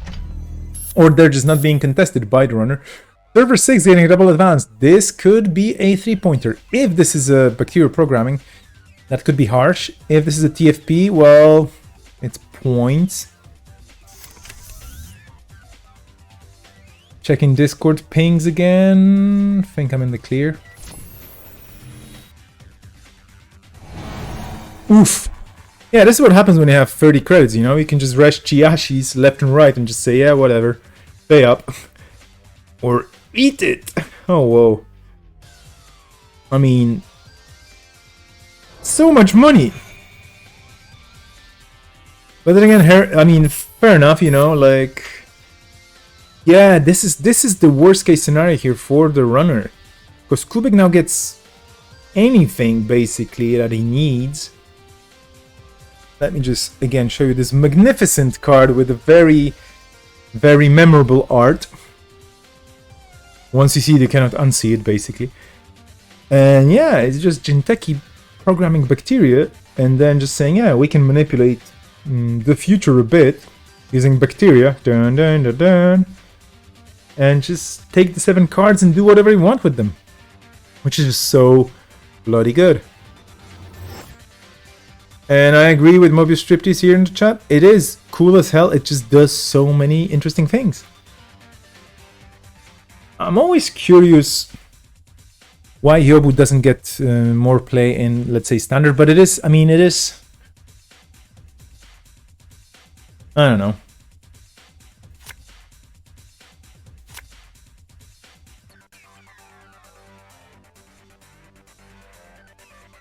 It's not that powerful and does give the runner information, but then again, it's a... I don't know. Oh yeah, well, yeah, good answer, because Palana and Agi Vision exist indeed. I mean, this is it. We're talking about the top of the top, so of course you're going to be choosing... You're going to be choosing that thing that actually just works for you and works for in most cases, indeed. Oof, I have to zoom out again.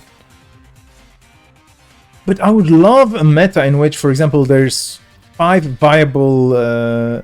IDs for every corp, and of course I know it's very, very hard to have this. I'm not saying it's like, oh yeah, just nobody designed those cards. No, it's just very hard to have a meta like this in a game as complex and as well, basically convoluted as Netrunner is. Konjin, haven't seen you in a while, friend. Love the art.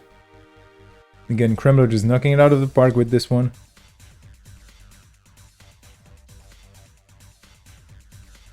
And guess what? You can just spend money to gain money, which means you just don't spend anything.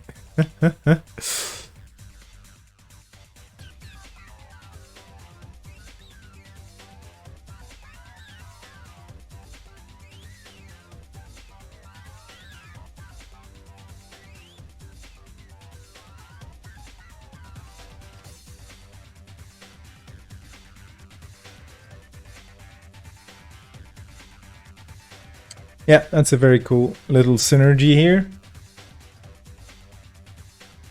And now we go with Kubik redirecting, using Konjin, redirecting, or not redirecting, forcing basically Mill Disorder to just get into a meeting with a Chiashi. So this is what happens here, like basically manually paying for this because the encounter effect is manual. It would be a very, very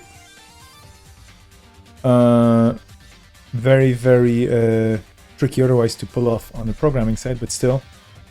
And yeah, Baramu in the chat saying, yeah, could say every time, right? That would be so cool.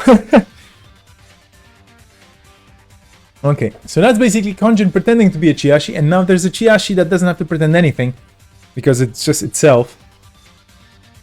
And Tori Hanzo's quote here is just super poetic. Ice is not meant to kill, just to slow or cripple the runner. Killing is my job. Mandatory Hanzo, as I like to call her, because mandatory draw. She's like a character that could be in the Legend of the Five Rings, you know? It's like, yeah, she's just kind of crisscrossing universes, going like, yeah, I'm from the Hanzo family, you know, we defend the wall from the what are the Badlands called again in Legend of the Five Rings? Well, never mind. Skipping that, we're going into Engram Flush here. And you can still get through it, but what is in server 6?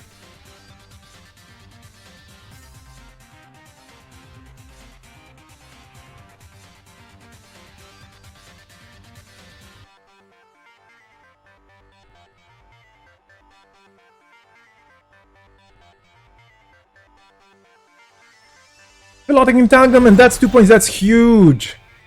That could have been game, and Kubik is probably going like, ah, dang it, because those paladin credits did allow Black Orchestra to hit the table and get through that Engram Flush. By the way, there's Exer on the table. That's quite cool, right? Right. People were talking about multi-axis being out of the game for this edition mostly. Yeah. Ah, okay, Longy, thank you so much, because I do know that both players are Czech and that they are connected on Discord. I just didn't know that Kubik has his microphone off. Okay, fair enough, thank you, that explains a lot. And of course, I mean, I do understand Czech well enough to know what's going on between them, I hope. But I just want to make sure that anybody watching this is like, okay, they're talking a bit in the chat, but kind of one-way-ish what's going on here. But yeah, okay, thank you so much for the explanation, Longy. Appreciate it.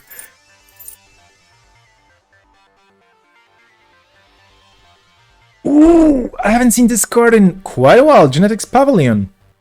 Genetics Pavilion. The runner cannot draw more than 2 cards during his or her turn. Duh. And again, that art. And this is actually an interesting art because it's gonna tie into the raffle a bit. Not super much because it's not exactly the same art, but that is not the problem here. Oh, I should be looking at the timer, right? Right? People are doing this for me as well. But yeah, we're still easily over 30 minutes, 35 minutes left in the round, so that's great.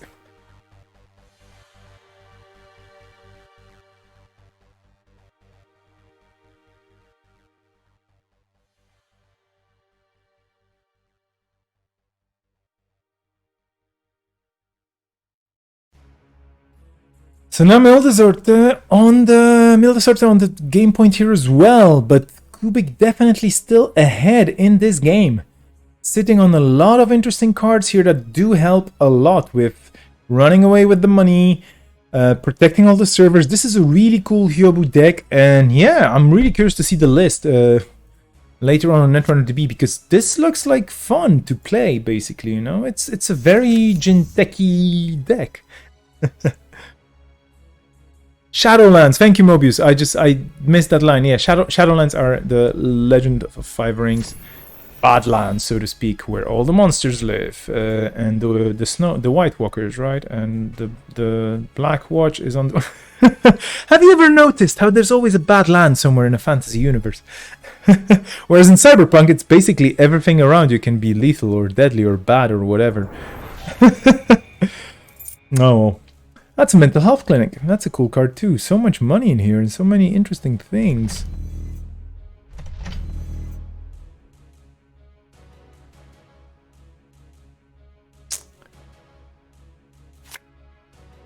So public health portal with Hyobu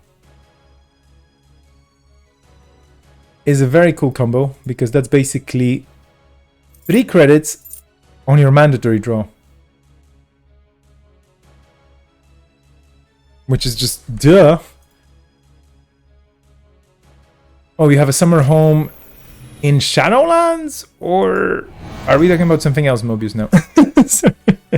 Well, anyway, if you have a summer home in the Shadowlands, And Nancy getting res because, again, a ton of money means... the land was very cheap. Yeah, I can imagine. Actually, don't tell anybody, but I might be getting back into playing Legend of the Five Rings online. As a total noob, because I haven't played this game in years, and I'm trying to discover it again. Gene Splicer! Okay, so there goes the Gene Splicer. But yeah, there might be streams of me playing Legend of the Five Rings at some point soon. This is not me betraying Netrunner, this is me expanding my horizons. So I hope you're going to enjoy this with me. And if anybody wants to have a joust, no, the joust is more of a medieval knight thing. Have a duel with me at some point when I actually get into the game back well enough to understand how it works. You are more than welcome. I will be awaiting you in my dojo. Anyway, well, server 6. Possibly game point.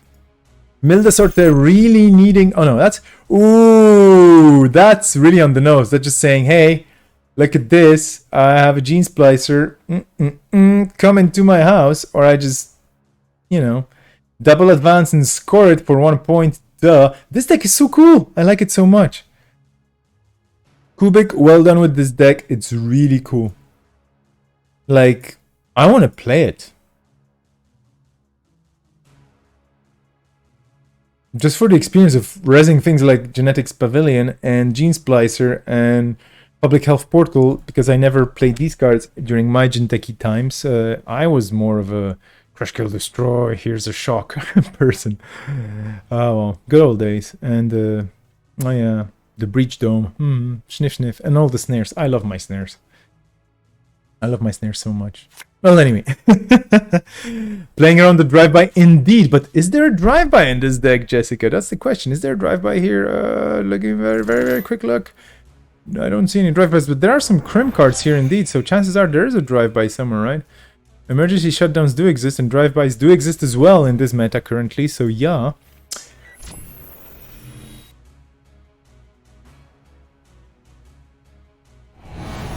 Here comes a Rezo of a Mind Game, and we've seen Mind Games do amazing things in MCG's game. What a game that was. I'm so sorry for MCG, because it was just... Oh, I mean, somebody had to win it, but Synchro just did an amazing job there with MCG just super duper protecting everything in all the possible ways, and then just that one Nisei Mark II. Ouch. Anyway, Anansi, fire! Well, I guess... Oh wait, Xer. No, that's only R&D. Excuse me. And we're going into HQ. Nope. So that's a punitive. Oh, okay. That was a dig. Yeah, GG indeed. I mean, there's only so much you can do. That's a GG, and this is a score. And there's a Marcus Batty on top of R&D. There's the Batty. This deck has Batties. Oh my gosh, I want to play it even more. What a deck. What a game. Well played, both. HQ empty. Okay, whoa. Okay. Well, you know what this means. We're going into the other one. Bum bum. In case you just joined us, this is Lockdown number 10, the end of Season 1, with Season 2 looming in January 2021. That sounds so weird to say it out loud, you know? 2020 was like, yeah, it's a cool year, but 2021, it's like Space Odyssey 2001, which was kind of weird in 2001. But, well, anyway, back to it. Lockdown number 10.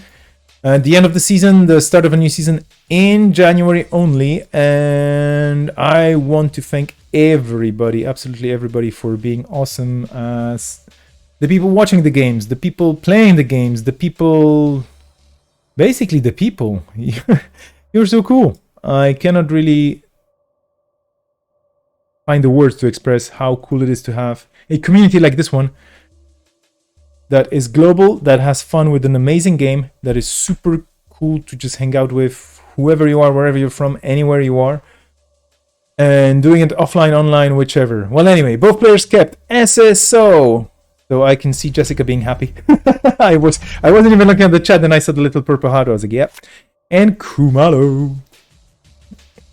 So yeah, Kumalo of the very famous Kumalo series of videos by Byoken. If you haven't seen those, you should, because basically Byoken did all he could to just explore Kumalo as a choice, and boy, he did an amazing job with this. So Kumalo, hostile takeover getting scored here, because why not? And SSO going fast, but guess what? Kumalo's just, yeah, I know this is gonna be about money. Let's do the money game. I have money. Here's my money. I'm gonna be casting and also sitting on the beach and just clicking for credits. Byoken is an absolute hero and a legend, and this is the thing, you know, like, I know that people of course move on, and one day we're all gonna move on from different things that we're doing. But, oh, Trepano, what?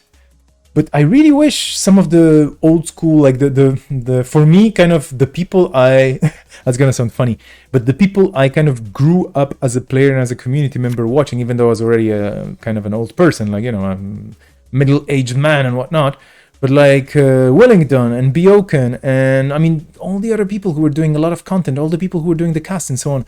I'm happy for them to be there and enjoy things, but they did such a good job of covering Netrunner stuff. Hopefully they're going to come back at some point for some things, because they're just so good at this. And I know that there's still a lot of people, you know, doing stuff, and that's great. And there's a lot of new names and a lot of new faces, which is amazing, and a lot of new voices and perspectives, which is really, really great. But the old guard, they were so cool. And anyway, Nofkiri hitting the table. This is the story here. I see. Well, of course. Depending on which SSO this is, freedom can be an issue. Mass comms die so easily. I believe this could be the one that goes on mass commercialization. Yeah, indeed. I mean, and Trepano is such a scary card. Ethan Patrick Harris here with a very scary illustration, like basically tentacles with teeth. I mean, come on. And energy? It's like Cthulhu, but electrified, and that goes to the dentist. Why? Such a nightmare. Twisting, writhing, ripping into all it touches. That's basically like a little annoying dog, right?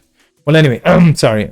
Apologies to all the dog owners, because dogs are cool, unless they look like this and they rip into anything that they touch. Anyway, very scary cards on both sides here of the table. I mean, courtesy, of course, of Freedom Kumalo, because Anarchs have those kind of weird, uncanny cards like Progenitor, which just looks kind of like something from The Thing in a way, but not only.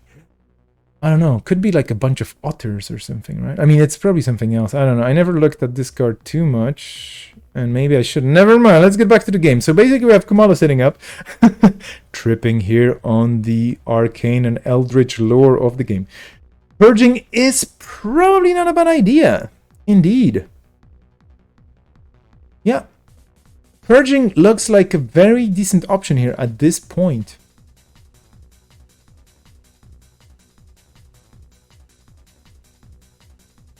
I mean, you definitely don't want the Trepano. Oh no, there we go.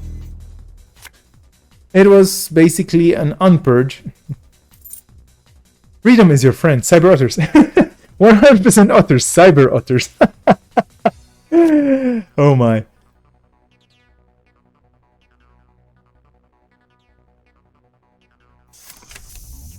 Jessica again with the good takes here. Yeah, getting into that HQ through that ice just to make Mildesort res would be a cool idea. 26 credits though, that's a serious amount of money, but that would be something sinking that money into. So yeah, definitely a good idea to just try and get the corpse res there. Virus breeding ground, because you can only have more viruses with Freedom Kumalo.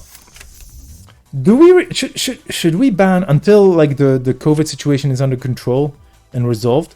Should we have a lockdown where we just ban all the virus cards? That would be kind of mean, right? I mean, for Anarchs in general, but like, maybe let's not do this, but we should, I don't know, we should kind of ban virus cards a bit, I guess. No, I'm kidding, of course. As long as you have a face mask, you're fine, and wash your hands, and be like Kumalo, for example, and he's purging basically all the viruses around him with Nopkiri being on fire on this UV light, kind of just, or I don't know, like basically, well, purging things with his antivirus powers because he's okay. This is the thing about runners, you know, they use very malicious software, especially in criminal or anarchs cases, and they still kind of don't suffer from it. I wonder if there's going to be a card at some point where the virus counter is going to be very powerful, but also very bad for the runner to use. Like, there will be a card that eats your cards, and it gets powerful virus counter effects, but it will cost you your resources or something because the viruses are just going to be destroying it from within or something. I don't know. Cityworks project with the painful amount of counters on it, and this is an agenda that just defends itself. However, there are ways around this, right? Typical SSO. Almost Juggernaut here with the hot takes as well. Yeah, I mean, of course, this is just SSO doing SSO things. SSOing left and right. I should be looking at the timer.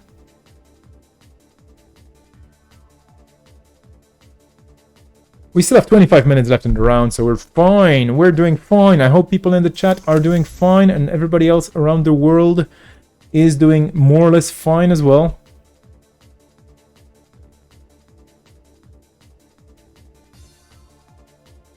In the meantime, scoring news. Table 4 finished with a runner split.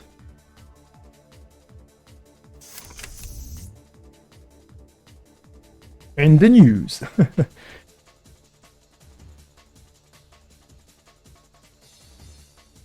I wonder if that Cityworks is just gonna stay there and use SSO's ability to just keep pumping counters on. 2 different cards. Attitude adjustment. Ooh. Let's see if there's something spicy in the archives. And it's such a good card.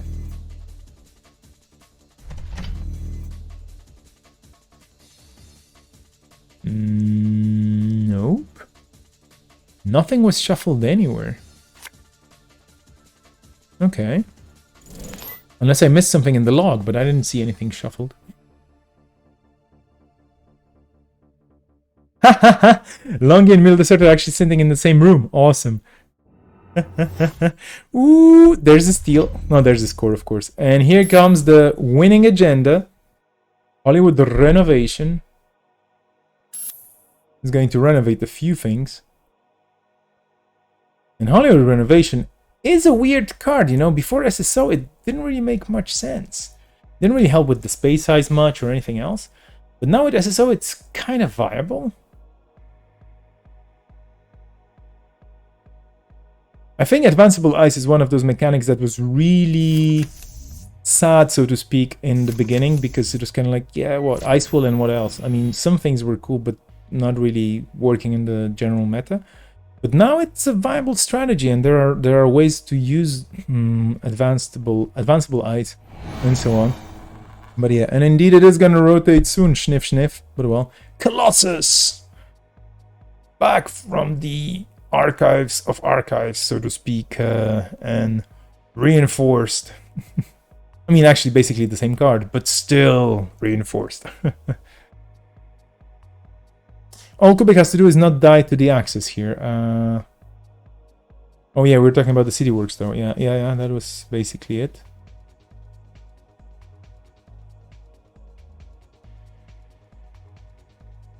Because we built it Die Hard, I refute that advanceable state. Okay. Sorry. Sorry there. It used to be, I don't know, like, well. Okay, here we have basically Kubik asking if he can redo and use the data suckers. Because the data sucker tokens, sorry, because they could potentially make things much cheaper.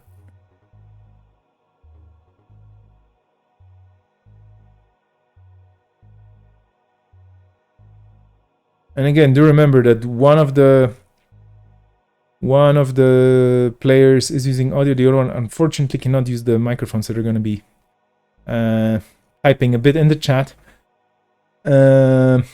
Raffle. Yeah, my dear friends, please be patient. There's going to be a raffle right after this round ends. I'm going to start the final raffle probably. I missed out on a great game. Well, I'm sorry. I hope you were streaming it. You stole 12 points. Congratulations, Captain Nice. Unfortunately, you only get 3 points for winning a game, even if you stole 50 points. Well, no, I mean, congratulations on a good game. I'm happy it worked out. Humble Juggernaut saying, I will waste clicks advancing my woodcutter till the underworld freezes. I mean, there is a quote from a I think it's from a Dracula movie where you have, I think it could be that famous actor that was playing Dracula for so long, and he says something around a single meager woodcutter, and you're like, yeah, you always see woodcutter with this accent from a Dracula movie now, because woodcutter, it's such a good word when you say it in this Romanian mountain accent in English. Here we go, that's a score! The Hollywood getting scored. I mean, stolen. So, basically, Kubik is saying, I know you have money. I know you may have punitives. There we go. I mean, yep. That's Kubik just saying, yep. This is the second game, indeed. And here we go. Second punitive going wham.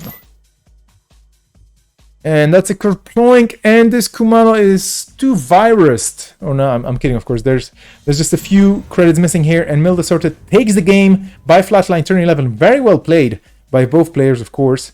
Well played to both. I'll leave them to discuss it. Let's just hop out. And let's take a quick look at this. Who is playing where and why? Is this Jasminder? Yeah, we've seen that game already. Or we've seen that table already. I'm thinking, I mean, table 3. Table 3! We've seen those players as well. But they're probably, if they're still playing, yeah.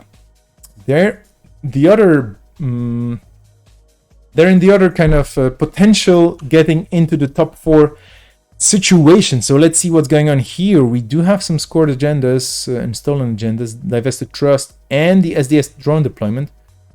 Very good games in the previous table, absolutely agreed.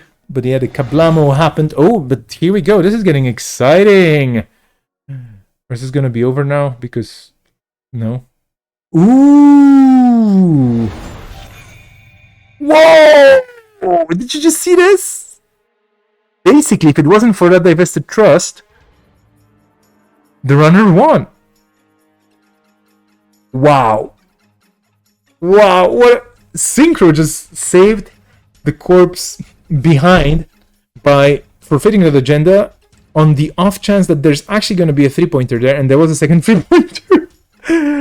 Wow. Oh, I like the text version of the visual meme with the 2 astronauts. Captain Nice, thank you, yeah. Indeed. Stealing agendas can be lethal. Always has been. Indeed. It's Planet Punitive. Punitive Counter-Strike could be a very cool name for a Star Wars movie, but then again, no. Right? I mean, Star Wars Episode 11, Punitive Counter-Strike. Well, anyway. Neo just has to draw 6 cards, pretty punitive proof. Indeed. Synchro is in a good spot still. I mean, 15 credits is not maybe a ton, but, well, anyway. Server 1 is hopefully an agenda. Although this is all 3-pointers and those the Divested Trusts, right? If I remember correctly. Well, anyway. Yeah. Drawing up to 25 credits and 6 cards because Lat. And Lat is awesome because Lat just draws you a card after your turn ends. Or sorry, when your turn ends. So you discard it and then you draw a card, which puts you on 6, which is very useful for certain scenarios.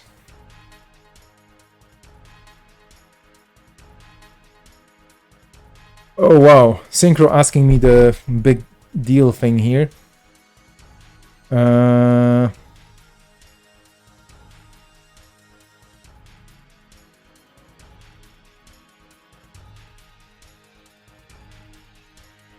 But I just have to, yeah, I just have to check. Because I don't even remember, and I believe so. I really do believe so.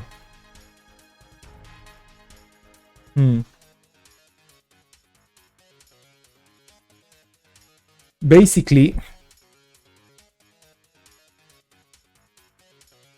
yeah, I think my answer to this question is correct because it just lowers the cost, and this doesn't say printed, so it should be 0. Yeah.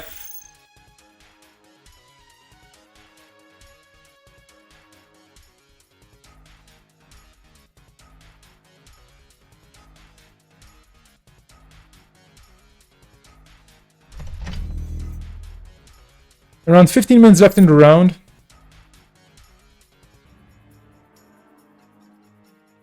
And it's so sad, right? I mean, if... That was another thing with the Space Ice. If Blue Sun was getting the full money from Space Ice, whoa, imagine this. That would be so cool. It would be also very spacey. But unfortunately... equal to its printed res cost. Just one word, printed. Can we reprint Blue Sun with printed added before the res cost? It's just, you know, asking for a friend and the 5 million other Wayland players that would love to play Blue Sun if that was the case. Would it be OP? I don't think so. There's not that many Space Ice pieces, and they're also going to be rotating at some point, so maybe that's actually not really that fun.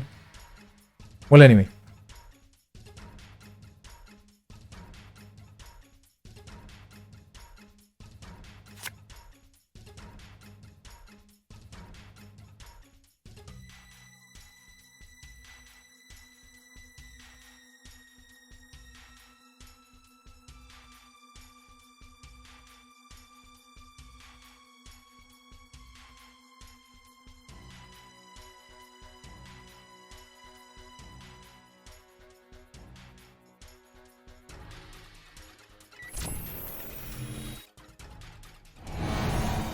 Okay, that's a strong Chiashi res, which kind of opens up avenues for going into R&D, because 9 credits might not be enough to get in. 9 credits might not be enough to stop the runner from getting in, because you won't be able to res that many things unless you have gatekeepers in there or something, of course. And I think Synchro's deck has gatekeepers. This was the deck we've seen before, right? Yeah. And also Lockdowns, which is a very thematic card. Bonus points for that. Also, it's a very handy card. Have you noticed? Well, anyway. Going to the Winchester with a Nanotech, 3 strength. That's going to cost a bit, but not too much. It's just 6 credits. Nanotech is so weak. But then again, sentries are the weakness for the Shapers. You do have to remember that. A punitive NHQ. Go figure.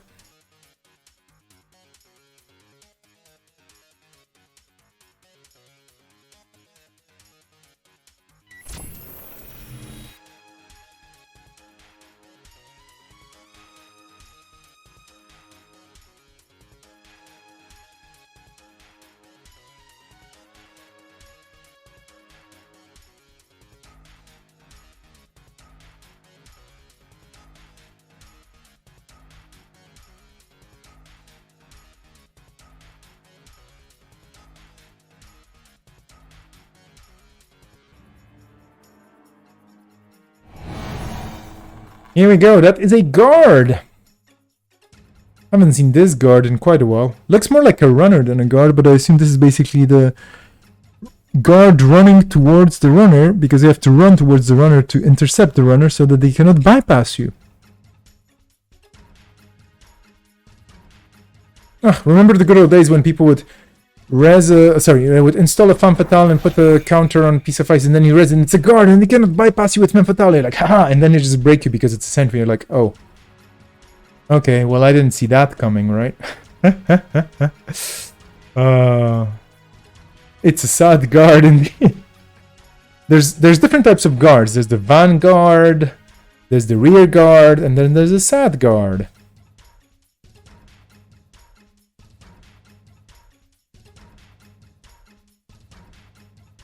There's also the Sad Garden, which is a grunge band from Seattle that has big hits like a Black Hole Blue Sun and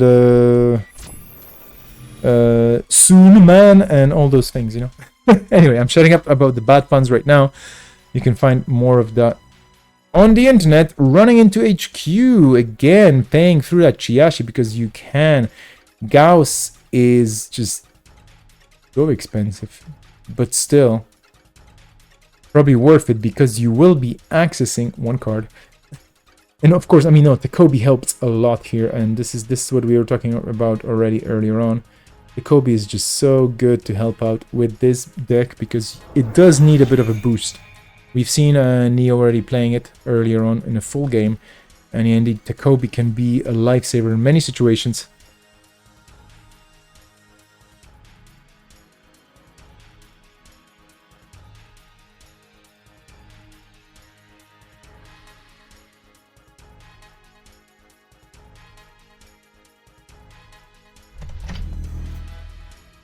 Here we go, triple time, so to speak. So dedication ceremony and 1 click left. Will it be a double dedication or will it just not so dedicated as it could be? Just a single click because, I mean, you know, why not? You know, might as well. So Lat here, a lot of money, all the breakers needed. Question is how to approach this because there's an outermost card that you have no idea what it is. Could be, for example, a Chiashi. Would be expensive.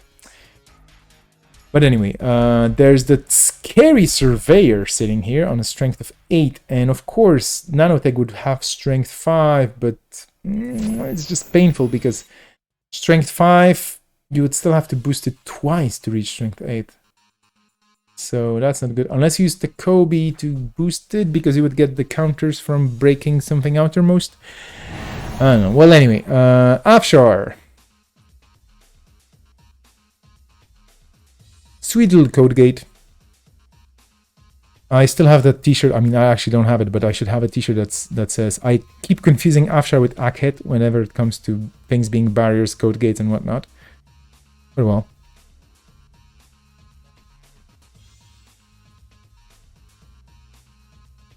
Is that an umlaut in the chat? Why are you using umlaut in the chat? Hortum can be advanced, of course, and we all know and love Hortum. The Babylonian Gardens of Cyberspace. Such a good piece of ice. It's kind of like the Enigma of Wayland. We're apparently reaching that stage in the chat where umlauts are allowed, and if you can type umlauts in the chat easily, I envy you. I can only mispronounce them terribly, so apologies for all the umlaut using nations for me kind of being silly here right now with the umlauts. It does look like a Super Shocked emoji. It looks kind of like a Cookie Monster about to devour a cookie as well. Think about it. Although his mouth is a bit more flat. Well, anyway. Sorry, there are no Cookie Monsters, there's just the Carrot Monster. He eats carrots now, they're healthier, of course. Why? Because all the people running the Cookie Monster thing, they just keep the cookies for themselves. That's why. Anyway.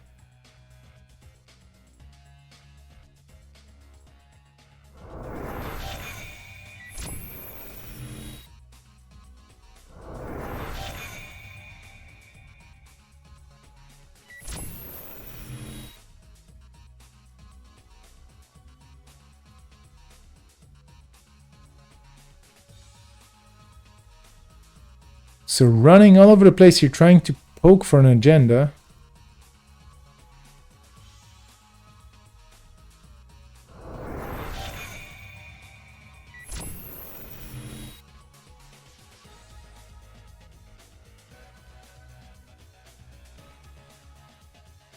And yeah, that quadruple advanced CityWorks seems to be pretty safe there. Because Lat's stack is at 0. And that is very sad.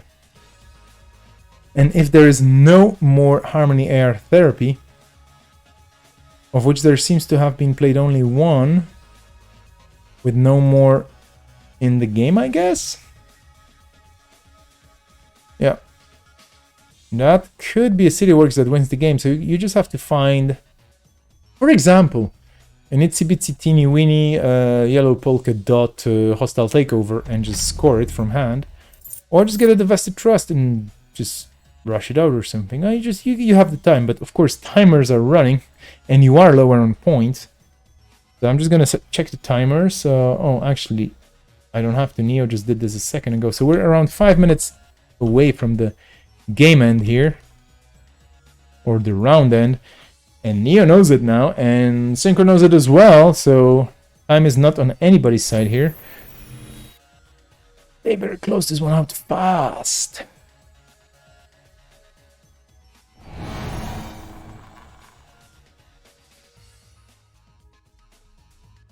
Chiashi to the rescue for 12 credits. And my oh my, Synchro is kind of low on the money. But guess what? You don't care. You are Blue Sun. You can get those 12 credits back off the bat straight away. First thing in your turn.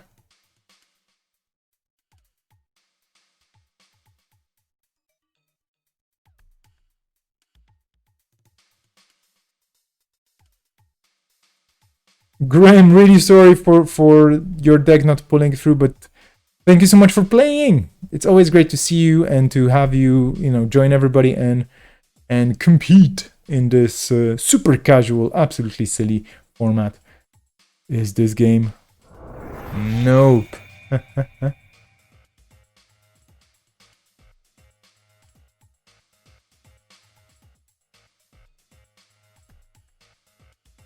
The other day, I was actually, this is going to be a nostalgic moment right now, away from the game for a second. I was looking at the Organized Play newsletters I was sending out 2018 and 19, a few of them to the European tournament organizers.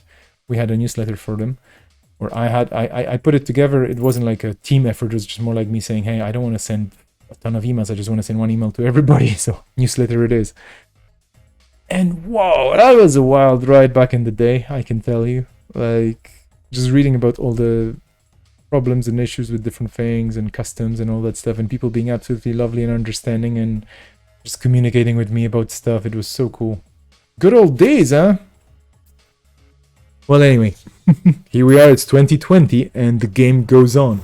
So, this gets scored now. Probably Synchro's gonna put something in there, right? One click. Would you slam the agenda there or would you not? I mean, it's a safe thing to put a divested trust if you have it. Ooh. Good point by Captain Nice. You cannot steal and install Advanced City Works, but then again, thing is, the corp would have to like painfully money through this. So, well, I mean, yeah, this is the tricky part. What can Lat do here? What can Lat do here? That is the question. I think Neo can just basically pull through by lucky accessing a 3-pointer and winning.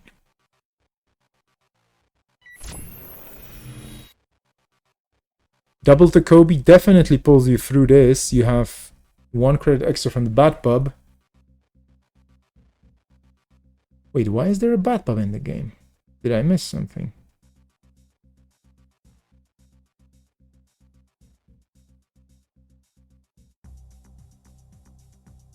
I did miss something. I don't know why there's a Bat Pub, but that doesn't mean that...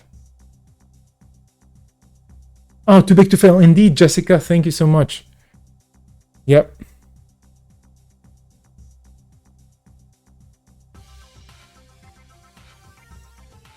I was just like, Bat Pubs? There are no hostile takeovers in here, I think so. But here we go. Yeah, this is going to be a dig just to check R&D, and chances are, because there was a 3-pointer going back in there, is Neo the chosen one? Apparently not. But yeah, what you can do is just poke HQ and then hope for the best, even though it most likely, possibly, it's not going to give you anything. But hey, I mean, what else are you gonna do? Okay, that's probably game then. Really well played by both, and Synchro just playing it like, to the wire, just like, oof. Triple advance score win? Or not yet. Oh no, that looks like an advance. That looks like a second advance. Oversight here. Ooh, this must be an SDS then. And here's a data loop. Just because. But then, I mean, that's just to kind of ensure that no shenanigans happen, I guess. It's just like Listen, I just need to survive one more turn to score that SDS, okay? Bear with me, I'm just going to oversight this and then good luck. So, the thing is, this is really cool. Like, this game can still go both ways. For realties. Neo now has to figure out... Yeah, exactly. I mean, maybe there's an agenda in the archives. That would be silly. I mean, that would be not impossible. Triple punitive in there. Like, hanging around. People with guns. Neo has to use the 1 powers on R&D. Yeah, that's basically it. You just have to bend the bullets away from you, or actually bend the agenda points toward you. And of course, the corp could be saying there is no agenda, but you're gonna be like, no, there is an agenda, and you just bend it towards you. Okay, here we go. This is the Hail Mary run. 10 credits. Kobe powering Gauss a bit, or powering N'Golo a bit, and I think N'Goloing through this is probably healthier or cheaper than Gauss.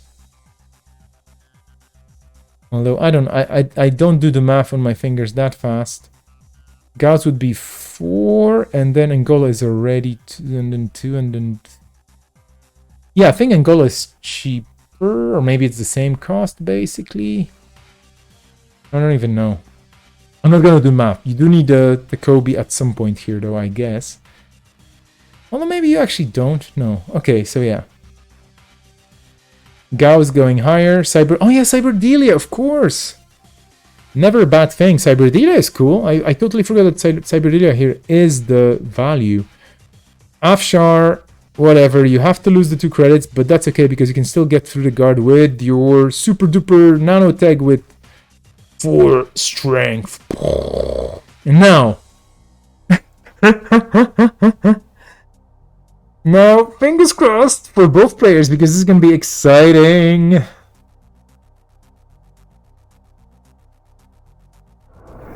That's a whiff. Oof. My oh my. Wow. Wow. Great games. Yeah, I mean, we missed the first one. But what a game this was. This was... Phew.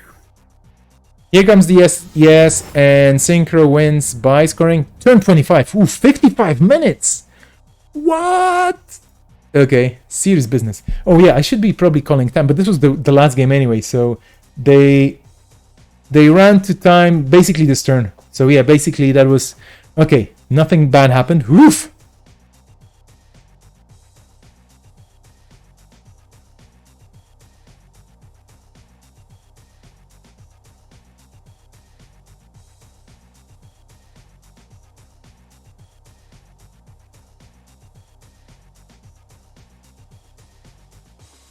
Okay, I'm gonna be jumping out for a second and just making sure that Cobra is up to date. Stick around, I'll be back in a minute, okay? Or maybe 2, we'll see. But please hang on and I'll be right with you.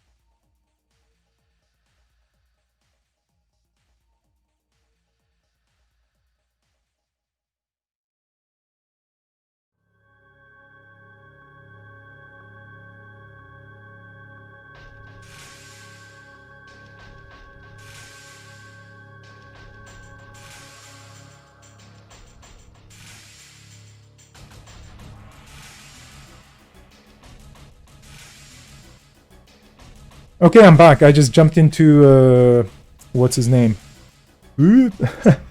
Discord for a second to talk to the players. The top 4 has been decided without any big issues. So here we go, the raffle. Yes, the raffle. I'm starting the raffle right now. But no, first I announce the top 4, okay? Okay, and then we do the raffle. So I'm just going to make sure that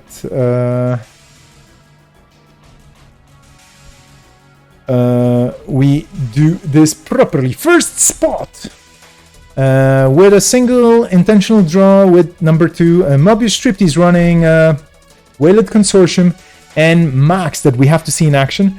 21 points. So Mobius Striptease taking the crown with a strength of schedule and the seed points actually basically. So 9 ID points over Longest 10 ID points. And apparently this edition going big on the IDs that are a bit more expensive worked out for the players. Longy second spot, Ag Infusion Chaos Theory 21 points as well. Then Captain Nice 18 points with Wayland Consortium, so Wayland going strong, and Edward Kim, and then Synchro tying basically with the one also known as Neo, but because of the seed point difference going into the top 4, so Neo just barely there, but not really, and so close. But yeah, so this is the top 4. Congratulations to all the other players for performing and playing and having a good time, because I think, you know, points aside, good times and making friends, whatever the conditions, this is the important information. Again, F in the chat for Odol, who couldn't join us today because he just woke up with a very big fever, and it's like, no, you have to rest up, and that's what he said. I mean, you know, he's just gonna sit this one out. Odol, get better soon, all the best to you. So, Mobius Striptease, Longy, Captain Nice, and Synchro, they're gonna be they're going to be competing in the top 4, of course. I'm going to be leaving you for like a few minutes because I have to sort things out. So I'll just put on a intermission screen where you can just chill and rest and whatnot and look at things. And you can be, of course, chatting about things and whatnot. I'm setting the break for 30 minutes, I guess. I'll see what the players say, but for now, the timer's at 30 minutes. I will be asking them in a second if that's okay. And we'll see what they say. But yeah, the raffle, right. So I'm going to leave you with the music for a while. I don't know if it's going to be 30 minutes or longer. I just want the players to have a break if they need it. Maybe they need a quick thing, but to be honest, it's time for a raffle, right? So now the raffle is, and I wish I mean, I should have like taken photos or something. It's nothing big, it's nothing special, but you do remember there was the Worlds of Android, right? The source book for the universe of Worlds of Android, and if you were lucky enough to buy it early enough, which I was a huge fan of, I was like, yeah, I'm gonna get it. You could get a set of prints, and I still have some of these prints unused.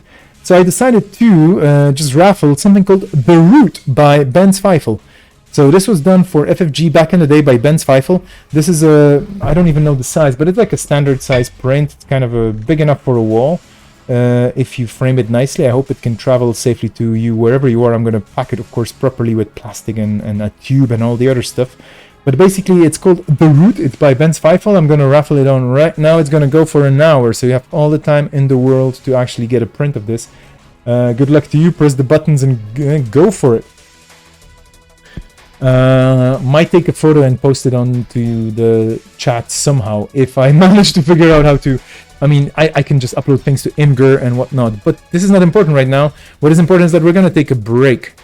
So raffle away. And here we go.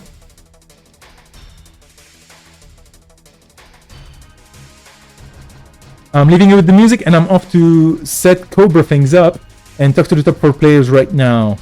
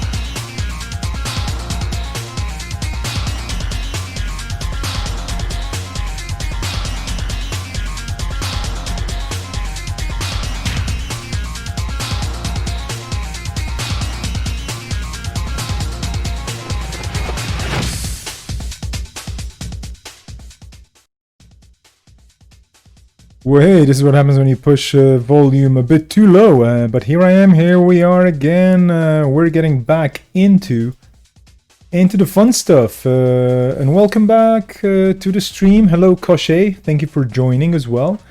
Thank you for being a part of this. We are going to the top 4. We are going to the top 4 right now.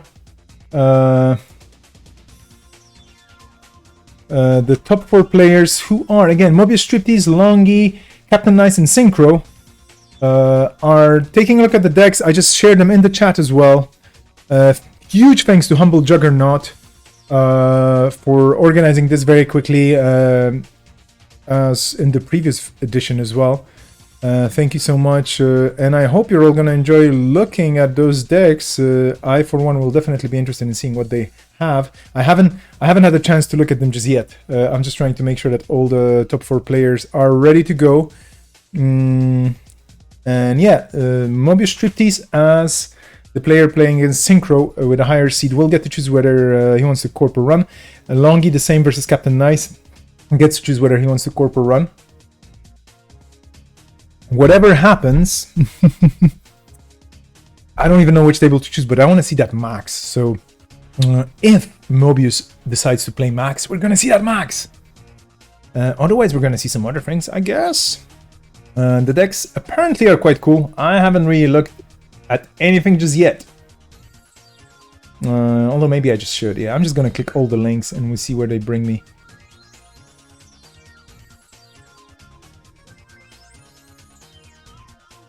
In case you just joined us, this is lockdown number 10, the end of season 1. And there's a raffle going on. So you can actually choose to try and get a Worlds of Netrunner print known as The Root from the... I don't know if it was a deluxe or a premium or whatever, but from the first print run of Worlds of Android, basically, me being a huge dork and a huge fan of the setting, about which Mobius Striptease shared a very interesting story. The setting being basically talked over during the long rides by the FFG staff to Gen Con, going to Indianapolis, and then, you know, discussing things there. Apparently that was what brought about the World of Netrunner, and it is such a cool setting. Yeah.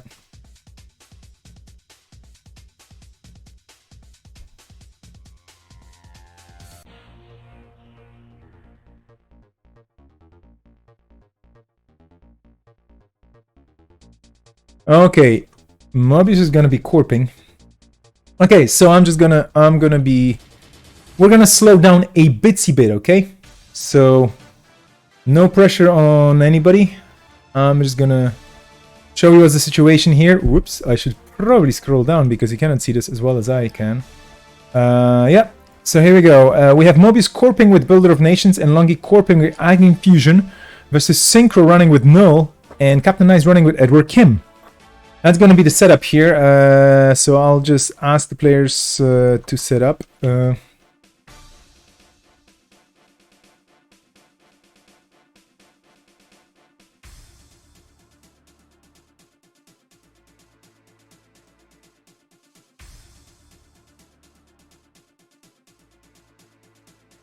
Oh, sorry. I just started typing funny things. And then it hit me that I'm typing funny things.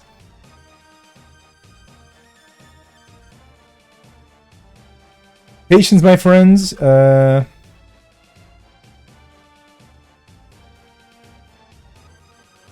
we're getting there. Oof. Geez, there's so many people with usernames that are very, very similar. You wouldn't believe.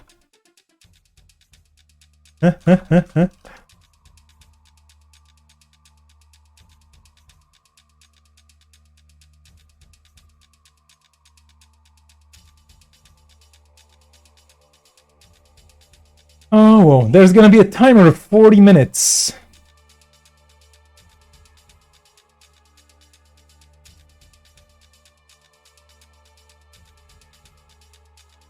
We're gonna watch Captain Nice, by the way, and Longy. Because I want to see that Max. I mean, then again... Ay. I mean, let's be honest, we haven't seen a single game by Mobius, excuse me, I guess. And I kind of feel like I owe Mobius streams because, you know, losing sleep. Oh my, oh my.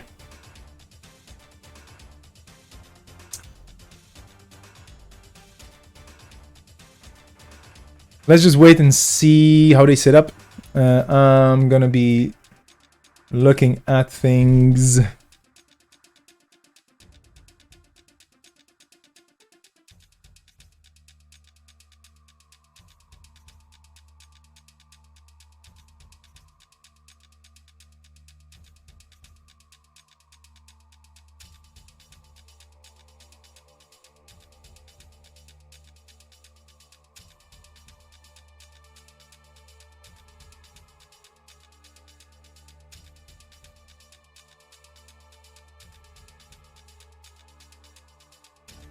So we're off. We're off to the races. I kicked up the timer officially. That's a very serious thing, right? Official things and whatnot. Here we are. And now I'm going to look at the decks finally, huh? So let's take a look at the goodies. Let's take a look at what Captain Nice is piloting versus that Ag Infusion. The Ag Infusion... looks mean, but nothing scary. It's just about rushing things out and making sure that those Lacostas and Biovolts keep the runner in check with the Niseis, as the agendas, of course, stopping things as well. On the other hand, we have Captain Nice piloting that Edward Kim, and that's going to be quite interesting to see, I believe, because, yeah, well, this is all about a climactic showdown. No, I'm kidding. There's Demolisher and Zero, and this is the fun part here. Demolisher, basically, and Zero are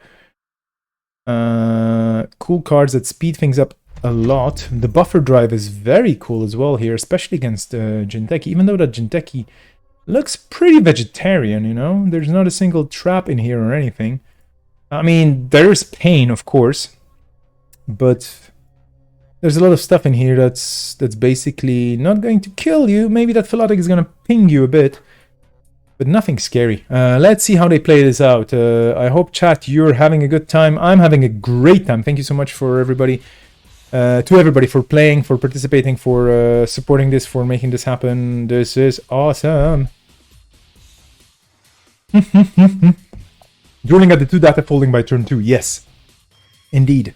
That is just pure value by Captain Nice. They definitely have the economy here, but then again, 1 credit and Longy on 14. So those data foldings will have to, they will need some time to pay for them or themselves, so to speak.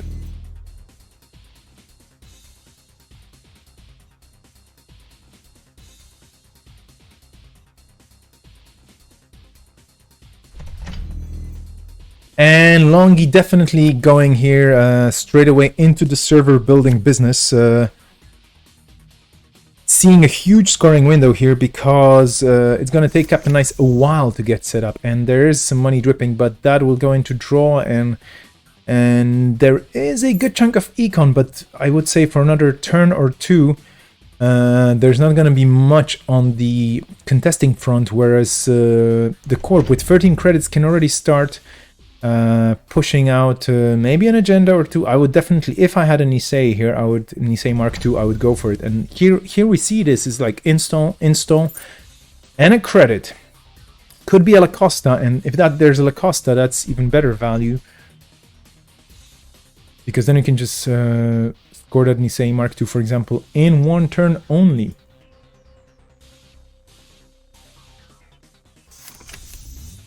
They went super smooth, I have to say, you know, thinking about all the possible technical glitches that I could have ran into. So I'm super grateful to all the players being absolutely awesome. And again, Odo, if you're listening, I hope you're getting better. I hope you're sleeping it off. I hope you're resting. All the best to you. And rest up. Zero. Getting onto the table.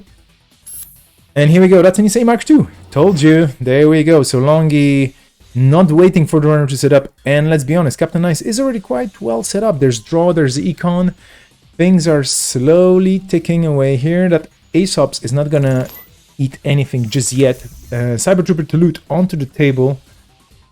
I'm just taking a quick look again at the Seasonal Climax because that's the name of this deck. What could that Aesops be consuming? And there's a bunch of targets. I mean, of course, every time you have a bin breaker on the table, you could be just doing that. You could be just selling it back for the money, and I think that's mostly the idea here. Daily casts in this deck as well. Data folding for that additional boost. One other option, and this is something that was suggested to me at some point. Earthrise Hotel with a single counter. You could just sell it back, you know, not draw the 2 cards. Although 2 cards versus 3 credits, I mean, that all depends on the situation, right? So yeah.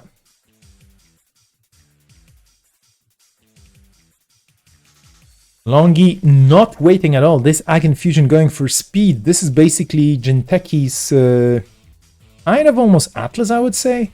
I mean, of course, I'm kidding. Nothing is faster than Atlas. What am I talking? Titan, sorry. Titan on Atlases, of course, or on Project Atlas. That's what I was trying to say. My brain took a shortcut, which is always a bad idea for my brain when it tries to talk. But basically, Titan Transnational with Atlases, that's the fastest thing there is.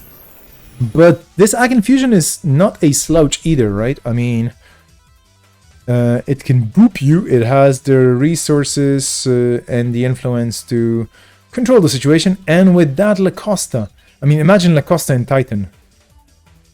That's an idea worth thinking about, right? Well, anyway.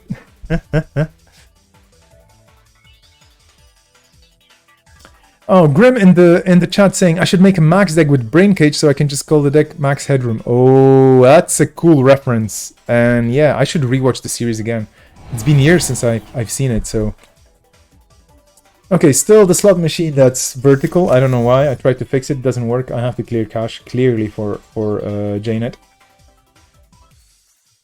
But you all know what slot machine does, so yeah, enjoy the full screen or full card art. So colorful, so slot, so machine. Much credit. Bar. I see bar and I think about all the bars that are closed and I'm like, yeah, keep showing me the bar word, you know. Anyway. Captain Nice, triple data folding. But you would wonder, like, okay, no money and no anything. But yeah, look at the table state, the board state here. Basically, ready to go. It's just all about getting a bit more money, but no server will be safe soon. And Longy, of course, with that Nisei Mark II token and with the Lacosta holding a Biovolt in there and powering up probably another Biovolt soon. Definitely the right way to go here. 7 credits, which is not a lot, and this is why Captain Nice decides to contest that server. Now Longy has to think about it.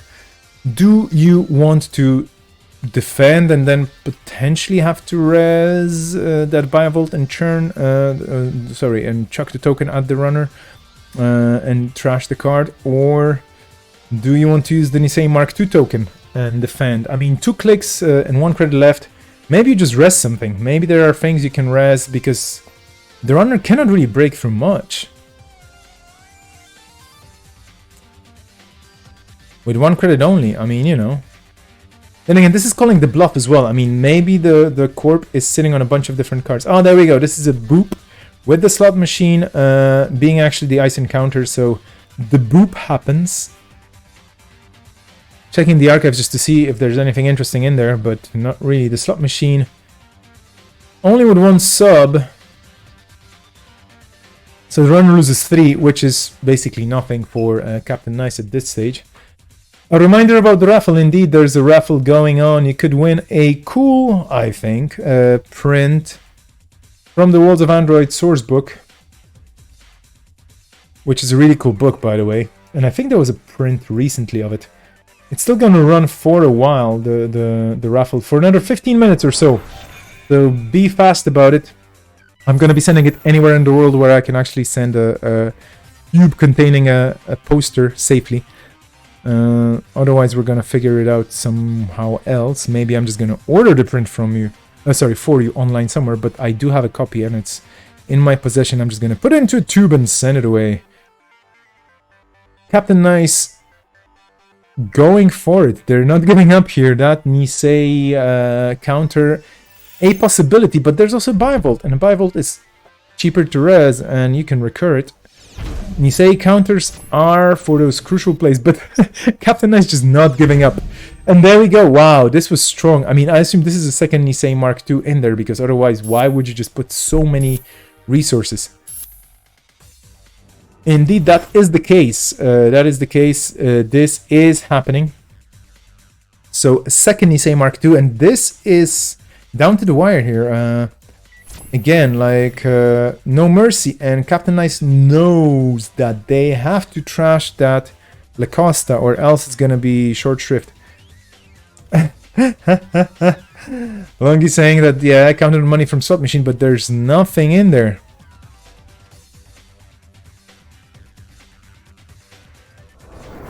The Lacosta is gone.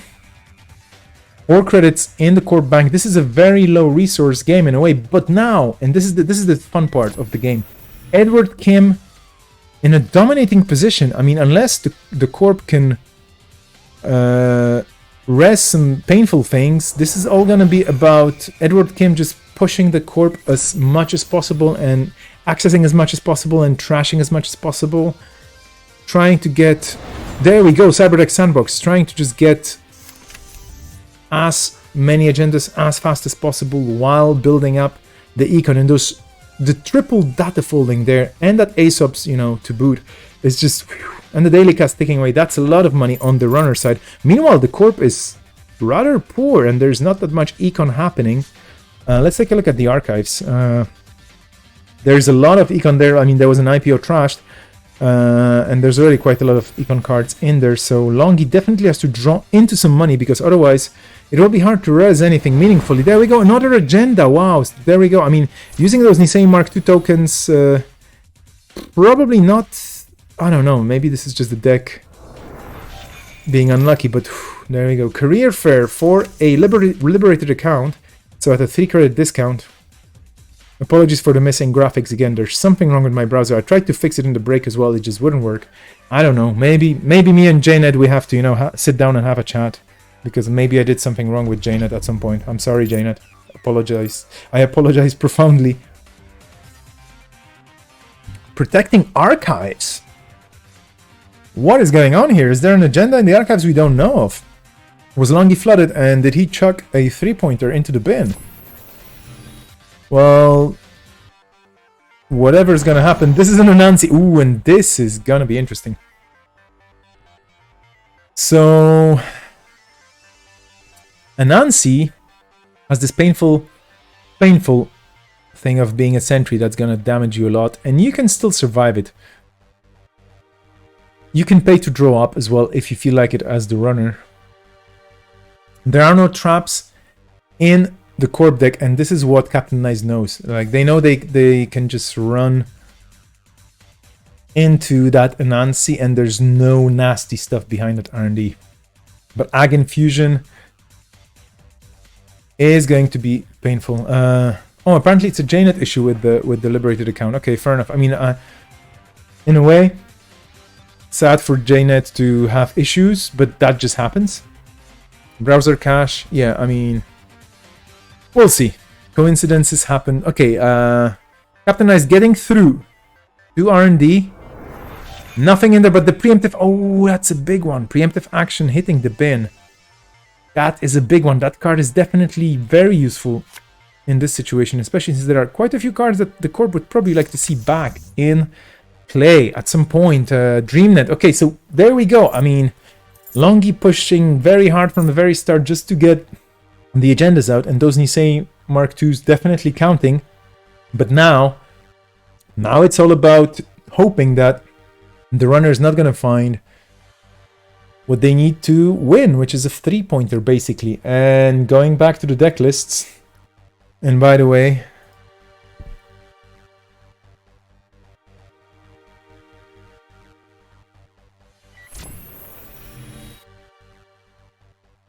yeah, it does work. So we can actually use a command now to pull things up, but I put the timeout on it, so it might not be popping up super frequently. Anyway, going into HQ, and this could be game. This might as well be game. I mean, single accesses win games. 5 cards is the golden number, I think, in game design. When it comes to, you know, I read an article, I read a long essay about like what is the correct number of cards, or not correct, but like the optimal number of cards for players to hold and meaningfully analyze and make good decisions while having enough options on their hand. And I think 5 was mentioned as one of the numbers. Anything between 5 and 7, but 5 was kind of like the most convenient. So that kind of shows. It is a good number. 5 is a great number. It's quite a lot, but not really. Looking at Longi's Agent Fusion deck, trying to just see what are the outs here.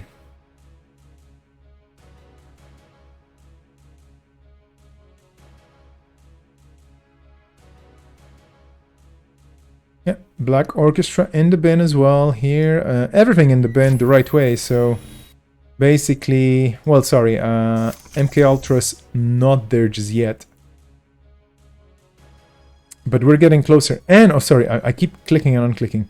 Yeah, there is a knife in there as well, so that could be interesting.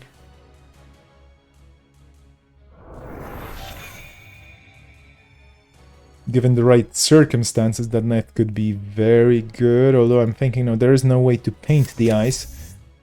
There's also a spooned. So that Anansi is more or less safe.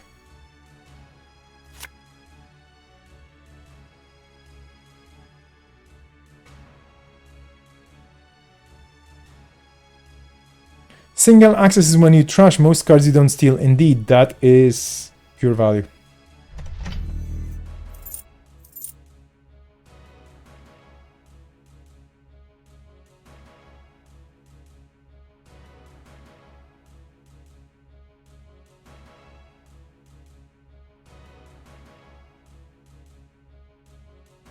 And there it goes, the Climactic Showdown, the card that I was mentioning earlier on.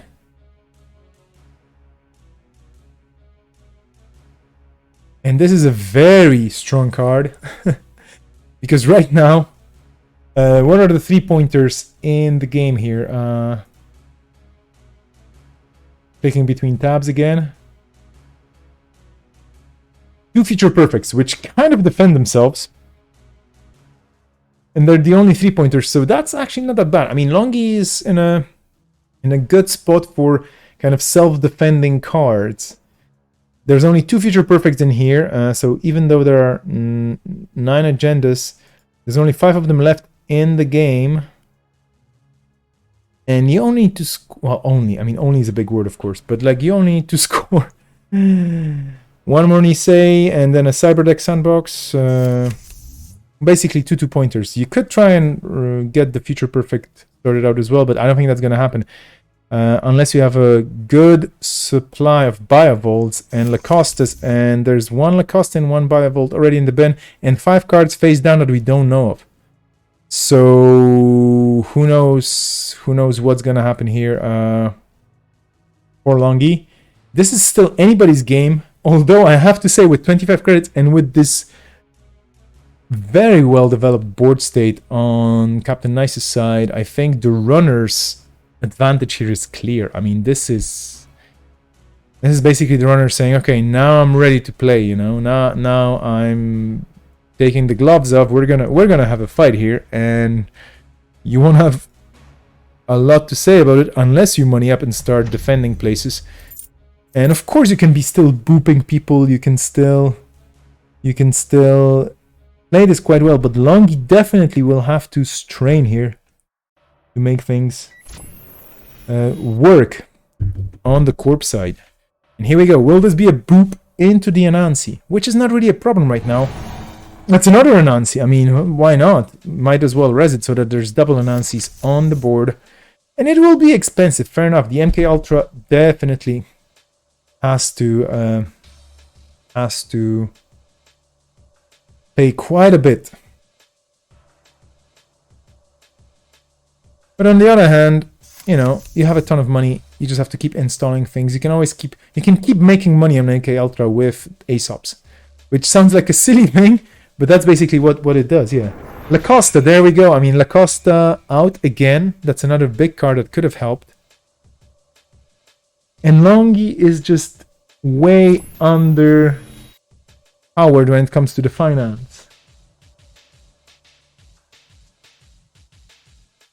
We haven't seen the corp after, you know, scoring the first two agendas. We haven't really seen the corp with a chance to get the economy up.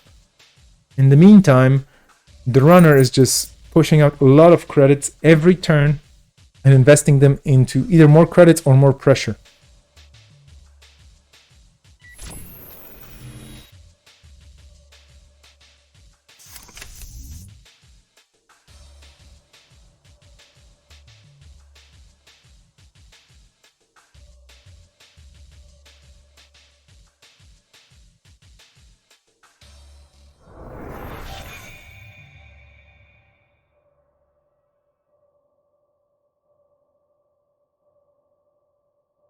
The last 3 minutes in the raffle, so feel free to raffle away.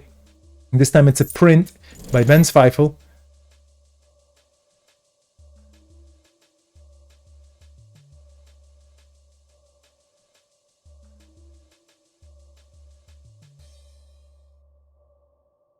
Boreira, hello there. Dobry wieczór. You have to do it the other way around though. The exclamation mark has to go to the back.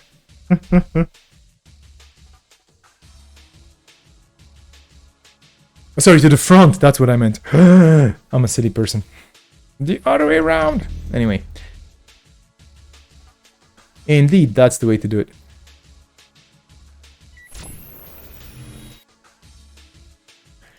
Okay, here come the archives. And I think there's a TFP in the bin. I mean, there has to be a Future Perfect in the bin. I do remember Longy dropping some cards in there.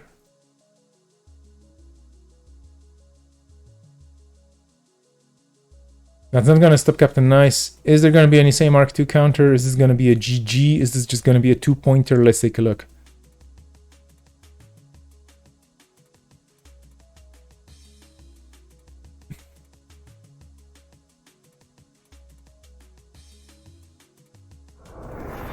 Okay, there's nothing there. But information is always useful. Of course. Look at the money. Captain Nice is just... Oof. This is the richest Anarch in the universe, right? Those triple data foldings, wow. I mean, this is just... I look at this and I'm like, yeah. This being, what, turn... Where are we again with this? Turn 15. And there was a double data folding turn 2 already on the table. Yeah, that's like... Now, Longy thing, you know, Sedaka firing up. And this is a funky situation here right now, because that Sedaka will fire. There's no way an AI breaker will be appearing here. Indeed, number of face downs is the boops. I totally agree. But then again, who knows? Longy might have chucked an agenda in there just saying, I really cannot handle this. But well, he totally can. So now Sedaka is going to fire. Longy gets to look at the top 3 cards of R&D and may draw a card, which is not a bad idea. You have 4 cards in your hand. Then again, the runner, yeah, well, this is what happens. And then you can trash a card in HQ if you do trash from resource. What would you trash here from the resources? And honestly, I have no idea. Let's see what Longy chooses. DreamNet maybe? I don't know. No.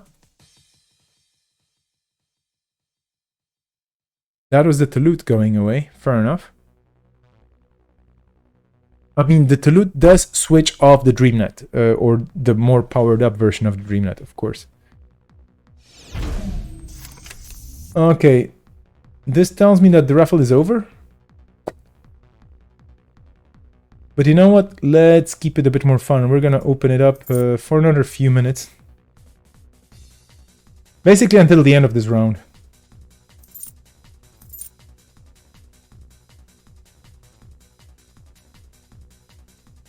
Yeah, putting the winning agenda on top and betting that captain is going to jack out. Yeah, no. I mean, that's like that's a ruse and a ruse within a ruse, and trusting people to unruse and ruse and whatnot.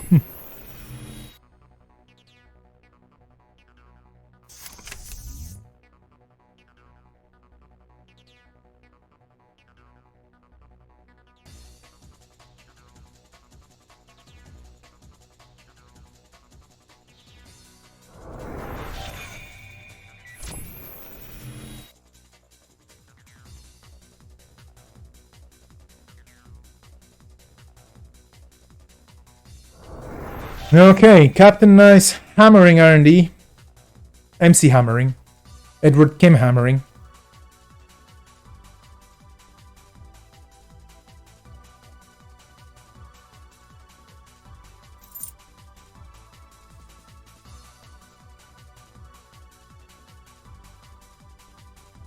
Longy here, definitely on the ropes, playing the long game. I think this is kind of, I mean, I don't see many outs for the Corp here.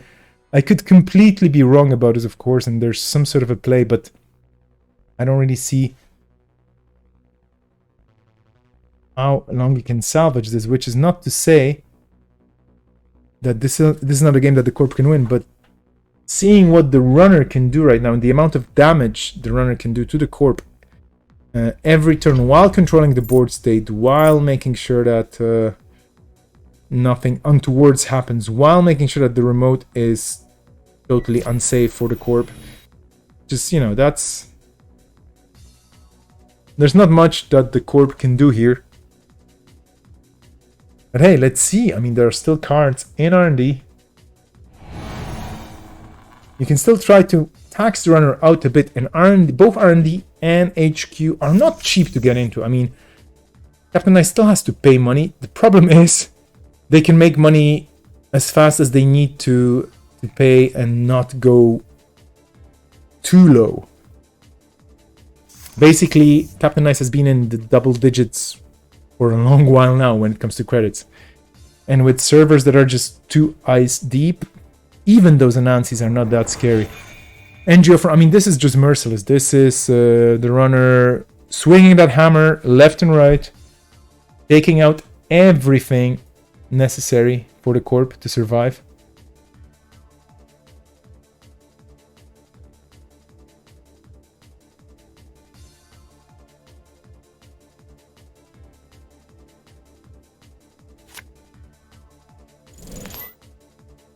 Maker's Eye. Okay, this is probably sealing the deal.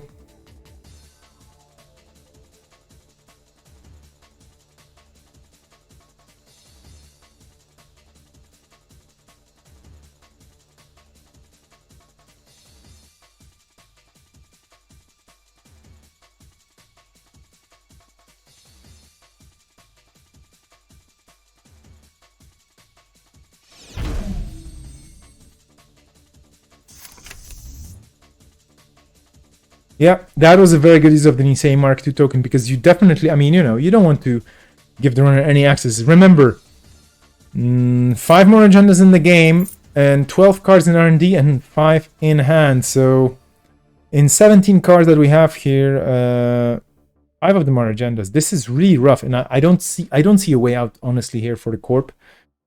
Longy only on 7 credits, but Captain Nice finally going down below 20 credits. Which doesn't mean much, because there's a double daily cast combo. There's the DreamNet again with Cyber Trooper to loot. There's the Zero always making you money if you choose to take damage, but you don't really have to. There's the triple data folding, which is just scary. Bluey player, hello, hello, hello. Welcome to the chat. For those of you just tuning in, again, lockdown number 10, this is top 4, first round. Spoons are being taken out, and there will be some code gates going away because of those spoons. 5 credits left in the corpse bank. Do you res this, or do you not res this? Yeah. The runner getting 10 credits at the start of the turn. That's just, you know. Data folding, Paraling Poemu. That's 4 credits. Then daily cast, daily cast. That's another 4 credits. And then, yeah, it's just scary. Scary.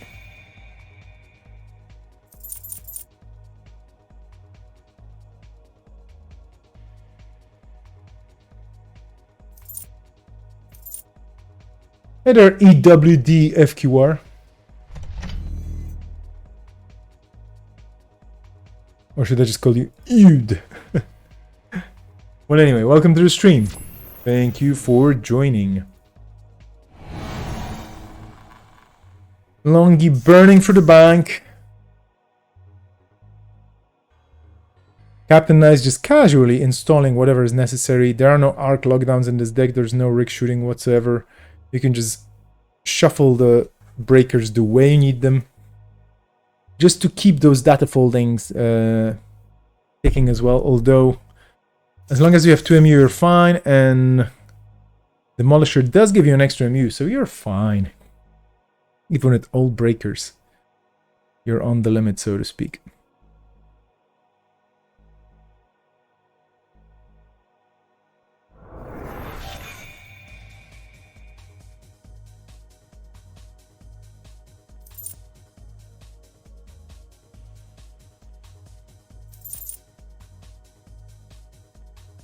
Around 10 minutes left in the round. We're still watching the first game here, and there won't be a second one between those two players this round. I have no idea if the other side is already finished or not. We have Mobius Striptease versus Synchro over there. If you're watching that table, I hope it's fun. But if you can hear my voice, that probably means you're watching this table.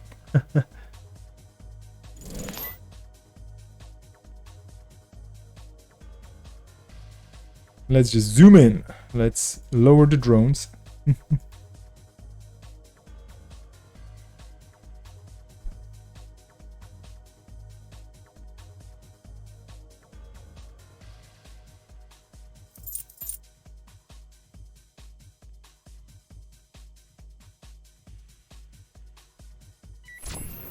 So much money. 43 credits. You had the runner a while ago on 14 and now they're at 40. It's just... oof.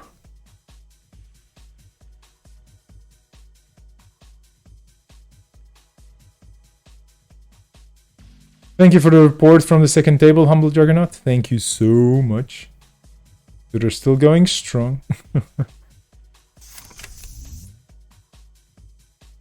9 cards left in R&D. There has to be an agenda there. There we go, that's an Issei. This is probably getting it. Like, oof.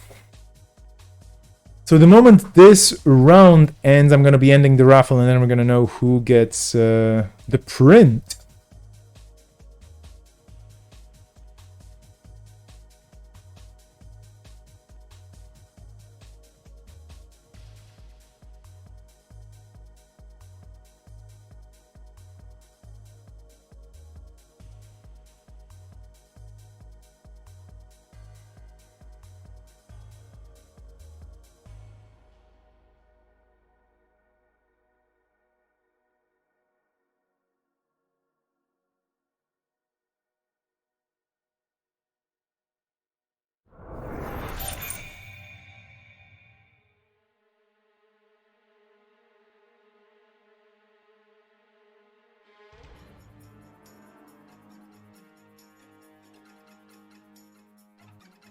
I just became quiet because I'm looking at the deck list and trying to think like what can possibly Longy do here. Yeah, there's just not enough anything. There's not enough time because R&D is down to 7 cards. All the crucial or all the important cards to get stuff back. And there's not that many of them in this deck either. The single preemptive action is basically in the bin. The ice, well, there's some, but there's of course already some used to boop. The econ is mostly gone. I think there's still a copy of attitude adjustment. No, they're both in the bin. Everything is just binned. Server 2, that probably could be a Biovolt, I guess. Or a Lacosta if it survived the onslaught. But that's not gonna hold out long, and I don't know what the triple advanced ice could be. There's another Anansi, the 3 Anansis on the table, the 3 Anansis not really posing a threat, just costing some money. They do require credits.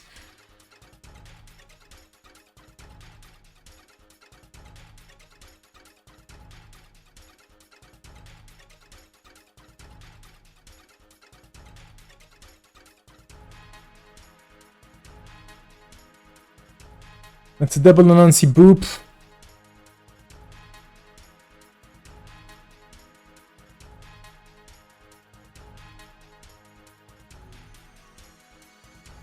Slot machine basically not doing much.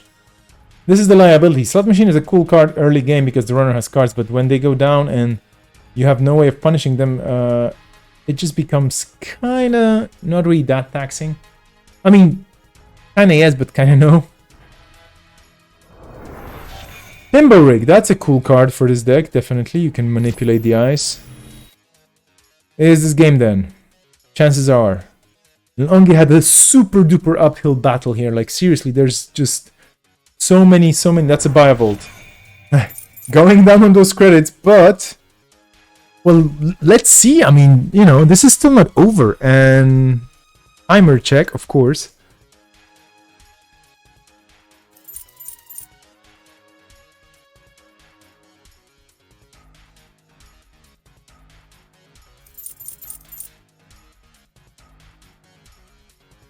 Around 4 minutes left in the round. Well, I'm not gonna type in there because they know that time is running, and you know, there's no reason for me to rush them.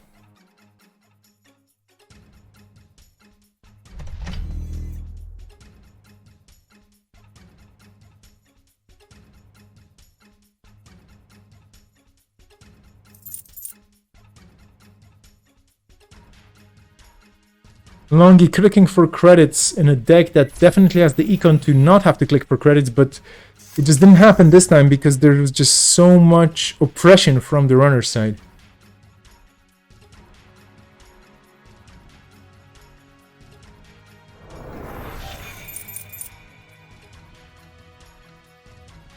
All that the runner has to do right now is just wait for an agenda to drop. That's basically it. That money engine you have is brutal. Indeed. It is an absolute beast of an engine. I mean, this deck is scary.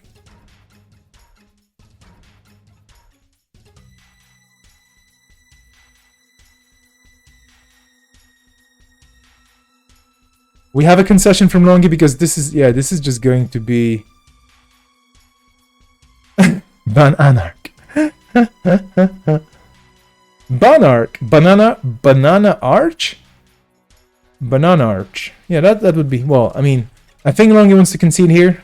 I'm not sure, but yeah, I mean, what a beast of a deck, for sure.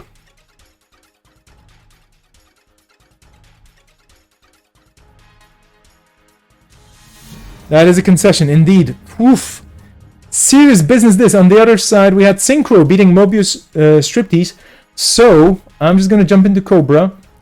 Corpse basically getting hammered by the runners. Was anybody saying anything about the Corp-dominated meta anywhere? Excuse me? Okay, let's complete the round and let's go for the next round. And I'll give the players, of course, a second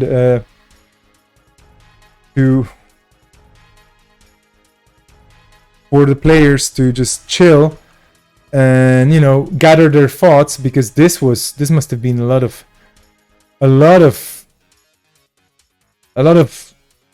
running. Sorry, I just got lost for words for a second there. But yeah.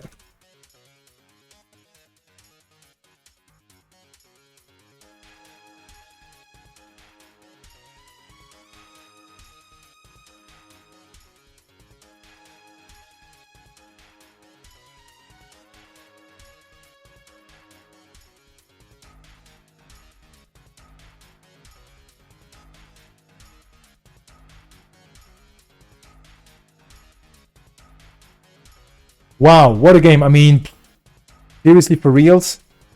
Oh yeah, let me show you some Cobra screens, right? Because the pairings are up. I'm just asking the players if they need a break, because they might need a break. I mean, you know, they're only human after all. We will have Synchro running versus Captain Nice's Corp, and we will have Mobius Corping versus Longy's Runner. Are we not gonna see the max? Oh no! That's terrible! But I think we're gonna watch Synchro and Captain Nice. I want to see that max.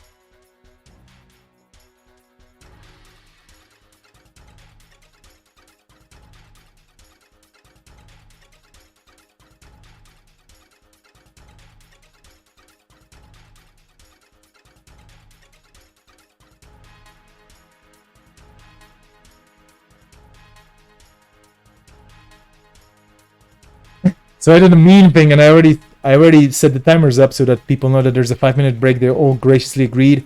This is not to push them into bad decisions or anything, but basically the decks are decided. They know what they're playing.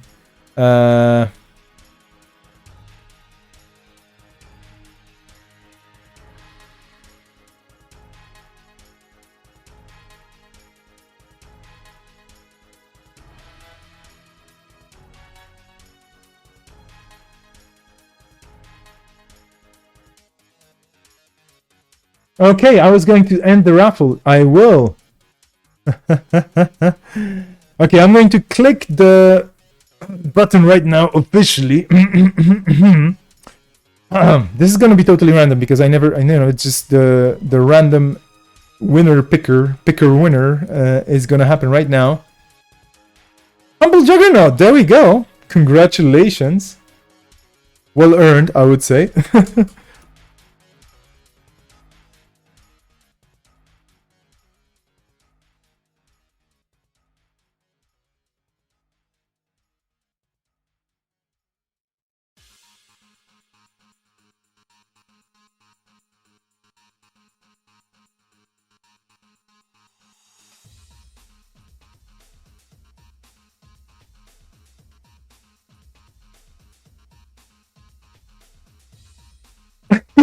I do make it completely random, I swear. I mean, this is the thing.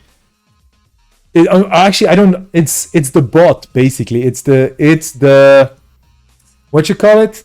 Streamlabs Cloud bot, which is basically the one that is kicking everybody's bum for using caps and everything else. The one that runs the raffles. It has a pick winner option, and that's what it does. So I just picked the winner, and that's what happened. And it just, I mean, I pressed the button pick winner, and then it just did. So it randomized you. Congratulations. I'm sorry you have to find a place on your wall to hang things. Yeah, basically the bots. Only one prize. Indeed, yeah, I'm sorry, Tas. I was giving away stuff earlier as well. And there will be more prizes in all the different streams I'm going to be doing for Netrunner, so keep coming back. There's only so many things I can give away at one time, because then I'm going to run out of things to give away. But I'm looking at things, you know, I'm looking at my stash, I'm looking at my collection. There are things going to be given away, whatnot.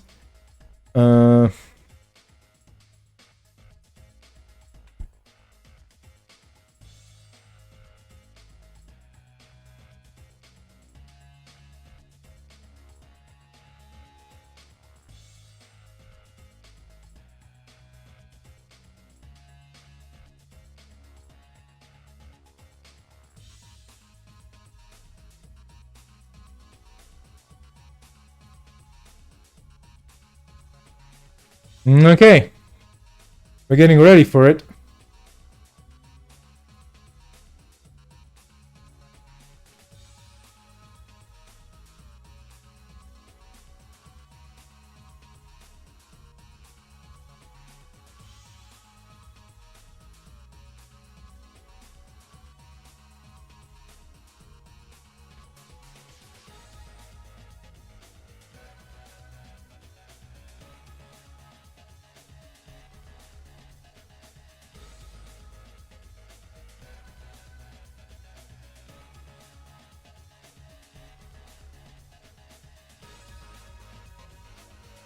Okay, players getting ready. I should be getting ready. Right.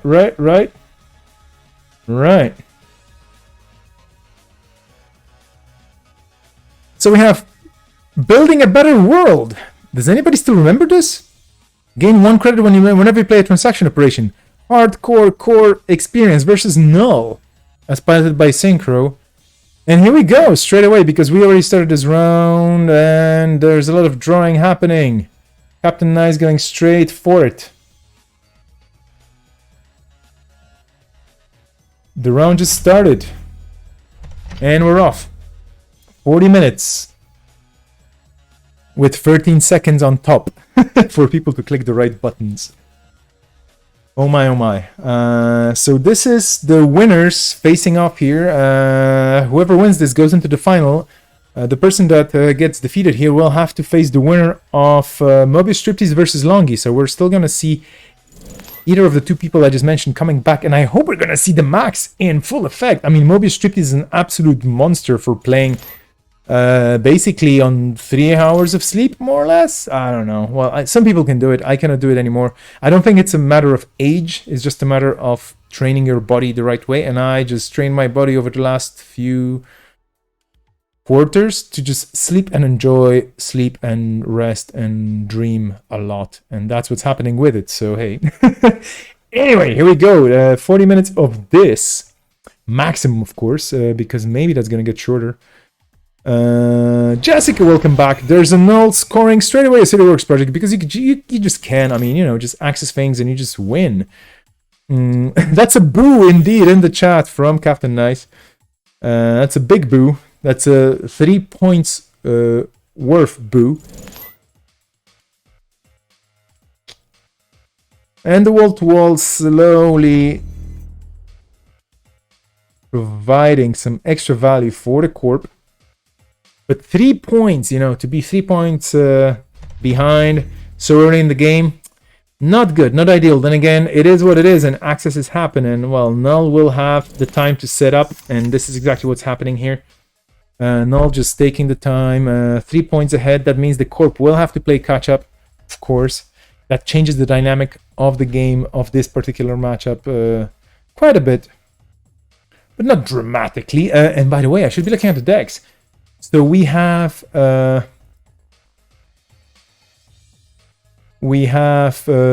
for Broke, basically, which is so many operations you don't even have enough deck boxes to hold all the operations, and they're all transactions, just money, and more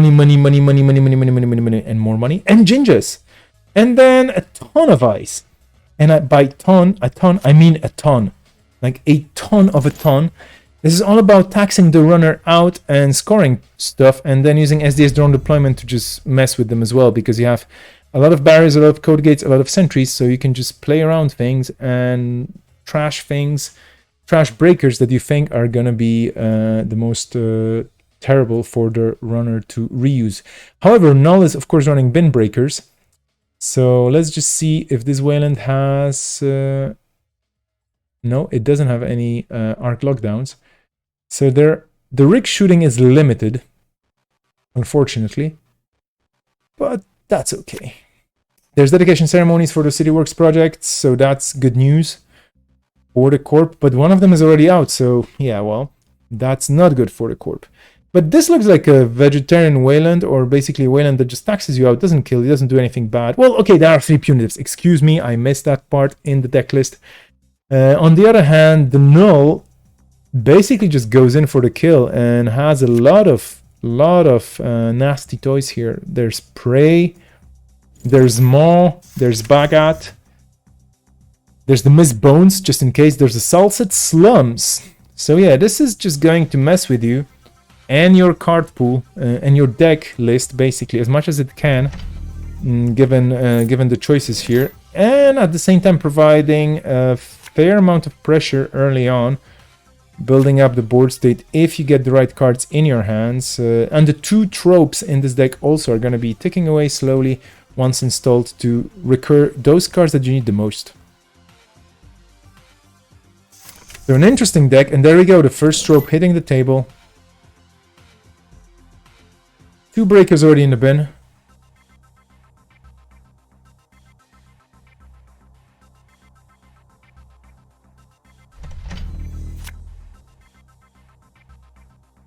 And the labor rights already used as well to recur some cards and draw some extras. But server 1 is just saying, yeah, okay, fair enough, yeah, we're gonna play a game now. How about we play a game of you cannot get in because I'm just gonna lock you out as soon as I can. Oh well. Paladin Poemu onto the table.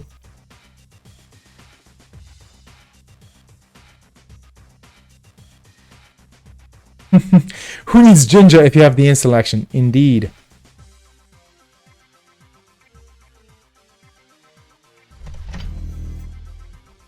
And this is brilliant because, for example, the place 1 advancement token on a piece of ice is just amazing.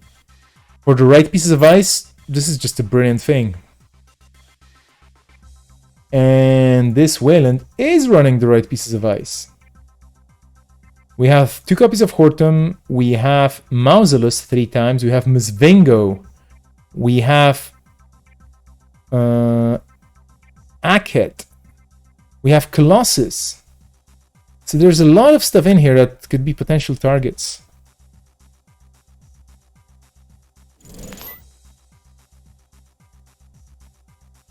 And there's a little, very nice but spicy card called Rhyme, with a beautiful illustration. And that's, again, just a bitsy bit of extra taxing power for the Corp to make sure that the runners do pay extra. There's a Mausolus, so that's another target for wall-to-wall. And wall-to-wall is just brilliant because you save, basically, place 1 advancement token on a piece of ice. That saves you the having the money and spending the click for it, so you technically make 2 credits with this action. Or 2 clicks, what have you. But basically, this is very good compression. You know, drawing a card is always good, gaining one is always good, but if you can do all 3, win. I mean, win well. Would you say the server 1 is locked down? Ooh. All the runner money just disappeared. Indeed, I mean, the runner needs to get the econ back here. The dedication, the dirty laundry, giving some of the credits back, and yeah. Liberated account again, saving up some of the money. Here we go, bouncing back. But it is expensive to run here with those breakers for sure. Server 1 getting a card in there. So the wall-to-wall just came back, and what could that be? That could be anything. That could be, for example, another wall-to-wall, or an agenda, basically, or a Jinja. But these are the only 3 types of things that can go in here, because there's only 2 assets here that are 2 wall-to-walls, only 3 upgrades that are the Jinjas, and the rest is just agendas. So go for broke, that's the name of the deck here. And basically that's it, you just keep going until you either win or you lose. It's like Game of Thrones. You win or you don't win, basically. Jeez, that Horton. I mean, again, taxing a bit. Not a lot, but 3 credit. I mean, this is all money just trickling down. Problem is, 8 agendas in this deck, and Synchro will be seeing some of them soon again, right? 27 cards left in R&D, 5 in the hand, something in Server 1, which could be a one-pointer, could be a Divested Trust. And I love just how people are using Divested Trust this time to make sure the 3-pointers don't disappear. This is basically like an exchange of information or well, yeah, that's basically it. It's just saying, yeah, I know you have the agenda, but hey, I lose 1 point, but you lose 3, and I don't get the 3, but then again, I have a chance to score them again, and maybe you do it as well, but you have to do it again. And this taxing deck is all about making sure that you don't have the money to do it. On the other hand, Synchro knows the deck. Of course, we're playing open deck lists, so in the top 4 this time. Hi there, Chaliotrope. Welcome to the stream. Thank you for the follow.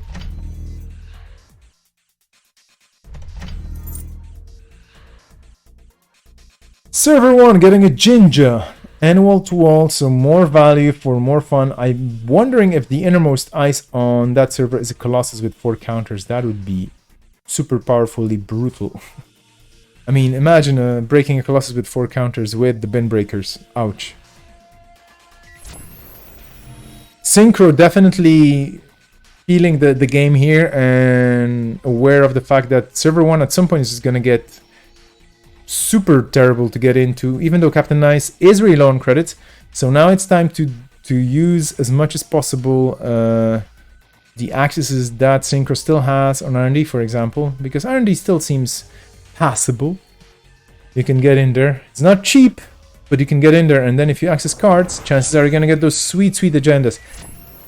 And the likes of SDS, drone deployment here, are a bit painful on the econ side, but not too much. Another Mausolus, wow, that's a triple. So basically, Mausold all over the place. And you have, well, you have a triple mausoleum, and you probably put the ancient people who died earlier on into those mausolei. Mausoleums. Anyway, mausoleums. Jinja City Grid. So not only you have already 4 pieces of ice, but you might as well add some extra ones, right? I mean, now you're lowering the install cost by 4, so now you're getting the real value of Jinja City Grid. Synchro missing the Apox. Fair enough.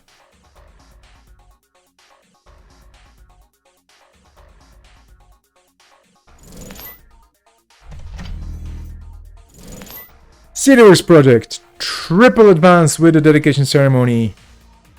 Eat your heart out, but it's only 11 credits on the corpse side.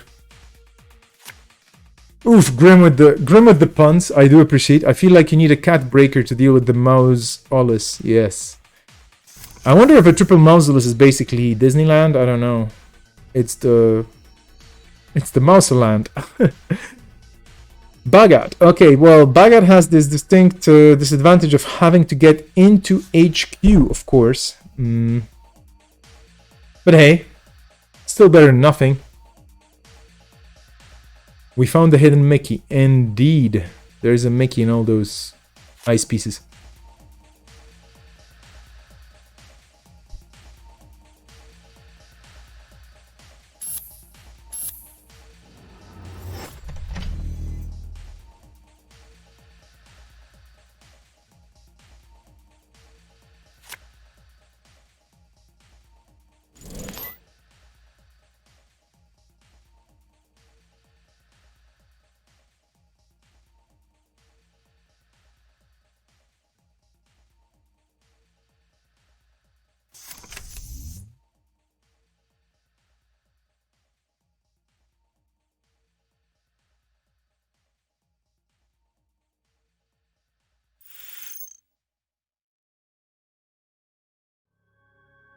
The wall-to-wall keeps coming back and back again because, of course, you can take it back into your hand, which is very handy. Blockchain. How many? 1, 2. That's... yeah, well, still painful. Okay. The wall-to-wall gets trashed now, so both wall-to-walls in the bin. And this deck, unless I'm very mistaken, but I do remember not seeing any, this deck is not running any recursion. So that's a big move here by Captain Nice, saying, okay, I don't need all that money and draw and everything else. It's time for me to start doing the thing. Rhyme getting res because you can res Rhyme out of turn, so to speak. You can just res Rhyme for 0. Brilliant card. It's mythic. It still costs you some.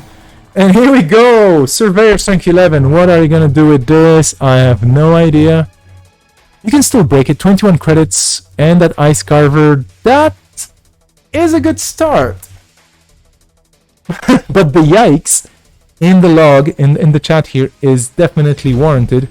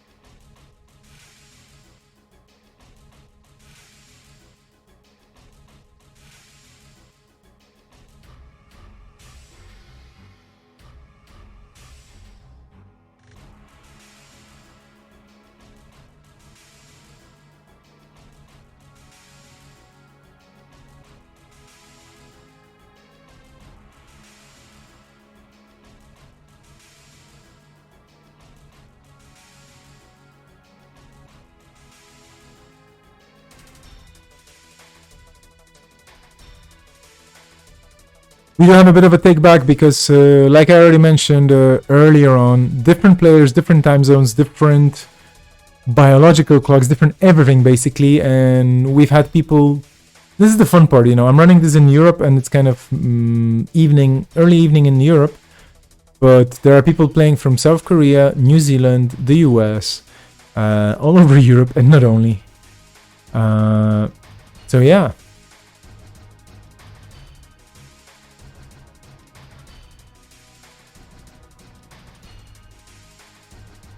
Those things happen, and this is a casual tournament. In the meantime, while they are rethinking the turn, just a quick plug, there will be on the 28th, which is in 2 weeks, 14 days from now, a fireside chat on Twitch with splendid folks spending an evening beer tasting on Twitch, which probably means you have to buy your own beer if you want to watch a beer taste together. And talking about Yank and all of its connotations. So basically, you know, not playing the top tier decks and not trying to solve the game, but just having fun with it and just going, I wonder if this card and that card together with the other card and the other card will do something cool. Explosions. And I do remember seeing decks that deal like 58 meat damage or something, you know. I mean, if they win big, but usually they just fold to any kind of hardcore standard deck because they just don't have the time to set up, or something just, you know, if something goes wrong, then you're like, oof, I lost, you know, for this combo I need like 15 pieces. Anyway, going back to the game, 15 credits break that Surveyor. Talk about brutality.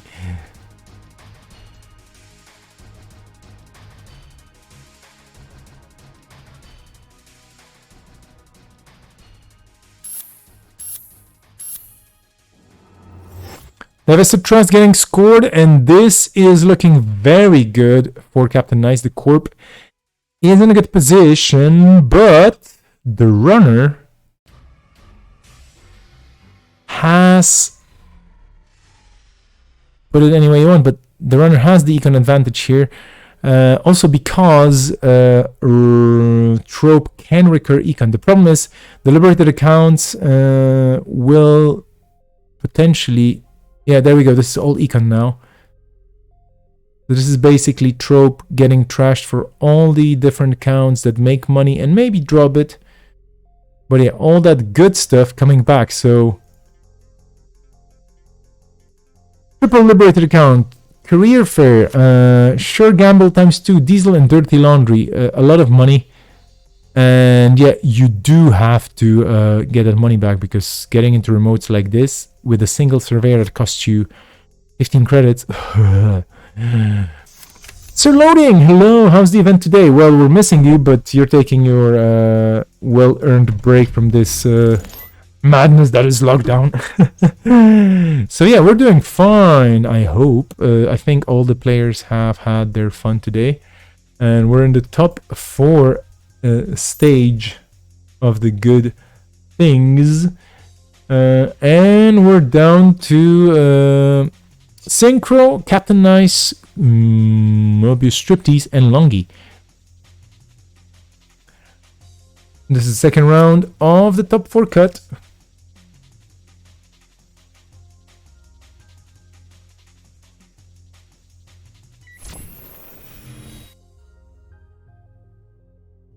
And we still have over 20 minutes left in the round, or around 20 minutes left in the round. So this is the middle of the round, more or less. Synchro facing a scary Wayland Consortium. Or Wayland Consortium. I mean, this is, this is the card I fell in love on the Corp side the most when I opened the Corp box all these years ago. I was like, okay, I see, like, the other Corps, yes, they do things. But look at this. This is just so, like, this is my thing. It has the right colors. It's green. If you flip it around, it's basically the first letter of my name and whatnot. And it's just, so good. Wayland, how I loved you. And yeah, it's my number 1 corp ever. I think my number 1 faction. I mean, I like playing others, of course, and I love the game in general, but Wayland is just Wayland. Wayland is the bad thing that happens to you when you're a cyberpunk protagonist and the corp just says nope. And you're like, okay. And then you, for example, you have bad things happening to you. And this is the scary part of course, the futuristic. There we go. Speaking of futuristic, Captain Nice is gonna go ahead in the Synchro definitely saying brain, yeah, with a fried brain, that it's kind of hard to play. And I can imagine, I mean, all those games, all this fun, and this is not even Worlds, right? I'm kidding. But yeah, I'll leave the players to this. Let's take a quick look at Mobius Striptease and Longy. If they're still at it, they are. This is still anybody's game. Look at the situation. Catching up very quickly, just to see what's going on. Longy with a Maker's Eye trying to run into R&D with 4 points and 1 click left. Meanwhile, Mobius Striptease 3 points, an Atlas counter, which could be important. And not that much money in the Corpse Bank, but this is Wayland Consortium. Builder of Nations, meat damage galore.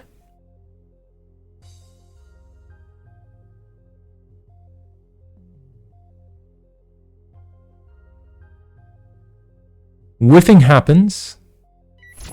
And now we're going to HQ.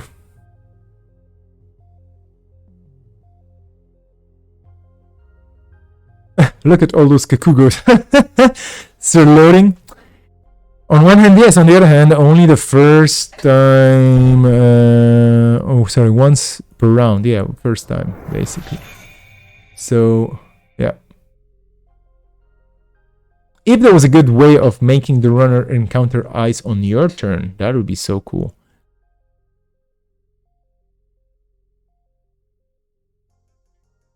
Grim still recapping the last game. And yeah, maybe, I mean, this is the thing, when you're playing for so long and your time zones are out of whack with a lot of other things and you're just tired, counting things and looking at scary servers, and yeah, well, who knows.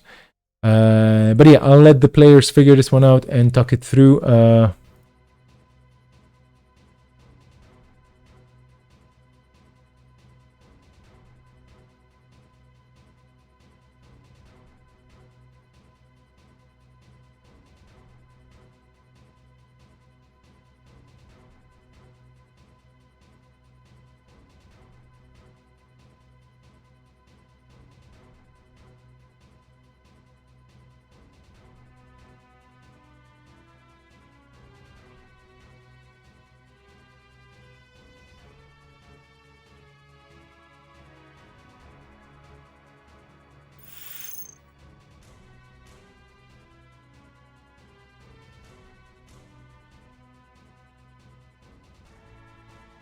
Around 15 minutes left in the round, by the way. Apologies for typing in the background. That's bad manners, right? I should be like entertaining you or something.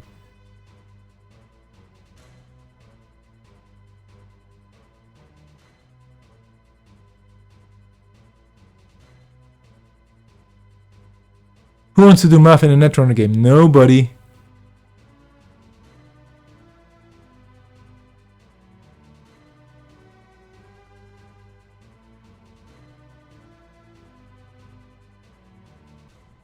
This is not a math game. All those numbers are just here to fool you. This is all about kind of breathing in, breathing out, and thinking about, you know, like the consequences of everything and just going for what your instinct tells you. It's kind of and wham, and then you go. Math is for shapers. True words, truth. I concur.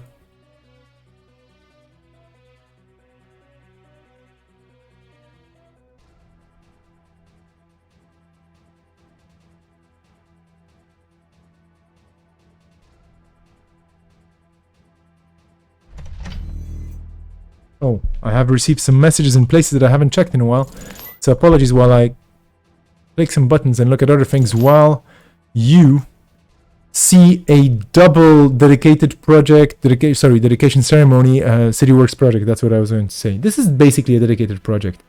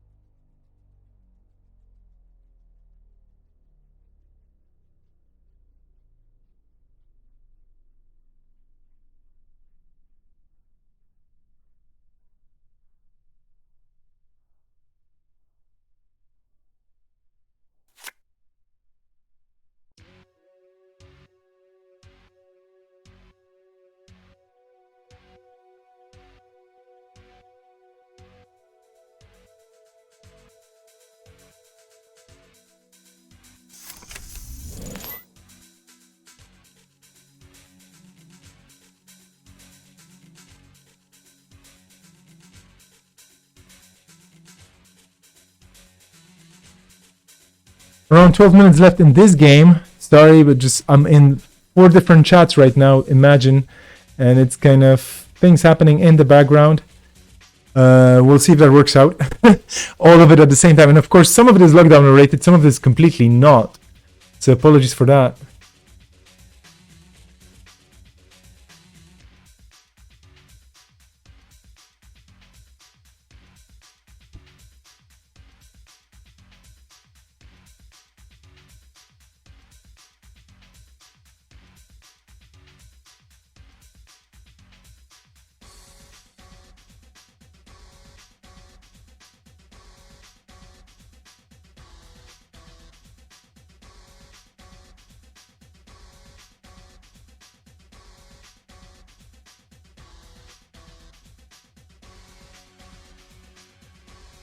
Undo run might not work. Undo click, yes. Here we go. Solo turning, running plus streaming takes my effort and attention. How dare? Yeah, I mean, exactly. Yeah, like I just, and I'm making mistakes and whatnot in the chats. Fortunately, not on stream because that would be unprofessional. But anyway, yeah, no, this is just basically 7 hours of streaming more or less with a break. So it's like a day's job on a Saturday. And like I said, there's like my phone popping up every now and then with messages from people that are completely not related to Netrunner anyway. And I'm just like, oh, okay, I have to answer this right now as well and think about it. Anyway, this is Mobius Striptease just putting Longy under pressure by saying that City Works is going to get scored. What are you going to do about it? But Longy is saying, hey, I want to score something too, and I'm going to use Maker's Eye to get there. This is the last click, by the way. So I don't know. If I was Mobius Striptease, would I be pulling out a CityWorks project and putting it in my hand? I don't see my hand, of course. I mean, I don't see the corpse hand here right now as the commentator. So I don't know if that's a good play. But just to make sure that this just doesn't happen, maybe? I mean, 3 cards out of 20. I don't know where the other agenda is. I don't know where the other 3-pointer is. That is the trick here, basically. I'm looking at Mobius Striptease's deck right now. And there are 3 copies of those CityWorks. So maybe pulling one in your hand right now wouldn't be a bad idea. I don't know. I really don't know.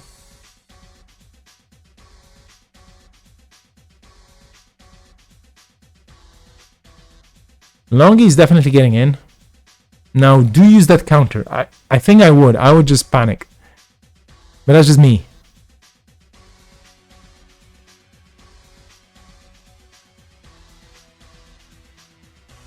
This is excruciating.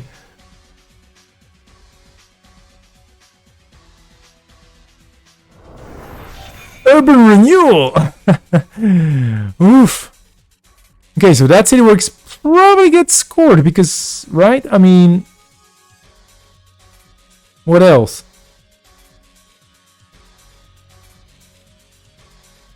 Oh, the Atlas didn't have a counter? No, I thought it did. Am I wrong? Did I see it? Did I see a counter somewhere where it wasn't? Which is very possible.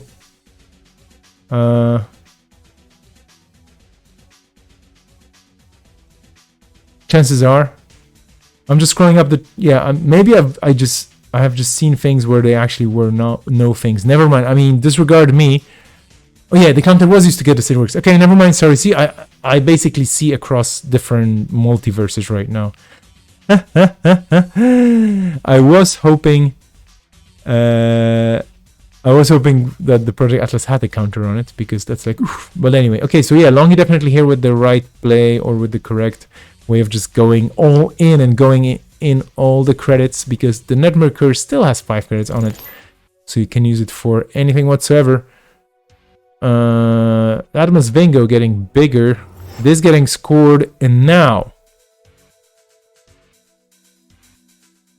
what do you do?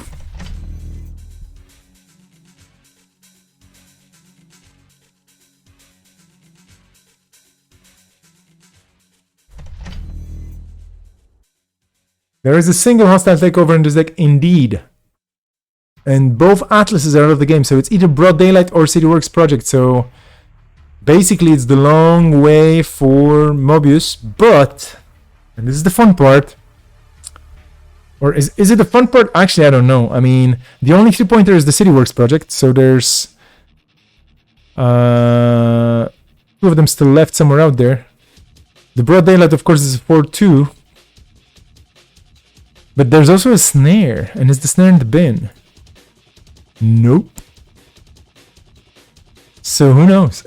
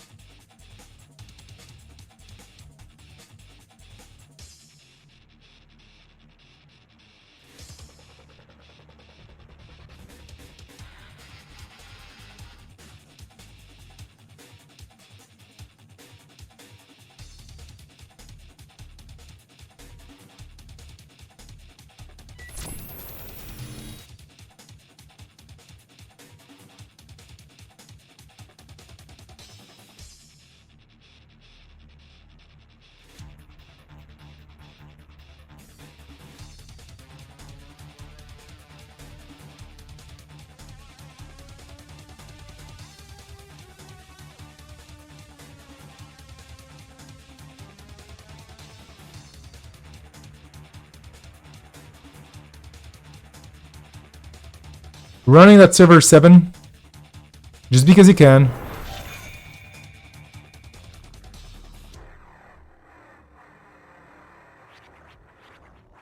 And the Urban Renewal is no more. And Urban Renewal is a mean card.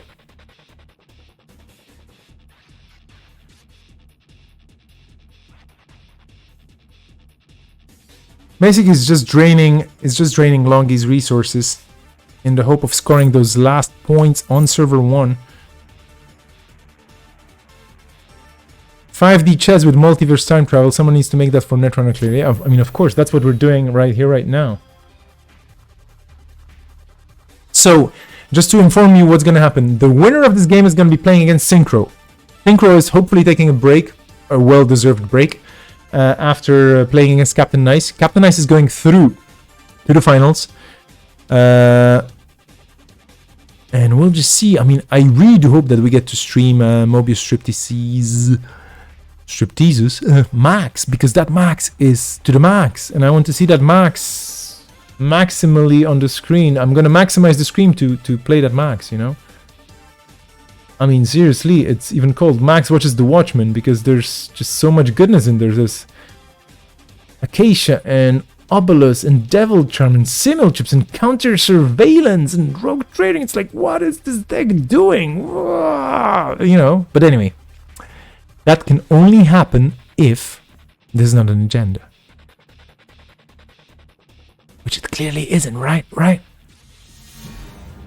It's a snare! Oh, jeez! Woof! Did I just spoil it or something? GG indeed.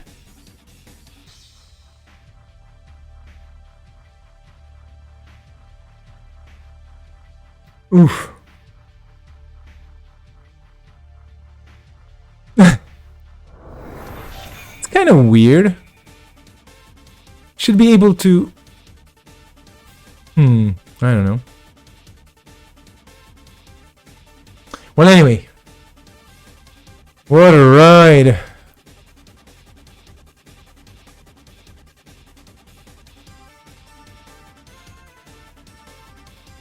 The Anicam not helping, of course. I'm gonna jump out of the game and I'm gonna run to Cobra to press the right buttons for the right things at the right places. Oof.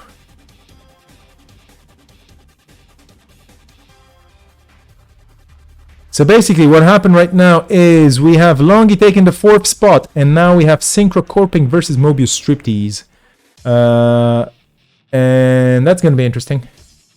Longy, congratulations on taking the 4th spot. Now I'm gonna be typing places.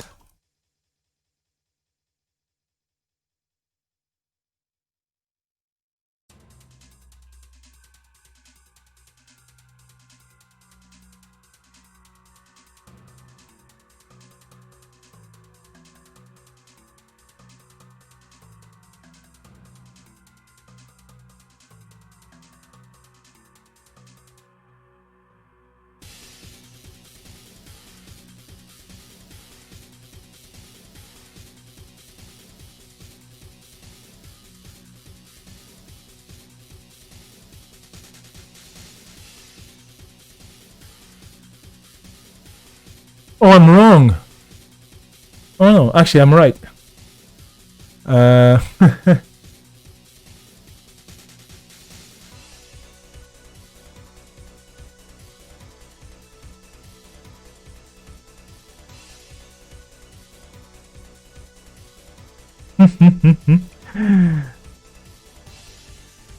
I'm so excited and also screen wary that I'm just making mistakes all the time.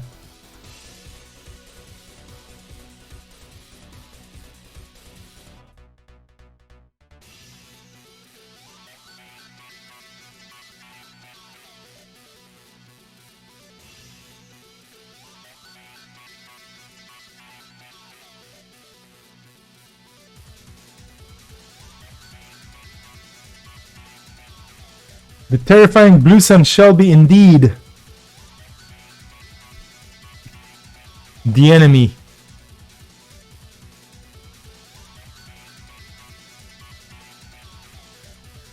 I'm gonna take a quick break and be right back. I have a phone call that I have to...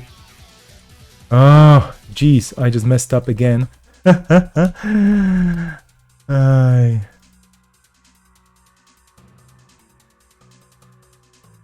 I have to take a phone call, so I'm gonna leave you with the music and be right back, okay? Don't go anywhere or go anywhere you want, and let's be right back. The runners dominated round 1, the corps dominated round 2. Let's see what happens next.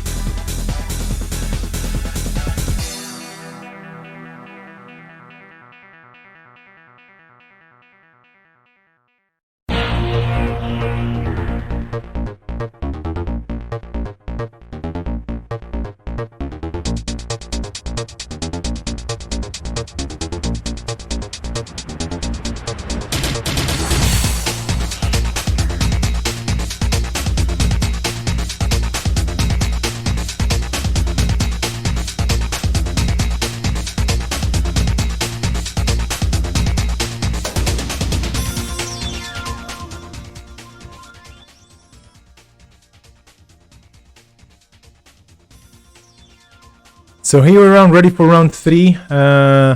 This is basically, some people call it the losers final. Oh well. Anyway, we just had the equivalent of a streaker here.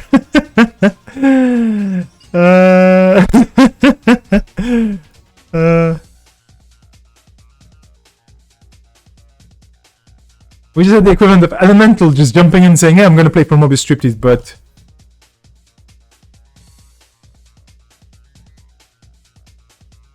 And yeah, soliloquying about representing for Mobius and just deciding to get the scores, whatever is gonna happen. But we're gonna see the max finally! Here comes the max. Are you ready for the max? I'm ready for the max. This is gonna be maximum max of maxiness. Mulligan for the Blue Sun, which we've seen before. And this is the first time we see the max. And just look at the list. The deck list is just... What is this deck list even? Like, I'm not even gonna talk about it. You can just... I mean... What is going on here? Okay, both sides taking a mulligan. This is interesting. Is it going to be good for either of them? I don't know. I just had a very quick phone call, totally unrelated to anything. But here we go. Let's roll with the show. Let's do the thing. Julie, do the thing. And basically, Chiashi with a oversight AI. Scary stuff. But Max doesn't care because Max is like a honey badger. Honey badger don't care. Here we go. Honey Max Badger don't care. 2 cards trashed.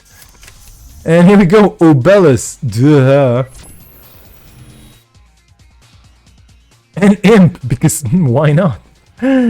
Brutality in shoes. What's gonna happen right now? I mean, seriously. Jeez, running a corp that makes a ton of money.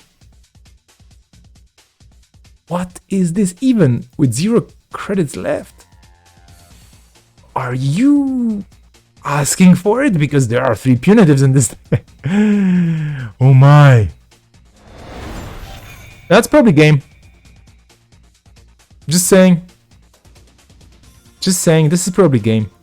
Sacrificial Imp, yeah, but this is punitive goodbye. Just saying. Oh, please don't tell me this is it. No. No. God, this is like me in my horror games, you know, when I eliminate. Oh boy. Oh. I mean, wow, and you know, this is, yeah. 0 respect for the corp, seriously, yeah, this, I will just tell you, let's discuss this very quickly, because we will need a break, because Synchro needs to, you know, maximum punk rock. Spectacular. I mean, after a mulligan, I mean, this is... So basically, what happens... The chat is roaring. I should be... What happens is basically on, you know, the top games, when you get to the cut, you just go all in and so on, and then just corpse, and I think it's mostly corpse. They just get those magical draws where all the cards align perfectly, and then the runner does a thing, and the corp is like, oh, really? That means I can duh and duh and duh and duh and duh and bam, and that's it. So, wow, those things happen. 2 minutes. Okay, well, that means we will need a break here.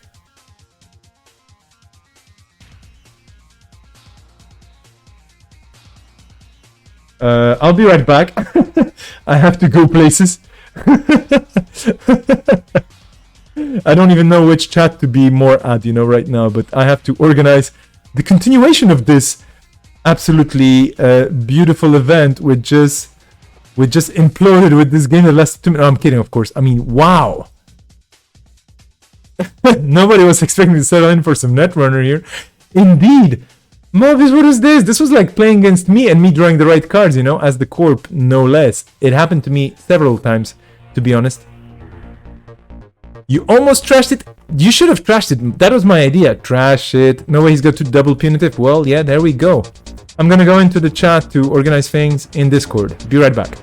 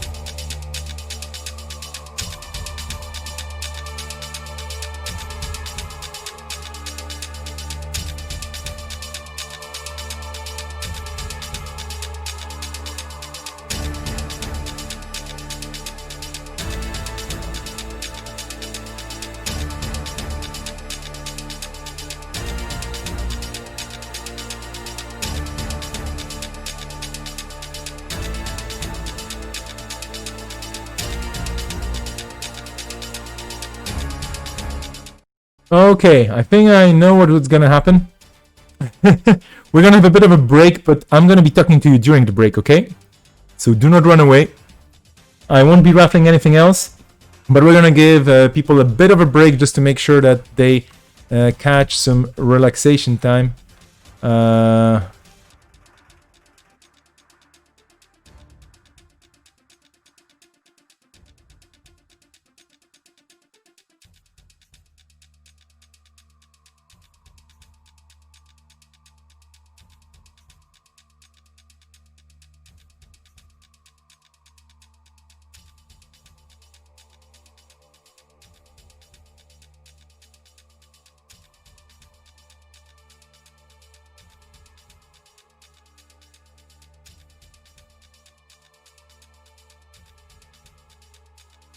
I just have to go to Cobra. Sorry for the silence again, but this basically rippled through space-time continuum and upset the balance of the universe and all that jazz.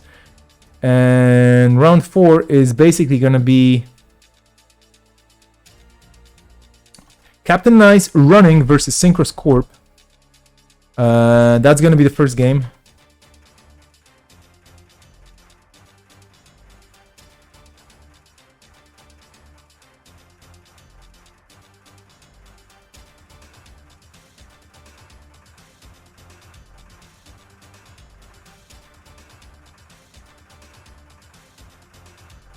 We're gonna start in around 10 minutes ish, but in the meantime I'm gonna be talking to you about stuff because I want to remind you about things, and I want to just talk about a couple of things as well which are happening later on this week and whatnot, and well, maybe not this week, but they are happening soon.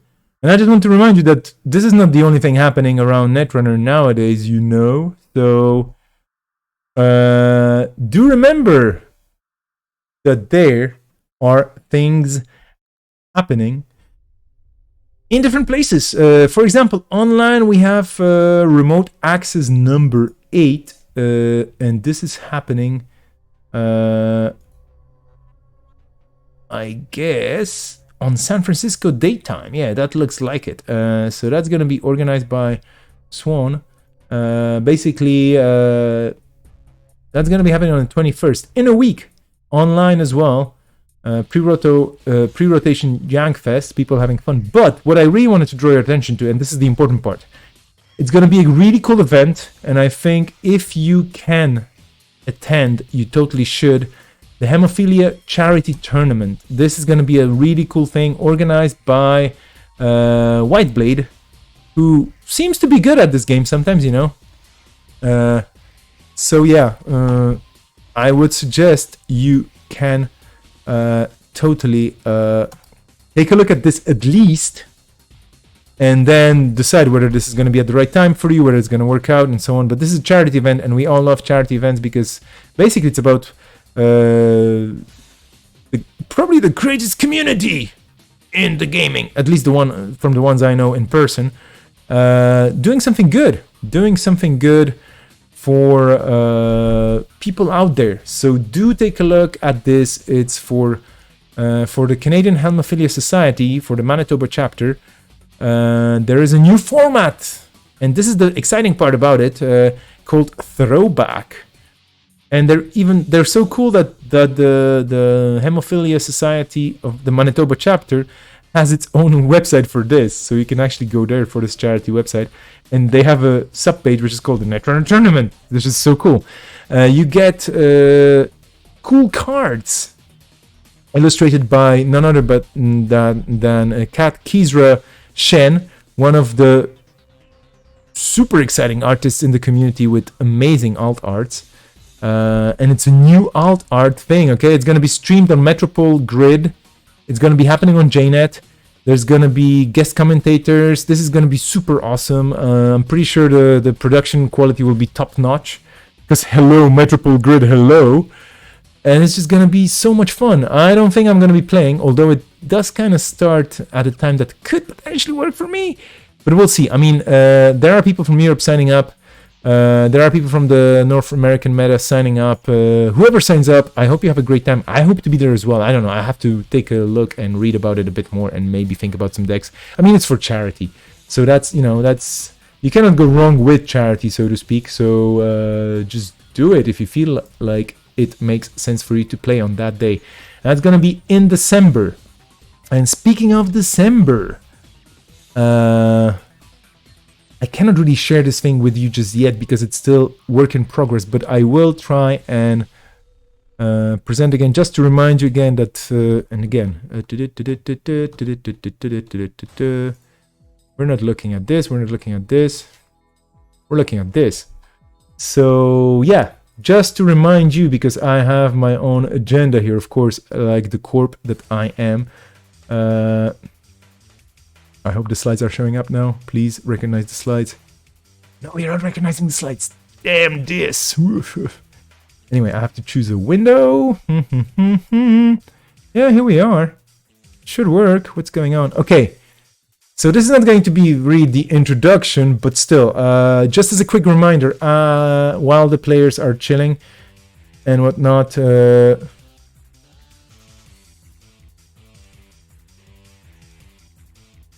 Versus series. Sorry, I just got quiet for a second. Again, just checking a window. Very quick reminder. This is happening hopefully in December as well. Basically, it's all about seeing which faction is the best. And of course, it's a joke. I mean, I'm not going to settle which faction is the best because they're all great. This is just to see how factions go against each other with players who like playing these factions. So basically, it's about creating teams, and each team will be playing a different faction in a different matchup. The teams will be, of course, playing with 3 players each, and on both teams, those players will have decks from the same 2 factions. So one runner faction and one corp faction will be facing these factions off. This will be a round robin event, so 3 rounds. Everybody plays everybody. Everybody on team A will be playing everybody on team B, and all the games.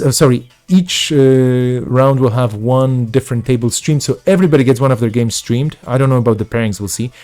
The trick part is no repeat IDs allowed. So if you're on team A and you're all playing, let's say Wayland, you cannot have 2 Titans or two Arguses or what have you, right? If you're playing Anarchs, you cannot have 2 Edward Kims or you cannot have 2 Hoshikos. There can be 2 Hoshikos on 2 different sides, but you can only have 1 on each side, right? I hope to kickstart it in December. There will be 16. Oh yeah, this is actually saying advertise online soon. This is wrong. There are already advertisements, sorry for this, out there. I will be repeating them soon. You can sign up. I will be creating the teams randomly, okay? So I will be grouping people from similar time zones, and I will be keeping rotations 50 apart, obviously. But yeah, I will be the one creating the teams, and I will be making sure that people just mix and match in the same more or less time zones to make it acceptable for them to play together, also in the matchups. So I'll be trying to put matchups together for the people to play at a time that will work for them, and they will have the time to do it. You can of course contact me. This is my contact thing. Apologies for the animation, but basically write to me at vesper@cyberpunk.me or through Twitch. You can whisper to me, of course. And that's basically the story here. I will be posting more about it again in the social media that I use. So basically Reddit and possibly StimHack forums and probably Slack and whatnot in different places. But yeah. Humble Juggernaut is not keeping up. Well, I'm sorry. Speaking of which, I should be looking at this. Oh, we still have 4 minutes before the finals. Okay. But basically, yes, this is going to be 16 events because there's 16 matchups. So each of the 4 Corp factions will be playing against each of the 4 Runner factions because many factions are a separate team. And once you sign up for a matchup or you decide for a pairing, you might be paired for any of those pairings and you'll be only playing 1 time. My idea is basically to pair people up in time zones, to pair people up in their preferred pairings as much as possible. And the teams will be changing. So Team Wayland will be basically 4 different sets of 3 players each. And that will be 12 players.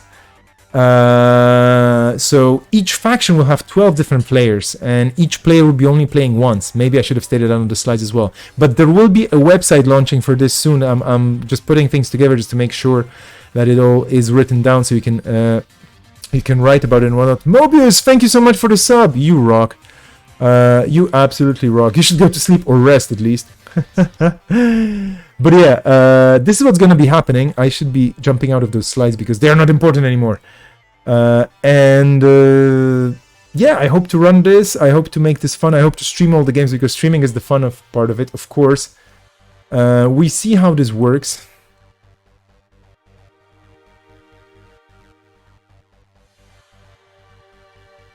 Again, sorry for being quiet, but I do have to make sure that things work here. You're gonna get horizontal? Fair enough. I'm gonna just transition to this. I'm gonna watch table 6 because that's what's gonna be happening here. Okay.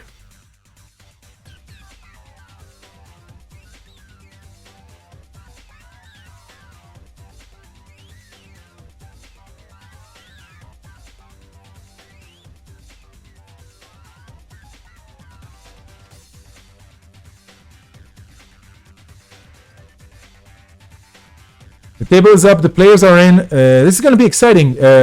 Once again, huge thanks to everybody participating today and playing and making this such a cool and fun event to run. You're the only reason I'm running this, actually, you know. I'm not doing this for my fun. I mean, I'm enjoying it a lot, but I only do it because there are so many cool players out there playing this game. This is my only reason to play and enjoy this. Good luck to both of you. Good luck to everybody watching. Hopefully you don't fall asleep. Netrunner, Punitive Runner first, Sleep second. Well, okay, fair enough. Edward Kim versus Blue Sun. This is the final with Synchro versus Captain Nice. And let's see what they brought to the table. I mean, we know what they brought to the table, obviously. We've seen those decks before. I'm just gonna pull them up as well, so you can look them up. And we can do all sorts of analyses and whatnot and go like, oh yeah, yeah, of course, no.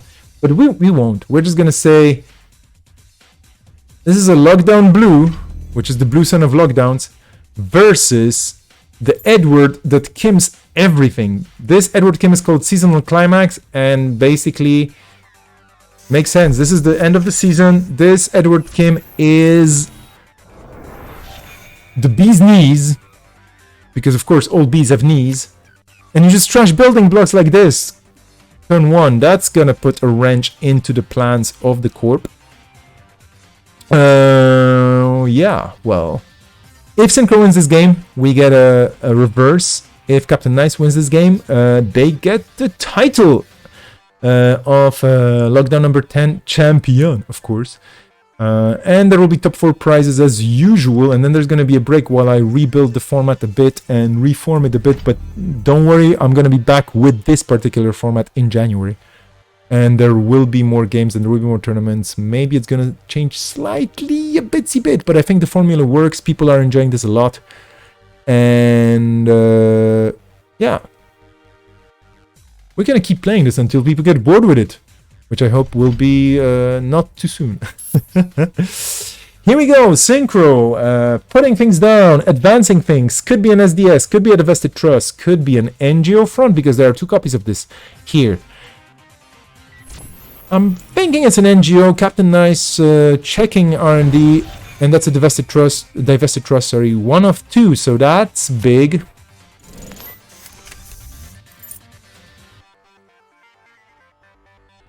But the corp has to, of course, play. Oh, that's an agenda.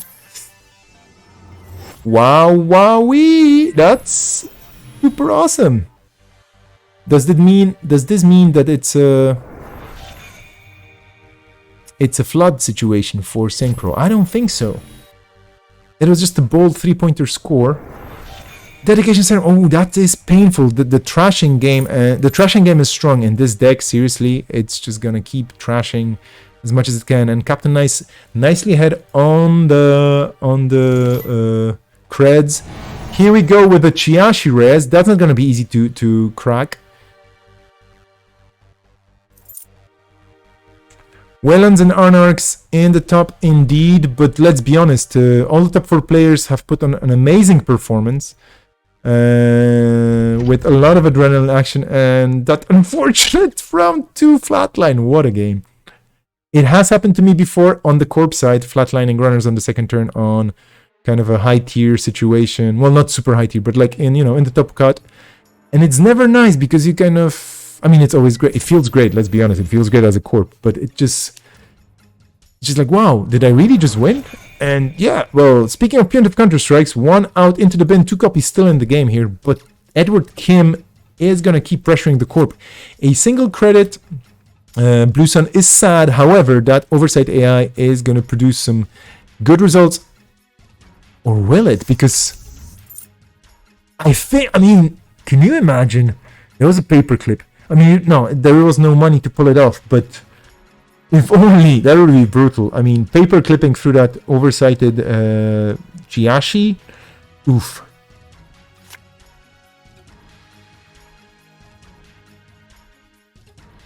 Well, anyway, what a day this has been so far, and I'm super happy we get to play this again. Just to remind you, Longy on the 4th spot with Ag Infusion and Chaos Theory, Mobius Striptease on the 3rd spot with Red and Consortium, and that Max, that is just wild. I want to see that play again. I wish I streamed more games with that Max. I haven't, because I'm a silly person. Such an exciting ID. It's gonna come back. Max will come back. Mobius already said so. Thank you one more time for the sub. I really do appreciate. And now we're in the finals here.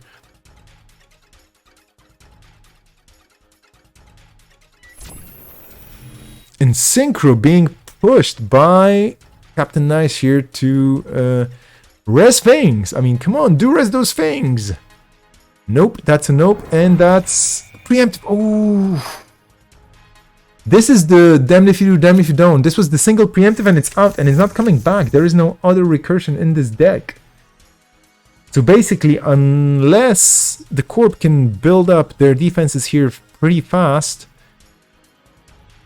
Edward Kim will be Just getting in and trashing things all the time, because that's Edward Kim's forte, trashing things. That big hammer is gonna keep swinging. However, it's only 6 cards in the archives. Okay? I mean, they're all cool cards. Not gonna lie, that single wall-to-wall would have been very useful if it actually managed to fire. But the game is far from over, and it is the Corp on 3 points, not the runner. So this is looking quite decent on the Corp side, as long as you are able to keep the runner from pressuring you incessantly.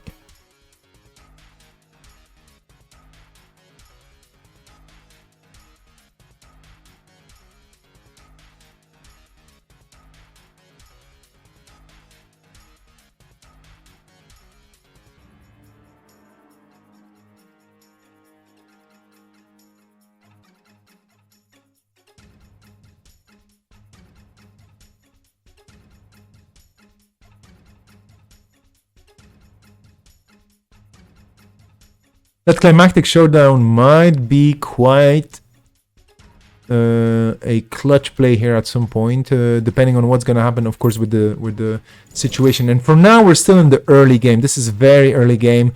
Synchro is getting the money, getting things started. But then here we go. Actually, this is just super serious. Climactic showdown on R&D. Like, I'm gonna access this turn. It will happen. I'm gonna access extra cards. Betcha. I mean, there's a paperclip and there's a black orchestra in the bin. Chances are there's no sentries in here because... Well, there is a guard and there are surveyors and there's a Winchester. But if there's a guard, that... Oof. I don't know. It is a valid play. Synchro chooses to trash that ice. Okay.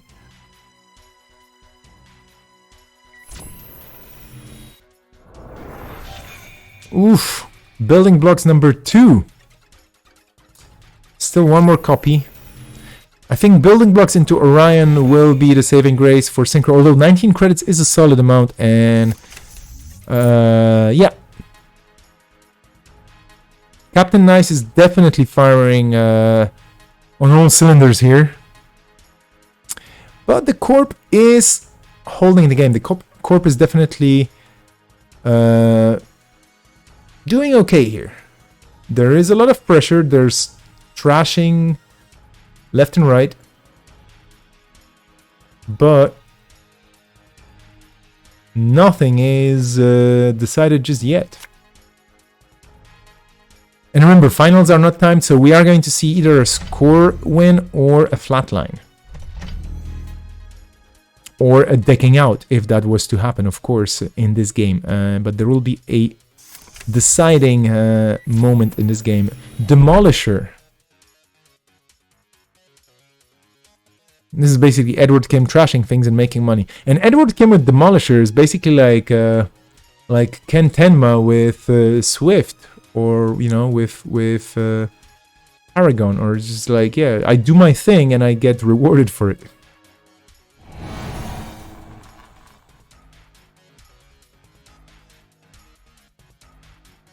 This was put in the deck for this moment on stream. Lockdown, yay!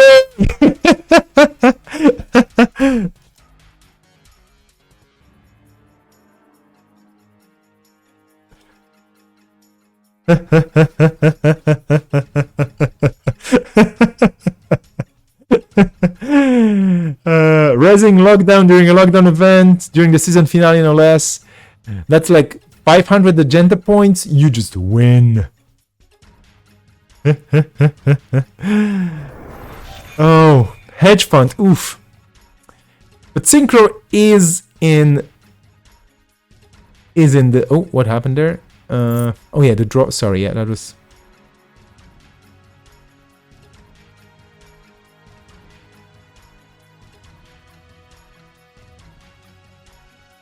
Is this an undo click or...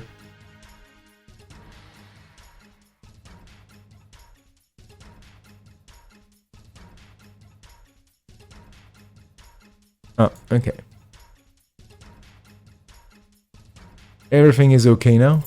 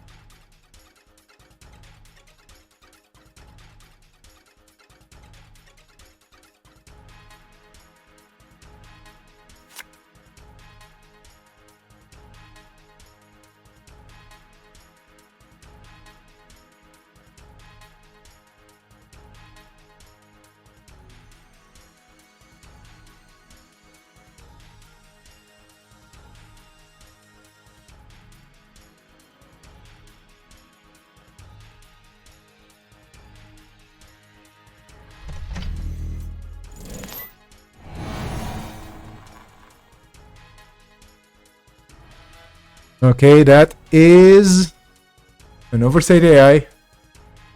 That's gonna make the Chiashi click nicely, unless... Well, no, okay, that lockdown is going away, sadly.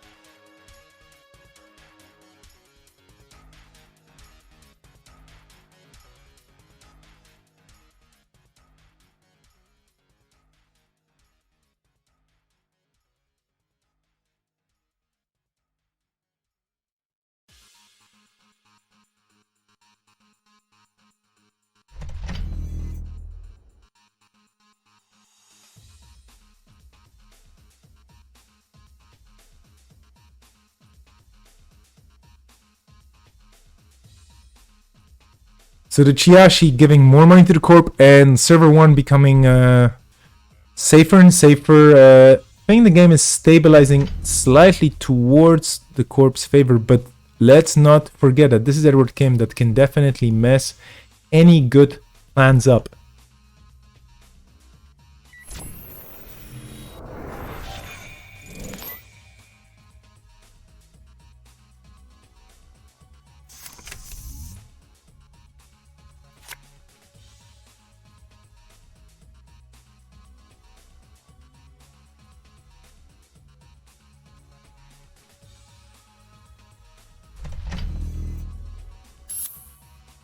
Here we go.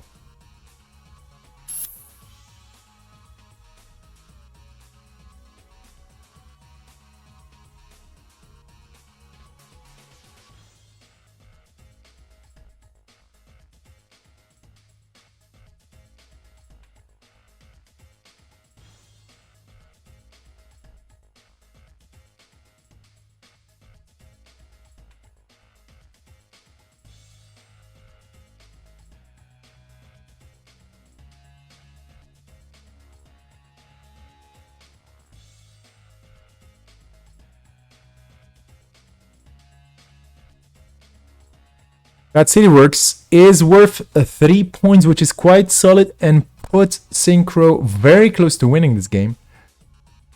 But it is damage. It is cards you will have to invest because there's no other way for you to get it out of that server. It is the threat of a punitive, and we've seen what punitives do with this deck. This is just fairly brutal, and there's a Chiashi for 2. Oh. I have to breathe and relax because there will be a paperclip coming down the table, but this is going to be expensive. I think that kind of seals the deal, unless, well, let's see. 3 clicks on Captain Nice's side. You do have to break that Chiashi. You don't want to get net damage. Net damage is bad for you. It's bad for your health. It's bad for anything else. It's basically just the epitome of evil in this deck. I mean, you're going to lose cards, which you definitely need, and you're going to... Well, basically it would be flatline anyway. So you cannot really not break that Chiashi. You have to break it. 4 net damage painful, painful, painful. And I love Chiyashis in Wayland. That's probably my favorite. Ooh. This game just became very interesting. Because basically that divested trust is the win con for the corp. But then again, and let's take a quick look, there's still enough fuel in the corp's garage to basically score another City Works project with the dedication ceremonies defending it straight away. So Synchro now is just going to triple advances and score, and that Chiyashi is going to wait there on R&D, you know, just waiting for a better day to be taken back and turn into credits, and then whatever's going to go into R&D, and there's probably going to be quite a few cards going on to R&D, it's going to be there to protect the other 3-pointers. And the 2 agendas that Captain Nice stole, they're good to be stolen for sure, because they do stop the corp from winning on points easily. However, well, they're just 2 points, so you need to score. Now you need to steal 2 3-pointers. There's no other way around this. This is what you have to do in this situation with these decks.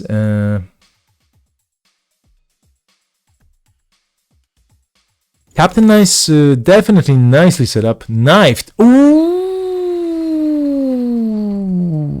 This is a value knifed.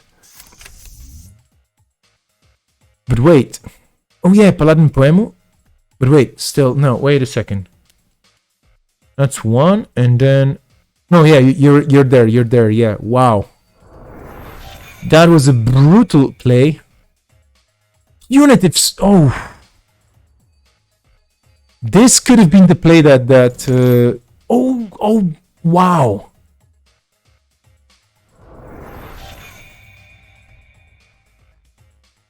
I'm just looking at the bin just to kind of count what's going on here. There's a 0 as well, hitting the table on the runner's side. This knifed was huge. Cost a lot of money to get in and whatnot, but that Chiyashi going down, that's a big thing. Synchro's deck does have some interesting cards that are not super expensive to res, of course, like Guard, Winchester, Afshar, Gatekeeper, which was a super cool include. Even the data loop is, 7 credits. It is a bit painful, but it's okay. And the Lockdown for 0, which is an extra card. But trashing that Chiyashi, that's a big thing. And there is... Oh yeah, sorry, I did forget that there is in this deck a single Archive Memories, which could be very crucial. And the question is, if you have that Archive Memories, and, what do you keep it for right now? How do you play around Edward Kim's trashing? What do you use it for? Do you use it for the Chiyashi to go back? I mean, there are 3 Chiyashis in the deck, so that's kind of scary. Oversight on an Orion. Okay, that's a big play. That's just saying, I will have the money. Whatever happens, I will have the money. Captain Nice is making good money every turn as well. Let's take a look at this. 4 credits, start of turn. 3 credits. And then, yeah, this is super powerful. You can still, if you want, you can break that Orion, deny the money to the corp. This is scary. Will you do it? That's the question. I mean, you also have 0. That's probably going to happen right now. Yeah, this is a run, and that Orion is going away. These are huge plays, but I'm pretty sure that Synchro knows exactly what... I mean, there's a risk. This is what's happening. Monstrous plays here on Edward Kim, on Edward Kim's side. Just Afshar getting rezzed, costing the runner money, and ending the run. Well, that's okay. Theoretically. Big plays here, just slamming cards down to... Actually, not slamming. Taking cards off the table. 3 Oversight AIs out. 2 building blocks out. There's 3 building blocks in the game. How many Chiyashis? I said 3, right? And 2 Orions. No, sorry, 3 Orions. So this deck is... There's still 1 Orion and 2 Chiyashis somewhere in the deck. Wow. Okay, this is a big play now. Synchro just saying, listen, enough of this trashing. Could be an NGO though, right? 2 NGO fronts in this deck. We know that 1 is in the bin. What a game this is! Career Fair. Liberated account.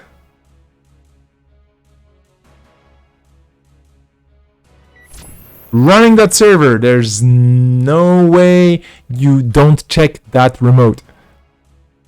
You just have to check the remote. Now the fun part is, whatever Synchro is gonna res... Ooh, data loop, okay. Whatever Synchro is gonna res can come back as money. So this is of course not money that's lost or anything. This is just money that you tax the runner with, and then it comes back to you. And 2 punitives are in the bin, so this is definitely not deadly. Unless you have the archived memories on hand. And this is a 3-pointer. If this is a 3-pointer and Captain Knight steals it, 8 credits. I'm trying to run very quickly through all the math here.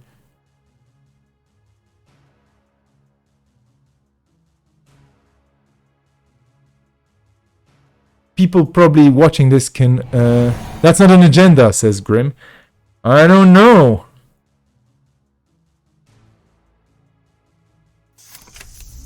Are you sure it's not an agenda?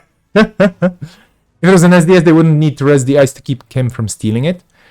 Fair enough, but this is definitely taxing the runner.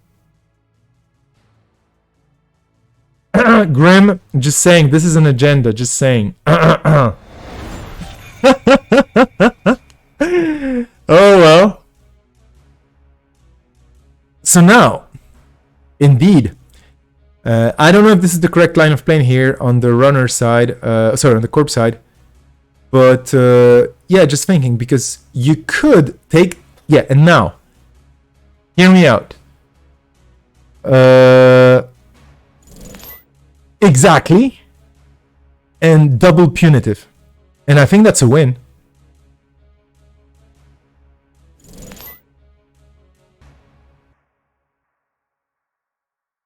Yeah, that was my line. I mean, if you have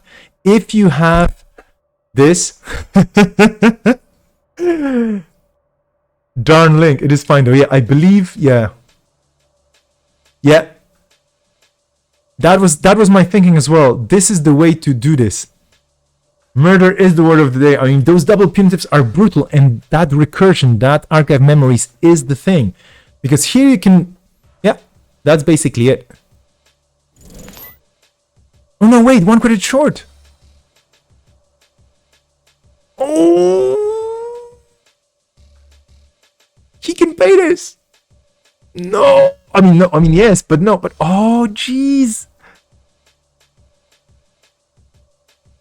1 credit short.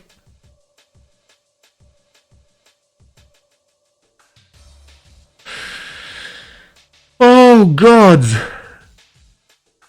I did yeah. I did miscalculate this. Oh, 1 credit. I wouldn't call it a misplay. This is just basically, yeah, this is just basically what happens when you've played for what, 8 hours more or less, or 7 hours, and you're going for that particular line, and it just, yeah.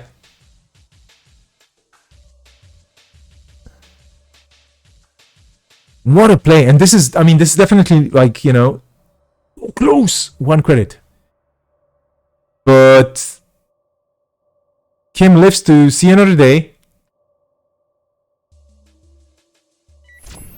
And just gets an insane amount of money. I mean, you start with what? 3 credits and then gain 6? What is this? Wow.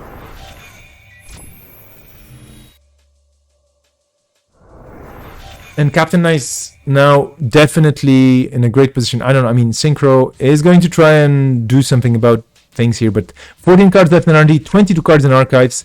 Edward Kim unleashed. The moral of the story is always bring a Cyber Trooper to the gunfight. Yeah, I mean that Cyber Trooper, that one link, this one card, this is just, oh, you know.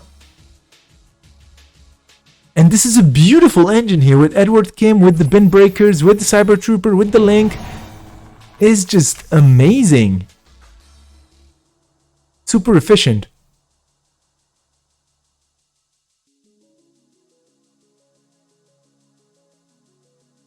And that's game, but what a game that was.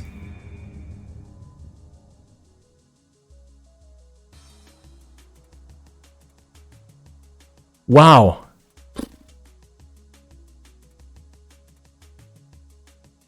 Wow. I mean, this was just super exciting. Yeah, this was...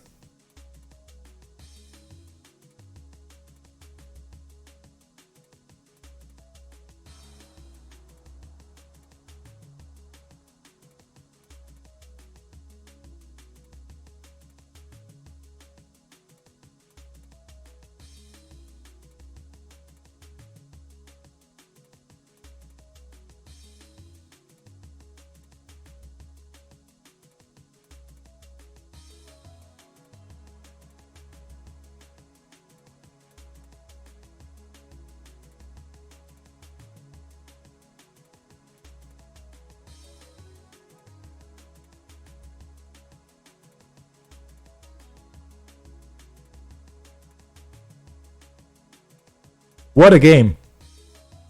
Okay, I'm gonna be setting up a very quick chat with both of these. Both of these super awesome players. Let me just update things in the right places for the right places and for the right things. And let's complete things. Let's bring the standings up while you look at things. Cobra, not this screen. What am I even talking about here, huh? Where are you, Cobra? I just clicked you. There we go. Okay, and now I'm just going to be setting things up on lockdown very, very quickly on the stream, just to make sure that I do it the right way.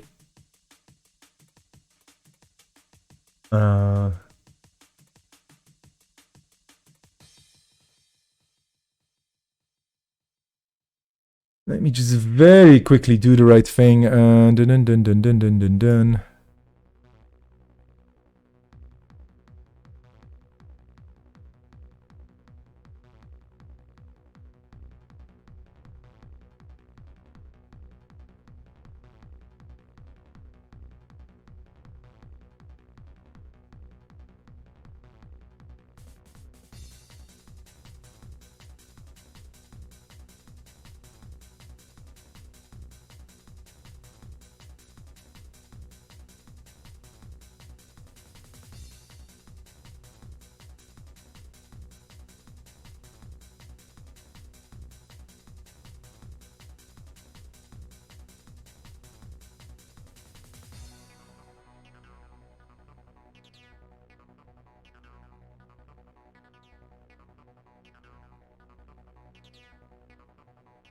Oof! Sorry for all the excitement in my voice and the tiredness, but this was absolutely brilliant. So I'm gonna join this, and I'm gonna make sure. Well, okay. Hello there. Can you hear me? That is a very good question. Hey! Congrats on this. I mean, this was what an everything. This was super exciting. Yeah, thanks. I mean, it was a nail biter, that last one. I was thinking to myself afterwards, like, I think I mapped this out completely correctly. But especially after a full day, I was like, maybe not. But it turned out to be correct on my part. Yeah, I mean, I can only imagine. This is like I'm looking at my timer here because I have a timer running. This is like 8 hours of the stream. There was a break, of course, and everything, but it's basically 7 hours, solid 7 hours for both of you of thinking, counting, playing. Calculating a lot of stuff, facing different matchups and so on. So this is basically like a marathon. You totally did this. And you could say, oh yeah, it's only 4 rounds of Swiss and then like a top 4 cut. But it's hard. And anytime I run this, it's like, it is tiring to me and I'm not playing. So I can only congratulate you both on your stamina and your absolutely awesome performance. Can you give us a bit of insight into the decks? Of course, Synchro, you're getting super duper extra bonus points for playing Lockdown, the card, because that's like that's a win condition basically for any tournament that I'm running with this name. So you basically you're a champion and a legend in my heart. But yeah, this was super great. How did you come up with the ban list, of course, that we had? How did you come up with those decks? Because they were feared by everybody. Well, this is the first time I joined Lockdown. I started kind of playing actively this year only. Okay, whoa! That's even... Well, welcome to the game, welcome to the community, and thank you so much. Thanks. So my only meta was kind of me and my son. So we are kind of in the middle of nowhere in Russia, in central Russia. So there is no meta at all, Netrunner. And then we started to play with kind of the Russian guys who I think you could see some of them on Worlds and Intercontinentals. So Emil and Mortibor. Yeah, Mortibor was one of the top players indeed in Worlds. That was a lot of fun to spectate the games. Yeah. And my null deck is a mutated Valencia deck, which Emil played. Mm-hmm. Which was heavily changed, of course, because I really wanted to fit in the Lockdown format. Mm-hmm. And then just a few iterations, and I kind of missed Hippo premier format, right? And this is something I could come up. It was effective in test plays. I do not think the spray seen a lot of play today. Mm-hmm. But other than that, I was super excited. And Blue Sun is just my standard kind of Blue Sun, because I'm not really too familiar with the standard. I wasn't familiar with the standard pool. Mm-hmm. So Valencia and Blue Sun, of course, was something I knew, right? Mm-hmm. So that was something I had to experiment with. And turned out better than I expected. I can definitely say, whatever you were playing, it was like you definitely know what you're doing. These decks are super efficient and you definitely know them well. And it's just a matter of getting the right accesses or the right timing and making sure that the opponent doesn't have a bit more luck, because this was basically just people drawing in the right cards at the right time. But all your games that I've seen were like, wow, this is just super scary, So really well played. I mean, wow. And you're saying your son is playing as well? Is he playing on JNet as well, or are you going to bring him to the next Lockdown maybe? Or is he too mean of a player? Maybe. No, he's like 15, so can be competitive already. Fair enough. So maybe, who knows? And the 64th card, the question in the chat, yeah, it's just a lack of will, right? I had to insert Bagat, and I couldn't find anything else. So just that. And I don't think I played that well today, at least with my respected opponent. On the call, I made 2 huge mistakes, but I kind of forgive myself, because it's hard for me still to do all the math correctly. I mean, I can only say sometimes. You're in the finals, so and this is the tournament that is more of a fun casual tournament. But I have to tell you that we do have very good players coming up with very wild ideas here. So absolute congratulations on your first lockdown and just jumping into the game and doing things. And this is really, really cool. I do hope to see you in more events, whatever the format. But this was just wow. And everybody loves the decks that you shared. So thank you so much for doing this. I mean, wow, this is really, really... And just a quick technical question. What time is it there right now? So it's not too late. It just was a long day. So it's it's midnight. What I would say, it's late enough for me not to think personally. So I really do appreciate you taking the time to play. I mean, this is great. Please stay on as well because we're gonna be chatting a bit more here. Captain Nice, what have you to say? Well, first off, I want to congratulate Synchro because you played very, very well today, and like hearing that you are a very new player to the game makes that all the more impressive. And like, good on you for playing, at a point where the game is doing really well right now. But it's sometimes, I think, hard because I also come from a meta where there are not that many players. It's hard to get started, I imagine, as a new player. So I just want to congratulate you and say that I'm very happy that you have found your way into the game and that you got your son to play as well. That is super, super cool. So, nice. Yeah, of course, no problem. And wanted to get that out of the way first. In terms of decks that I played today, I have to be very honest. I took a little bit of time because this is, like the season finale. I've been playing Lockdown almost since the very beginning. I kind of wanted to do something special, but I was lacking a little bit of time and inspiration the past few weeks to really put my mind to it. So then at the last moment, I kind of figured, what is a good meme card to add to my deck? And then I saw Climactic Showdown, which I wrote a review for as well on Netrunner DB. And I figured, let's just add that card because it's, the finale of the season. Climactic Showdown, let's add that. So it had to be didn't have to be an Anarch, but it's 5 influence, so it kind of had to. Yeah. And then I was looking at different Anarchs. I think I've played Reyna once or twice, but I've never been super impressed with her.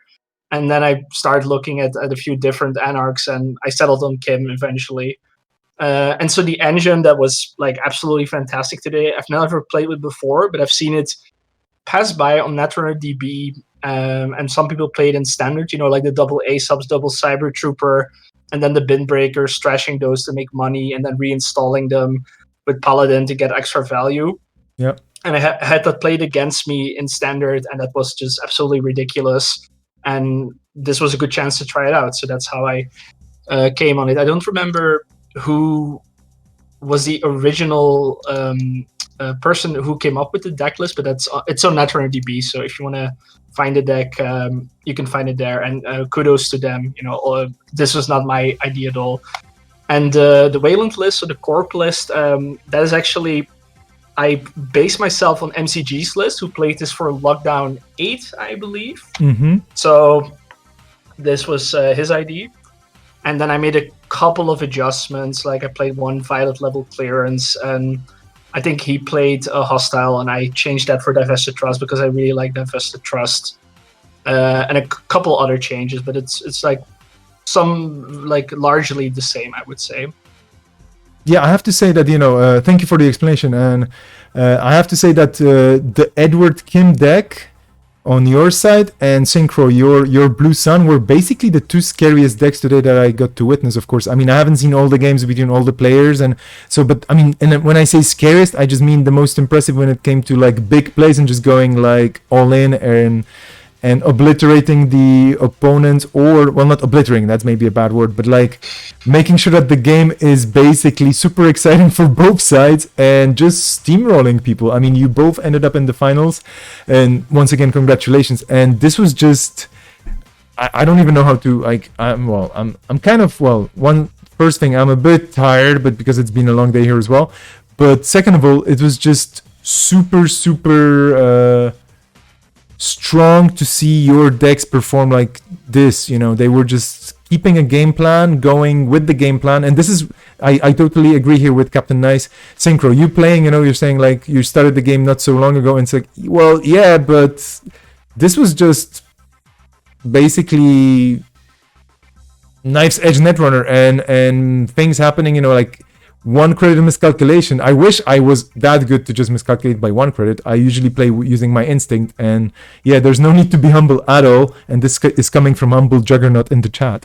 And if he's a humble Juggernaut, he knows what he's talking about. You did an absolutely awesome performance today, and I really hope we get to see you again and again and again, if you have the time, of course, to play. Bring your son in, please, into the game.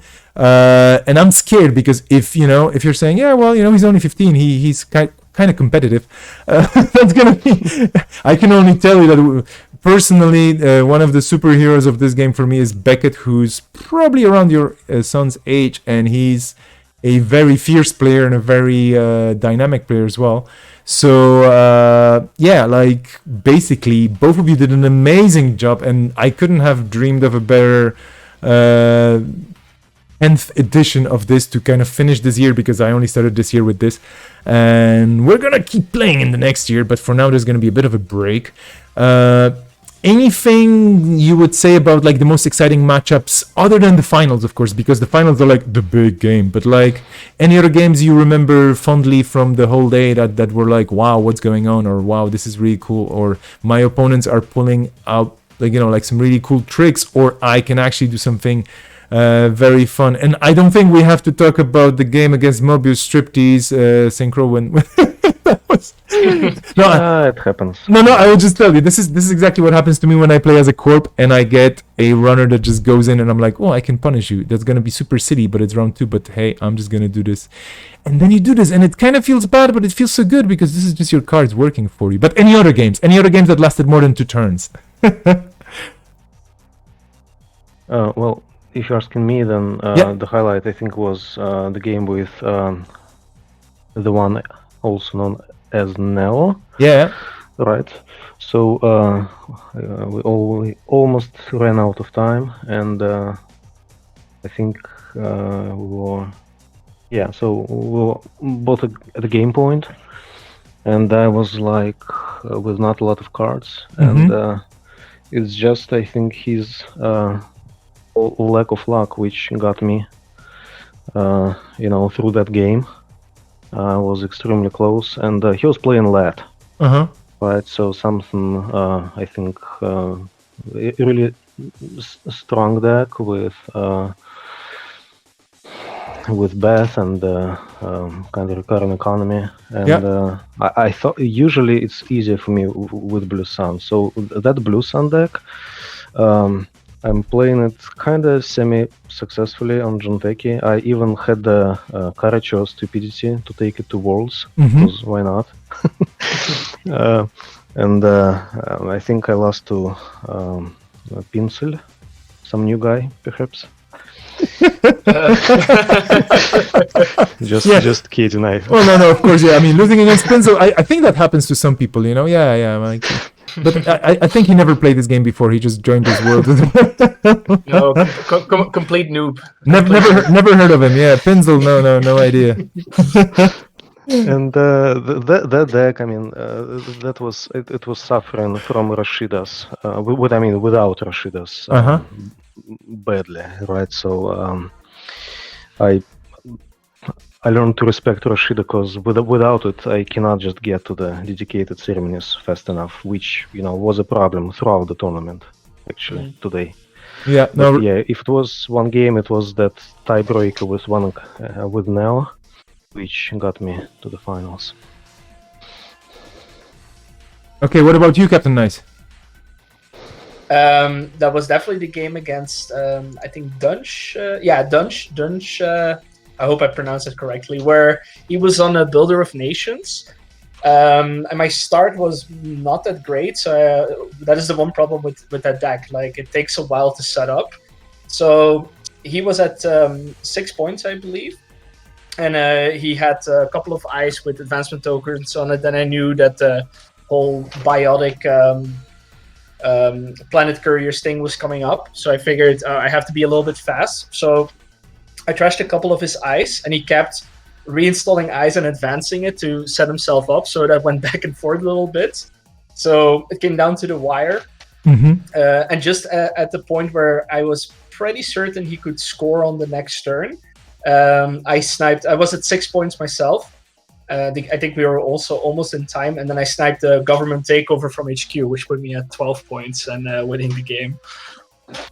Yeah, I heard I missed that game so well. 12 points. That's a serious thing. Yeah, it was spray fun because I wasn't certain he was playing government takeover, but it had so many single accesses on HQ and R&D. It's like, where's all the agendas? Because I know that this deck plays not that many agendas, but then I saw the government takeover, so I was like, oh yeah, that explains it. Yeah. That's amazing. I mean, well, I one thing I wish I could do as a person with a computer is, to be at all, like, for example, only 9 tables or 9 tables of awesomeness, because 9 tables is a lot. But if I could stream from all 9 tables at the same time, I totally would. One day, JNet is going to have a feature for streaming games, I guess, because capturing all this fun is probably, well, it would be really cool to share with everybody. I'm super glad I actually got to stream all the games I did today. So yeah, well, that said, because it's getting later and later in all the places, I'm not going to try and hold you long, but any kind of last minute messages, anything you would like to promote or say hello to anybody in particular or greet anybody or whatever? I mean, this is going to be saved for posterity on YouTube and posted later as well. So anything you want to talk about, now is the time, of course. And I do hope that you're going to be coming back next year for season 2. Tinker, what about you? Well, I just wanted to say that because I kind of started with Standard this year.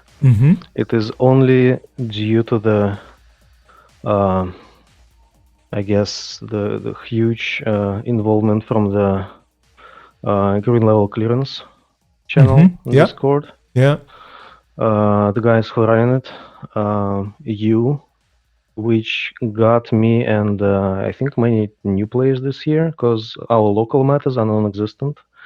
So thanks to the lockdown, it was actually, I think, helped expand the game, because I definitely wouldn't be participating in so many little tournaments throughout the year.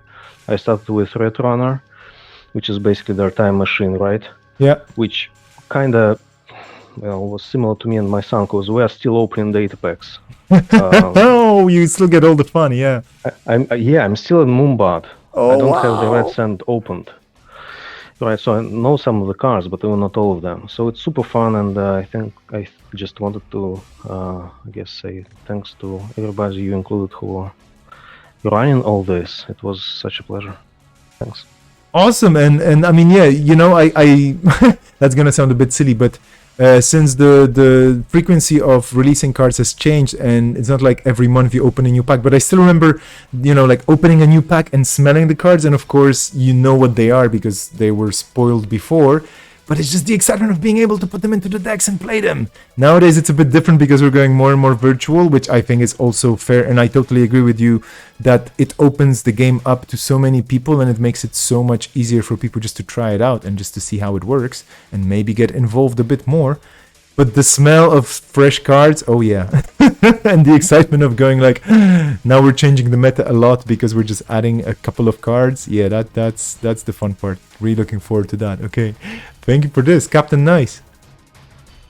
I just want to take the time again to really stress what a titanic achievement it has been for you to do this. Like when I saw I think it was, lockdown number 2 was the first one that I joined, and I was like, oh, this looks really, really cool. And I started playing. And I thought, this is going to be something that, we do a couple of times. Not that I thought it was going to stop, but, keeping such a thing going, especially since you organize it basically by yourself with a little bit of help on the side. It's just such an achievement. And I was like, oh yeah, this is going to be fun while it lasts. And that was almost a year ago, and now we are 9 editions further. We're on edition 10, and there's a new season coming up next year. This has gone further than I could have ever hoped that it could be, and this is basically what's keeping me in the game, I would say. I'm also playing other tournaments as well, participated in Worlds and Nisei's Black Lives Matter tournament, but this is by far the thing that is keeping me playing. If this didn't exist, then I'd maybe play a game once in a while on Jinteki, but it's not the same. Like I really enjoy the tournament aspect of it and just like taking an entire day or most of a day for playing. So I'm just so grateful that you're organizing these and that, you know, all these people are joining to participate in it, and that's just really, really cool. And yeah, it just makes me a little bit emotional and super happy that this is happening and that this will continue to happen for the foreseeable future, which is fantastic. Thank you so much for your kind words. I mean, yeah, basically, I could just take also take a big step back and just push everybody who has been talking to me about this tournament or this series, this format, who's been helping out, who's been basically asking me like, hey, when's the next one? Are we organizing this? You know, and we had so many people as a community just joining in and doing small or bigger things around this. I am putting a website together. It's going to be a very simple website, but there's going to be a lot of credits in there, so to speak, like listing different people and mentioning their awesomeness, yourself included, because you're one of the basically you're one of the initiators of this format. You came up with Diversified Portfolio, and then I picked it up from the Czech guys who were running a Diversified Portfolio tournament. So Longi, one of the top 4 players today, and Krusty, they were running a tournament online, and I was like, hey, can I stream it? It's like, yeah, sure. And I was already thinking about organizing something, and this was after BCOM, which was the Barcelona tournament, of course, the last big community tournament that I got to be at live, which was amazingly awesome and epic. And on the tail of BCOM, just saying, okay, we had BCOM, it was loads of fun, people played very powerful decks, a lot of cool players showing up and so on.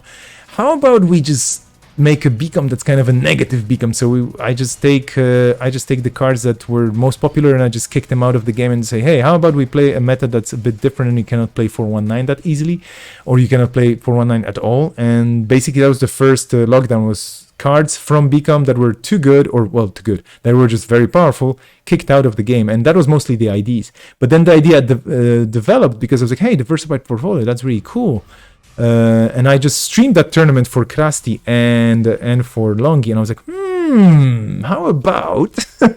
And that's how it came to be. And basically lockdown is your idea plus whatever came up in my morning thoughts with the coffee, or while taking showers, because that's basically when I think the most. Outside of that, I'm just reacting to life. And basically that was it, and here we are indeed. And I'm super humbled by all the people from all over the world, because Synchro, you're from Russia, then you are Captain Nice, you're from the Netherlands, there we have people from South Korea, from New Zealand, from the US, from Canada, from France, from Italy, from everywhere playing. Doing this online is just such a blast, and it's such a rush because you never know who's going to be playing from where. And I am absolutely humbled. I try to stretch it into different time zones, of course, as much as I can. But of course, I don't want to be finishing, for example, at 4 o'clock in the morning myself. But if it happens, it happens. But it's just people are so into it, and I love it. And this is what brings me back to organize this every now and then and so on. So yeah, for the foreseeable future, this is going to be happening. The next one is going to be in January. Some special things hopefully happening. The price support will be changing and evolving as well. But that's going to be discussed a bit later and announced a bit later. And well, Captain Nice, you're already in the Lockdown Council by Synchro. I welcome you to the Lockdown Council because you're going to be one of the people setting the meta up for the future tournament. So I hope you're ready for that. It's not a big responsibility, but I hope it's a lot of fun. Okay, thank you so much for this then. No more questions in the chat. Okay. Any final words on the call? Yeah. Sorry. Jump in. No, as I said, I hope that there will be many new faces in the next season, and we have consistently been getting new people pretty much every time. So I have really high hopes for the new season as well. And we'll be seeing the old guard, like the people who have been joining this season as well. Yep. I can just say that I am super excited for January. It's going to be a long 2 months. Well, yeah. Synchro, thank you so much for joining. I hope you have a great night and you sleep tight, because you did an amazing job today playing those decks. And trust me, even though it's a bit of an unusual format, this is where you can totally test your ideas and you can totally test how good of a player you are. And I can only say that I'm looking forward to seeing you at more tournaments, standard or not so standard, because you've done an amazing job today. So thank you so much for playing and for taking the time. And yeah, we'll see you at the next one for sure. Thank you so much, Captain Nice. Congratulations again on the top spot. Congratulations. And thank you too. I will see you both online sooner or later. I'm logging off from the Discord call for now, so thanks once more. But I'm gonna be staying on the audio here for a second more, because wow, what a day! This is like, I'm looking at the clock again, 8 hours 30 minutes and a bit. So well, 8 hours of solid Netrunner with some breaks. Grim in the chat saying new faces and new skins for season 2. Yeah, and a battle pass. I will be introducing a battle pass to Lockdown. So if you buy the battle pass, basically you'll be able to unlock cosmetics for your cards, and you'll be able to unlock your cards faster. Like new cosmetics for your cards faster. You'll be getting XPs faster as well. So if you have a battle pass and you win a game, you will be getting plus 15% strength of schedule for each battle pass level you have. You gain an additional mulligan as a discount absolutely straight away with the battle pass. If you don't buy the battle pass, well, basically you will have to be playing black and white, so monochrome only, or just grayscale. That's basically JNet is going to be grayscale. Your screen is going to be grayscale. I'm sorry, but this is, the battle pass will introduce also colors. So it's a simple thing, I mean, it's just to, to support the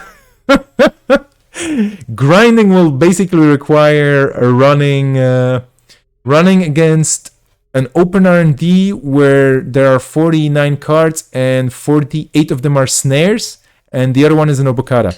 So yeah, generally that's if you hit the Obokata, you get a level, and then if you have 20 levels, well, I'll think of something. I have some time before January, but Battle Pass is coming for sure to Lockdown, for sure. The corpse hand is 5 pin, of course. I mean, absolutely, and 2 snares as well extra, just because the corpse hand is 7 cards in that grinding. It's called Jinteki Punitive Grind, the introductional tutorial to all things related to DLCs and battle passes. And it's gonna be a series on Twitch where I'm just gonna be running this and streaming people's games and laughing at them while they keep consistently dying to snares. Normal hand for synchro indeed.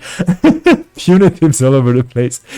I'm telling you, never ever run against Wayland, steal an agenda, and stay on no money and or not enough money to survive a double punitive, because that double punitive will happen. I have done this several times, and it has happened to me only once, I think, because I was just lucky, but it will happen. It happens all the time. It's the curse of the double punitive. Oof, what a day that was. Amazing games, amazing fun. Congratulations to Longy for the fourth place, Mobius Striptease for an amazing run into the third, Synchro for a blowout performance and finishing second in the finals. I mean, seriously, that Blue Sun is just making me giggle and laugh in uncontrollable ways while I'm not streaming. Captain Nice with that Edward Kim, that is an absolute monster of a deck. And that Wayland Consortium is just, it's a core Wayland. It doesn't do much. It just wins games, maybe, every now and then. And huge thanks to the one also known as Neo, Dunch, Kubik, Armin Firecracker, Mildesorte, NLR, Humble Juggernaut, MCG, Deer, Shiro, Frizzler, Grim, Willy, Seo Jun, also known as Nyakuza, also known as Nyan at Destiny, who's playing from South Korea. Jeez, I mean, come on, South Korea. I love that place, never been there, but I would love to visit at some point when we still have a universe where we can travel around and just breathe with other people around you. And Odol, today, listed as 19th, I dropped you, of course. Huge sympathy to you, because I hope you're recovering from your quick fever in the morning. Thank you so much for registering. You're always a legend to me, my friend, and I hope to see you at the next one or somewhere online playing, of course. That said, because Odol is one of the key players in the Polish meta, I can maybe spoil something about Polish and the game. Nah, I won't spoil. If it happens, it happens. If it doesn't happen, it won't happen. But maybe you will see some Polish cards at some point, just saying. Mobius saying, just glad my Arnak brethren could bring the hammer down indeed. So yeah, absolutely.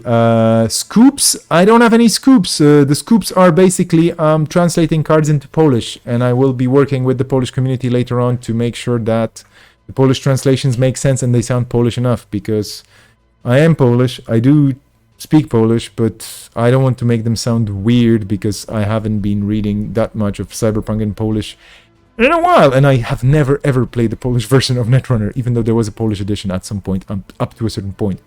So that's it. Everybody, this was lockdown number 10. This was an absolute blast. This was an absolute awesome day for me. I am super happy I got to stream this and be a part of it and not lose my chops still. So yeah, I will not be going into the details. I will just say that there will be a website launching at some point soon, and that MCG has contributed a lot of data analysis in there with an amazing spreadsheet. And that Humble Juggernaut is an awesome person that helps me with the decks for the top 4, if the top 4 gracefully agrees to share them, which they did, and this was absolutely awesome to have. That, what else? That everybody just rocks, and you're all awesome, and thank you so much for making this happen. Because again, I couldn't run a tournament, without the players. Just saying, like... if I could, I would, but no, this only happens because you are there. So thank you so much for all this.